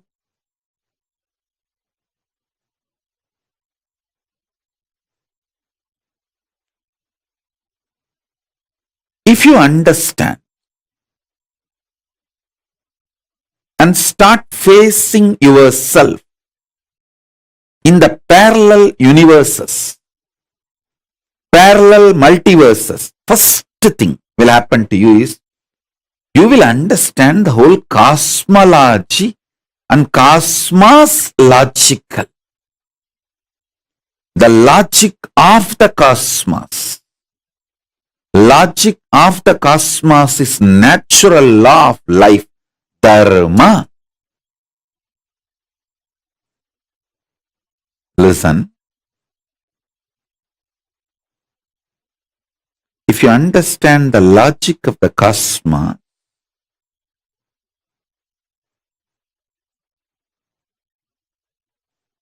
you will have so much power. So much power.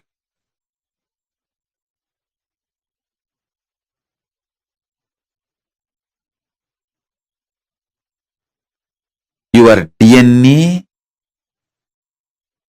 will be just empowered,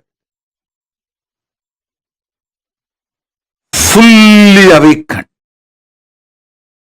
Listen, fully awakened.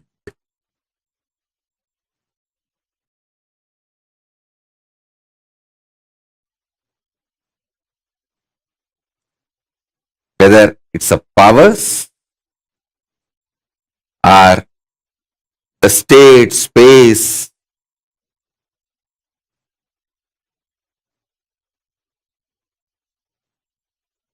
listen intensely, whether the state, space, powers of Paramashiva or Paramashivatva itself.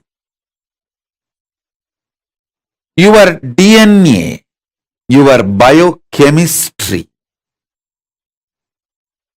is capable of spontaneously, simultaneously slipping into the parallel universe, parallel multiverses and face yourself. Please understand how spontaneously your biochemistry is capable of giving you the experience of the dream state and waking state. Same way your DNA, the awakened DNA through initiation. Once your DNA is awakened through initiation, its biochemistry, its bioenergy is capable of giving you spontaneous, simultaneous experience of yourself in higher lokas.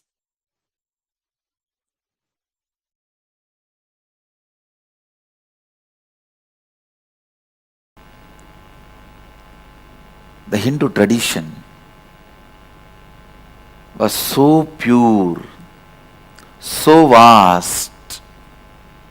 Each of the acharyas made these Upanishads user-friendly at different times. So for that particular time, human society, they revealed the truth as people can live it, radiate it and achieve that original space of completion, complete completion. The Brahmajnana, Atmajnana, Shivapada, Vishnupada. Nilakanta Shivacharya is Adi Shaiva, so he calls it as Shivapada. Adi Shankara is a Smarta Brahmin, so he calls it as Brahman. Madhvacharya and Ramanujacharya, they call it as Vishnupada, achieving the space of Vishnu, grace of Vishnu. with a different word, Salokya Mukti, Sarubhya Mukti, Samibhya Mukti, Sayujya Mukti.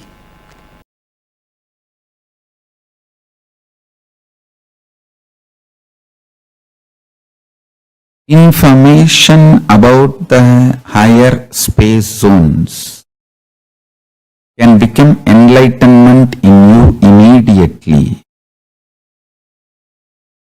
One thing you need to know, even people in Tapoloka, to reach Kailasa, they have to come to planet Earth and go.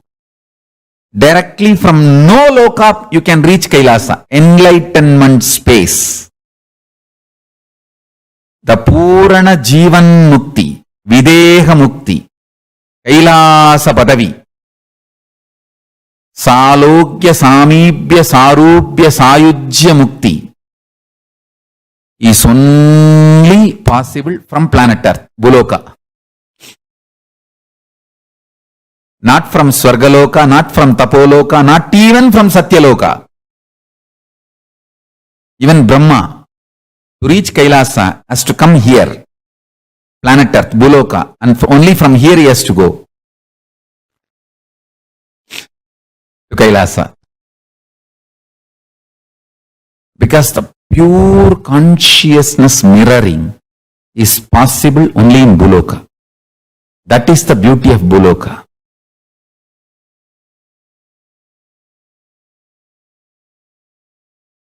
Again, Purva Bhaga, 4th Patalam, Marchanaviti Patalam, Srimad Kamikagama, 187th Sloka, Karnikayam Yajedevam, Brahmangaischa Samavritam, Ganeshaygi Lokapalaischa, Hedivir Vajrapurvai Purvakaihi.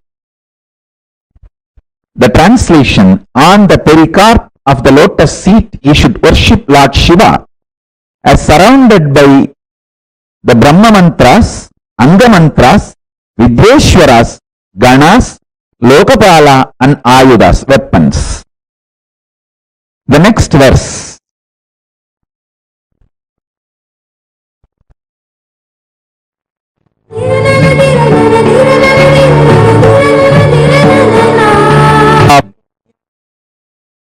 Ganesa varane tata Lokapalas trayoschaiva Rudradinam atavritau. The translation: the avarana of Vidyeshwaras, the avarana of Ganeshwaras, the avarana of Lokapalas, the avarana of Ayudas, the avarana of Rudras and other lords. Now, I'll give you understanding, deeper insight. The first avarana is Mantreshwaras. I can roughly equate the word Mantreshwaras into modern day mantris, ministers. Ministers who counsel or personally present informations to Paramashiva.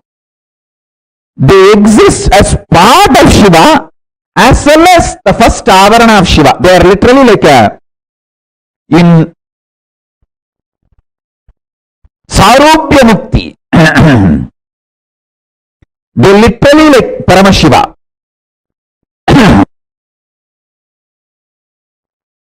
Paramashiva. They are just extension of Paramashiva.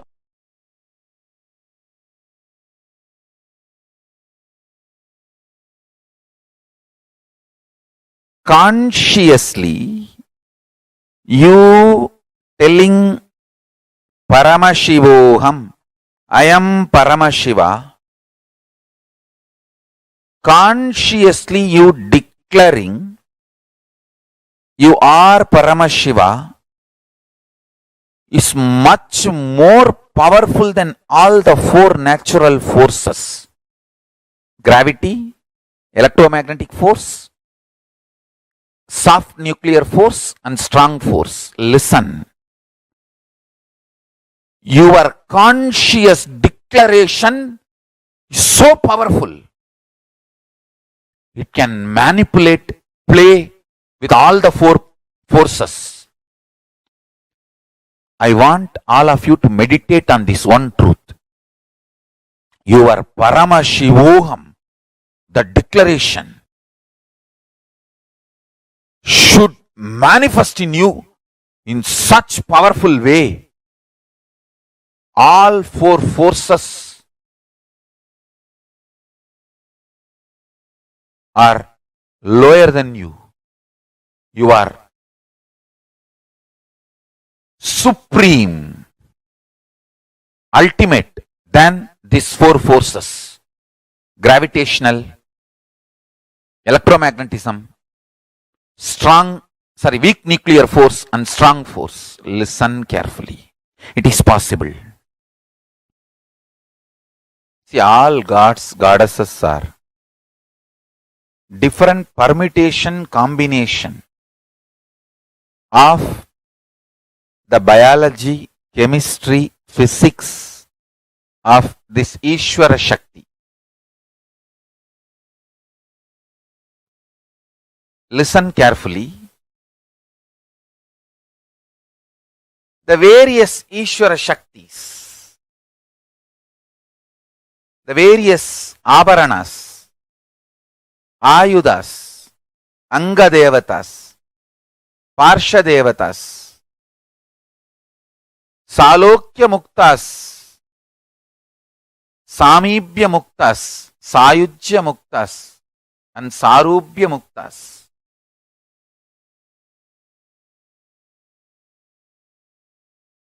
All of them are just different permutation, combination of Ishvara Shakti. Someone who has mastered manifesting Ishvara Shakti and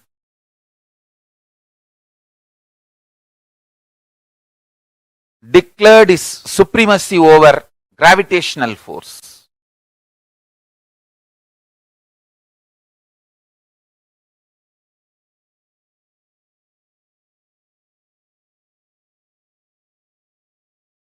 Once, my Guru, Isaki Swamigal, he was sitting in Batmasana in one corner of the small building where he was staying.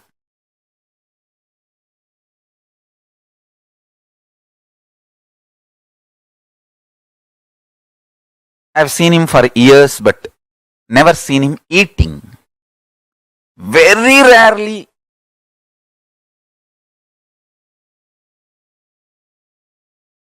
he eats, maybe once in 5 years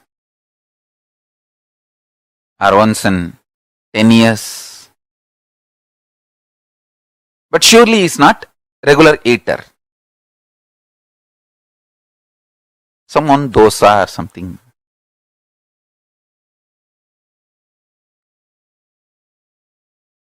One day somebody brought something and he just put that little bit in the mouth and swallowed and sat in samadhi. From his corner of the mouth, the saliva pouring. I brought a small cloth and cleaned it. He slowly opened his mouth and that joy and eyes and just blessed me. And I know for sure that he is in some ecstasy. He is in some different space. I casually asked him. I asked him in Tamil, "Eppadi tata irukku?" Means in Tamil I asked, "How are you feeling?" He was very sweet and naughty. "Dai, கள்ளும் சாராயமும் கலந்து குடிச்சா ஒருத்தனுக்கு எப்படி இருக்குமோ அப்படி தாண்டா சமாதி இருக்கு." He made fun, teasing that mixing different liquor if somebody drinks, the artificial liquor and naturally derived from palm tree. If somebody drinks, how it feels. This is beyond any of that kind. That's the way samadhi feels.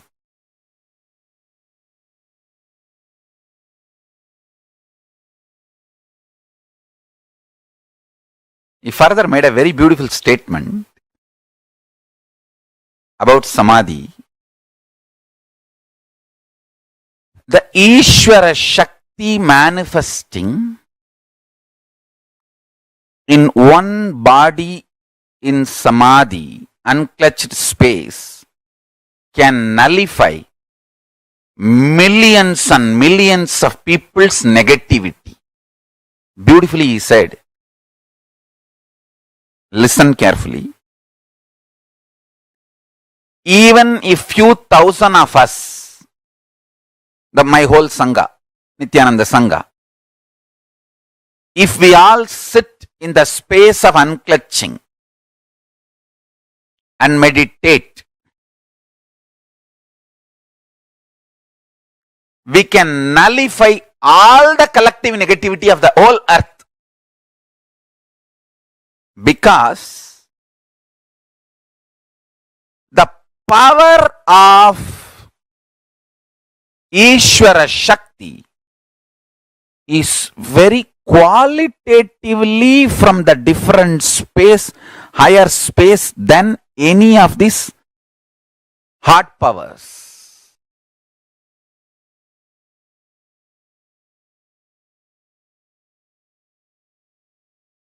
I'll reveal some more things about the biology of this Ishvara Shakti. Listen.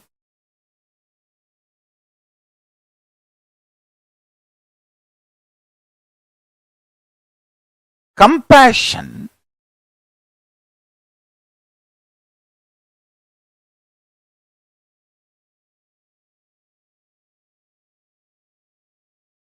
you can all practically see. Just for a few days, try to bring compassion as the context for all your action. Whether you are taking care of your pet animal or your family people or friends, relatives, even in your office. Infuse compassion as the context for all your action and just see how your whole biology changes.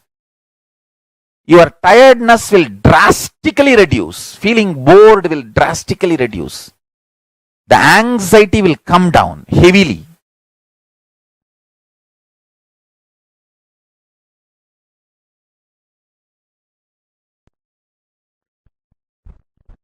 I'll tell you what is the most secured.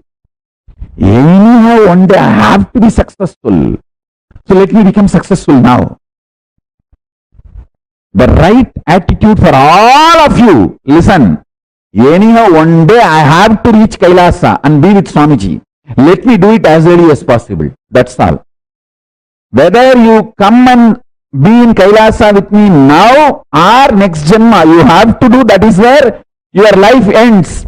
Your life concludes. Your climax is reaching Kailasa, Salokya Mukti, Samibhya Mukti, Sarubhya Mukti, Sayujya Mukti. Anyhow, one day you have to do. Better do it now. This is what is life.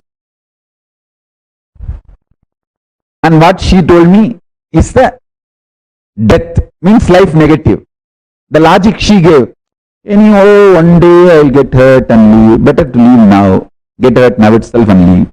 That is what is absolute suicidal, life negative. No.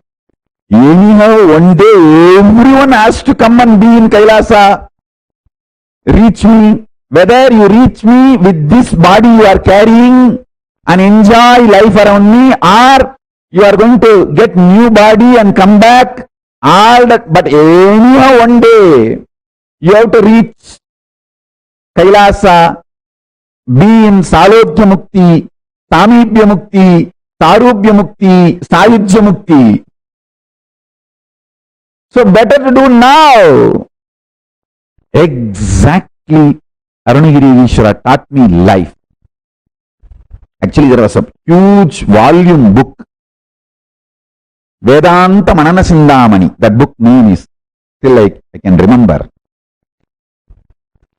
Huge, like a pillow, that size of the book. And my grandfather brought that book to me and then said that the class for you is going to start on this subject. On Vedanta Manana, means internalizing the powerful cognitions. Seeing that book itself, I got frightened. But I know the technique. If I take it to Arunagiri Ishvara, I will just chew the whole thing and just directly insert it on my system. Very sweetly you will insert. You will just chew one bit. Literally you will chew in the mouth and give me the tambulam. I'll just take his hand and take it from his hand. Will not leave even one small bit in his fingers. Literally bite his fingers also and take the tambulam, and the whole knowledge he wants to reveal will be there inside me like experience. So I thought, let me do simple process. Like literally downloading. I took that book and gave it to Arunagiri Ishvara and said, my tata told me that I have to start reading this book and they are going to start the class. Then the discussion turned. Arunagiri Ishvara started asking me, why are you feeling so tired and bored to read this book? I said, oh God, such big book. Anyhow, I will not be able to complete. Then why to waste time on starting it? He said, fool, that is what is absolute wrong. He told, anyhow, one day you have to finish studying all these scriptures and start teaching to the world. You want to do it when you are 40, 50 or when you want to do it now? Why waste time till 40, 50? I said, that is right. If I have to do any one day, let me do it now. That is what is life. The principle of life. So understand, any one day, anyhow, you have to one day manifest Paramashiva. Better to do it now. If you think, oh, even if I start, one day I am going to drop it, then why to start? That is what is suicidal. I can rest only after I achieve Sayujya Mukti, once for all. Oneness with Paramashiva. Till then I can't rest. I can be moving here, there. Finally I have to come only there. To Paramashivatva. Then why waste time moving here and there? Let me achieve it. That is what is life positive. Listen to this.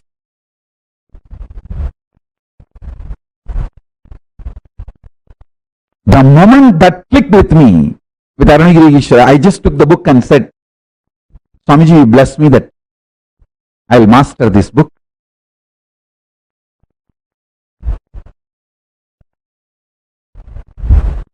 He just smiled.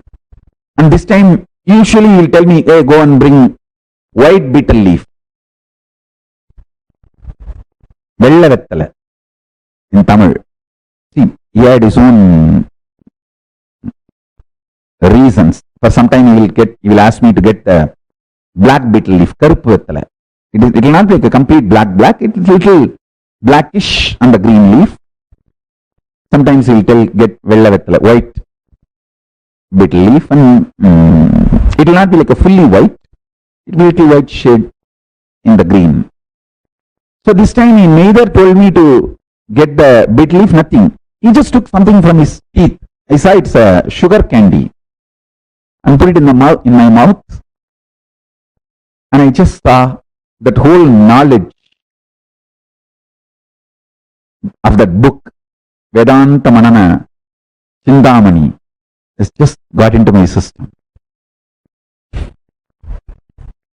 Listen carefully. One day you have to achieve enlightenment. When you are sure about it, you yourself will decide, better let me achieve it now. Why waste time?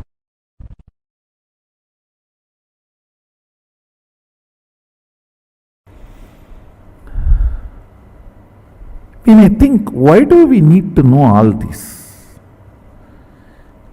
If you know these basic understandings, you can map them in your life in multiple level, and it can strengthen your balance sheet.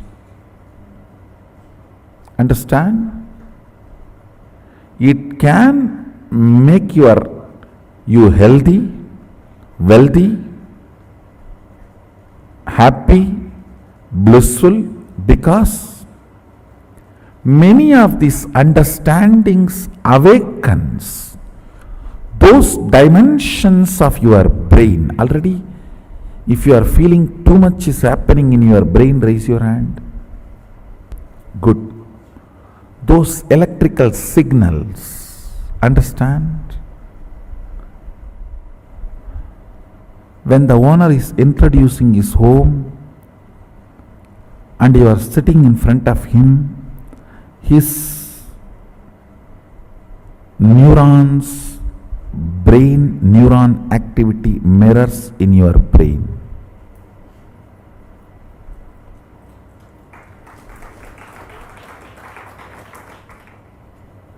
Bindu is life, Amritattva is life which cannot be dulled, reduced, diluted by length, breadth, depth, time. Kala Kala. Amritattva is the space on which time does not have a say.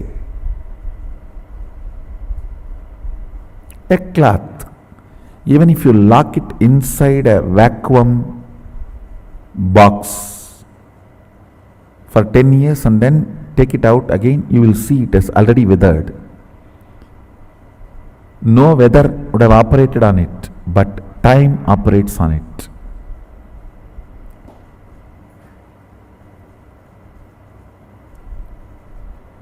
If you do not allow the time to operate on you, you don't die. If you don't remember you are aging, you will not be aging. That's the truth.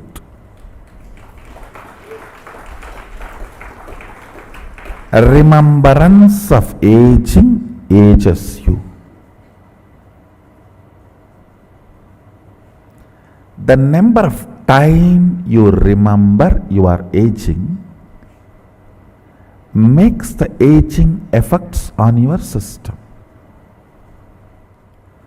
Sadashiva gives an instruction in Agama. Remember, Sadashiva is ever 16, and remember you are he.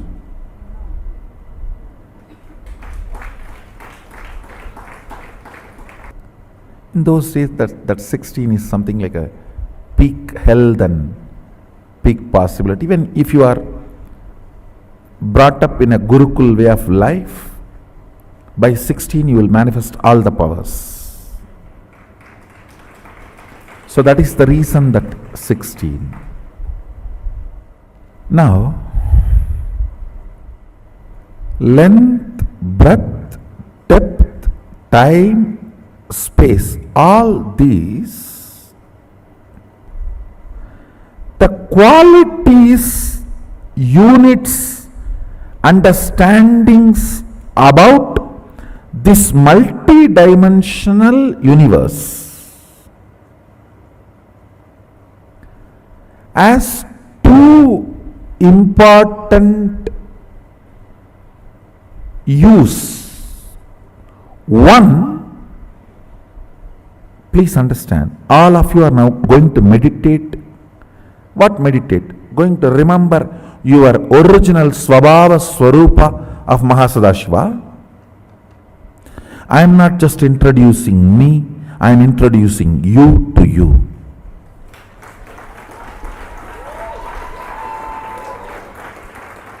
I do not talk to anybody who is less in my stature. Understand? This science is called Rajavidya, means a king does not talk to somebody who is less than his stature. This Vidya cannot be taught to somebody who is less than my stature. If I am teaching you, understand, you are same of me.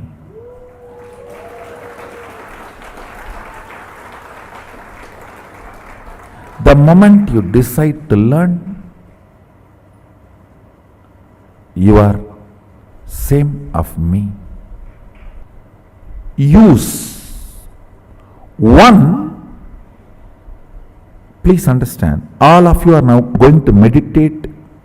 What meditate? Going to remember your original Swabhava Swarupa of Mahasadashiva. I am not just introducing me, I am introducing you to you.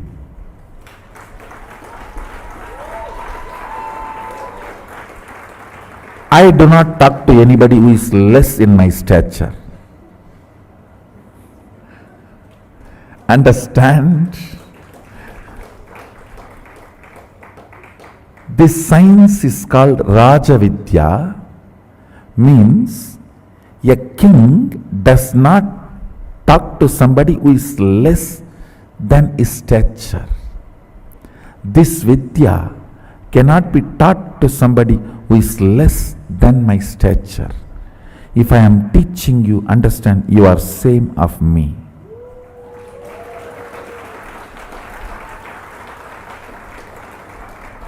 The moment you decide to learn, you are same of me.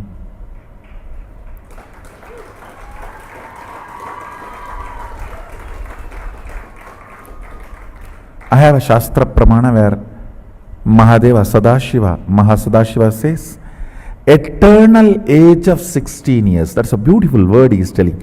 He is not saying the 16 which comes after 15 or before 17. He says eternal age of 16. If he says meditate me as 16, you may think before 17 and after 15, that's 16. No. Just pick up the 16 and freeze it into eternity. That is why he is using the word eternal age of 16 years. The quality of the 16 should be absorbed and frozen into eternity. Let me read out the original verse for all of you. Panchasyam dasadortandam spatigabam trilochanam shantam chandrakalachutam sarpasannada sajjatam mantrasimhasanasinam Svedapatmo paristitam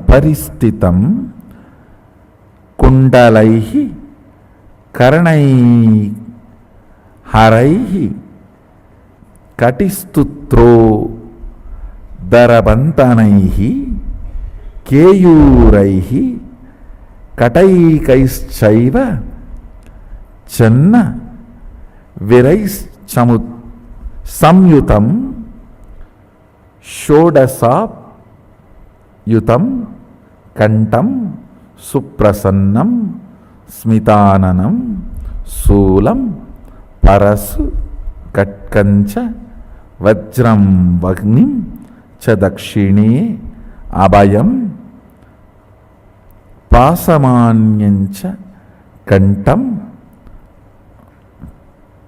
నాగన్కుశౌ తథా వామహస్త కటం ధ్యాయేత్ అన్యతా చ నిగత్యతే ప్రసల్పాయ కట్వాంక శక్తి స్థూలస్తు సవ్యత వామే డమరు సర్పాక్ష మాలేందివర పురకైః. Eternal 16 means the 16 which comes before 15, before 17, after 15 has its innate quality of becoming 17. He does not want the 16 which will become 17. He says the 16 should be picked up and made it into eternal.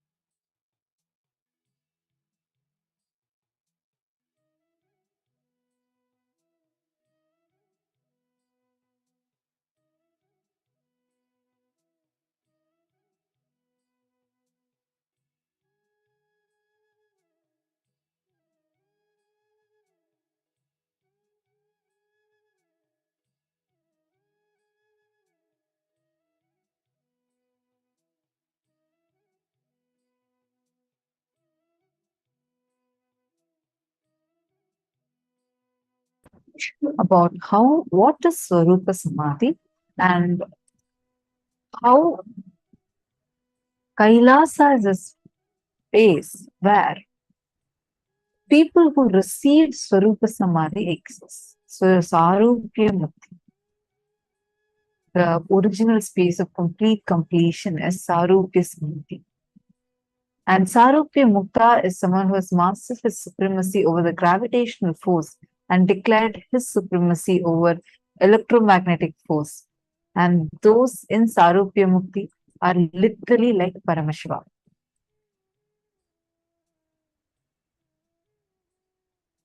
Now, right now, why is this manifesting Sarupya Samadhi, the Swarupa Samadhi, a very important thing? The space of Samadhi is where solutions, real solutions for all of humanity's major problems exist. You can nullify millions and millions of people's negativity. Even if few thousand of us sit in the space of unclutching and meditate, we can nullify all the collective negativity of the whole earth. It revolutionizes your entire life. It can make you healthy, wealthy, happy, blissful, because many of these understandings awakens those dimensions of your brain. This form, yesterday we all had a darshan of Bhagavān Sadashiva, right? And as Bhagavān Sadashiva Murti, Paramashiva has 5 faces. As Mahasadashiva Murti, he has 25 faces. These 25 heads, 50 hands, 75 eyes, he is available to all of us. Take a few minutes and meditate on this form of Paramashiva. Just try to visualize this form of Paramashiva. I request all of you to do this process.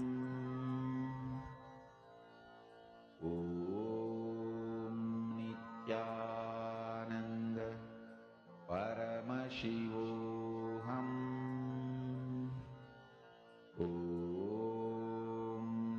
Nithyananda Paramashivoham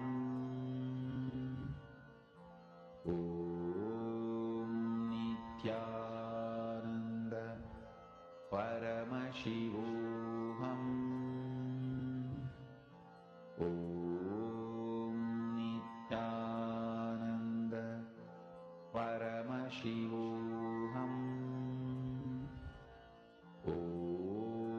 Nithyananda Paramashivoham Nithyananda Paramashivoham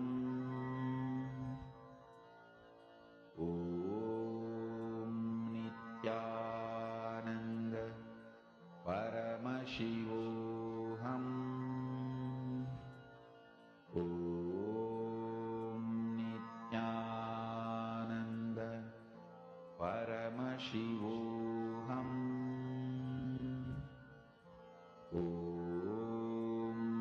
Nithyananda Paramashivoham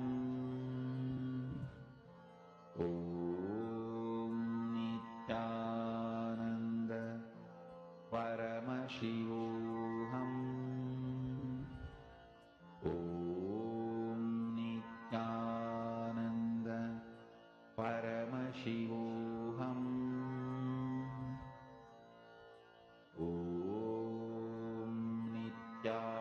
Nithyananda Paramashivoham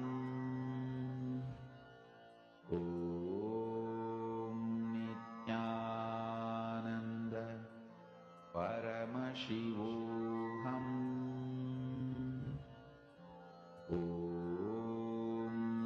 Nithyananda Paramashivoham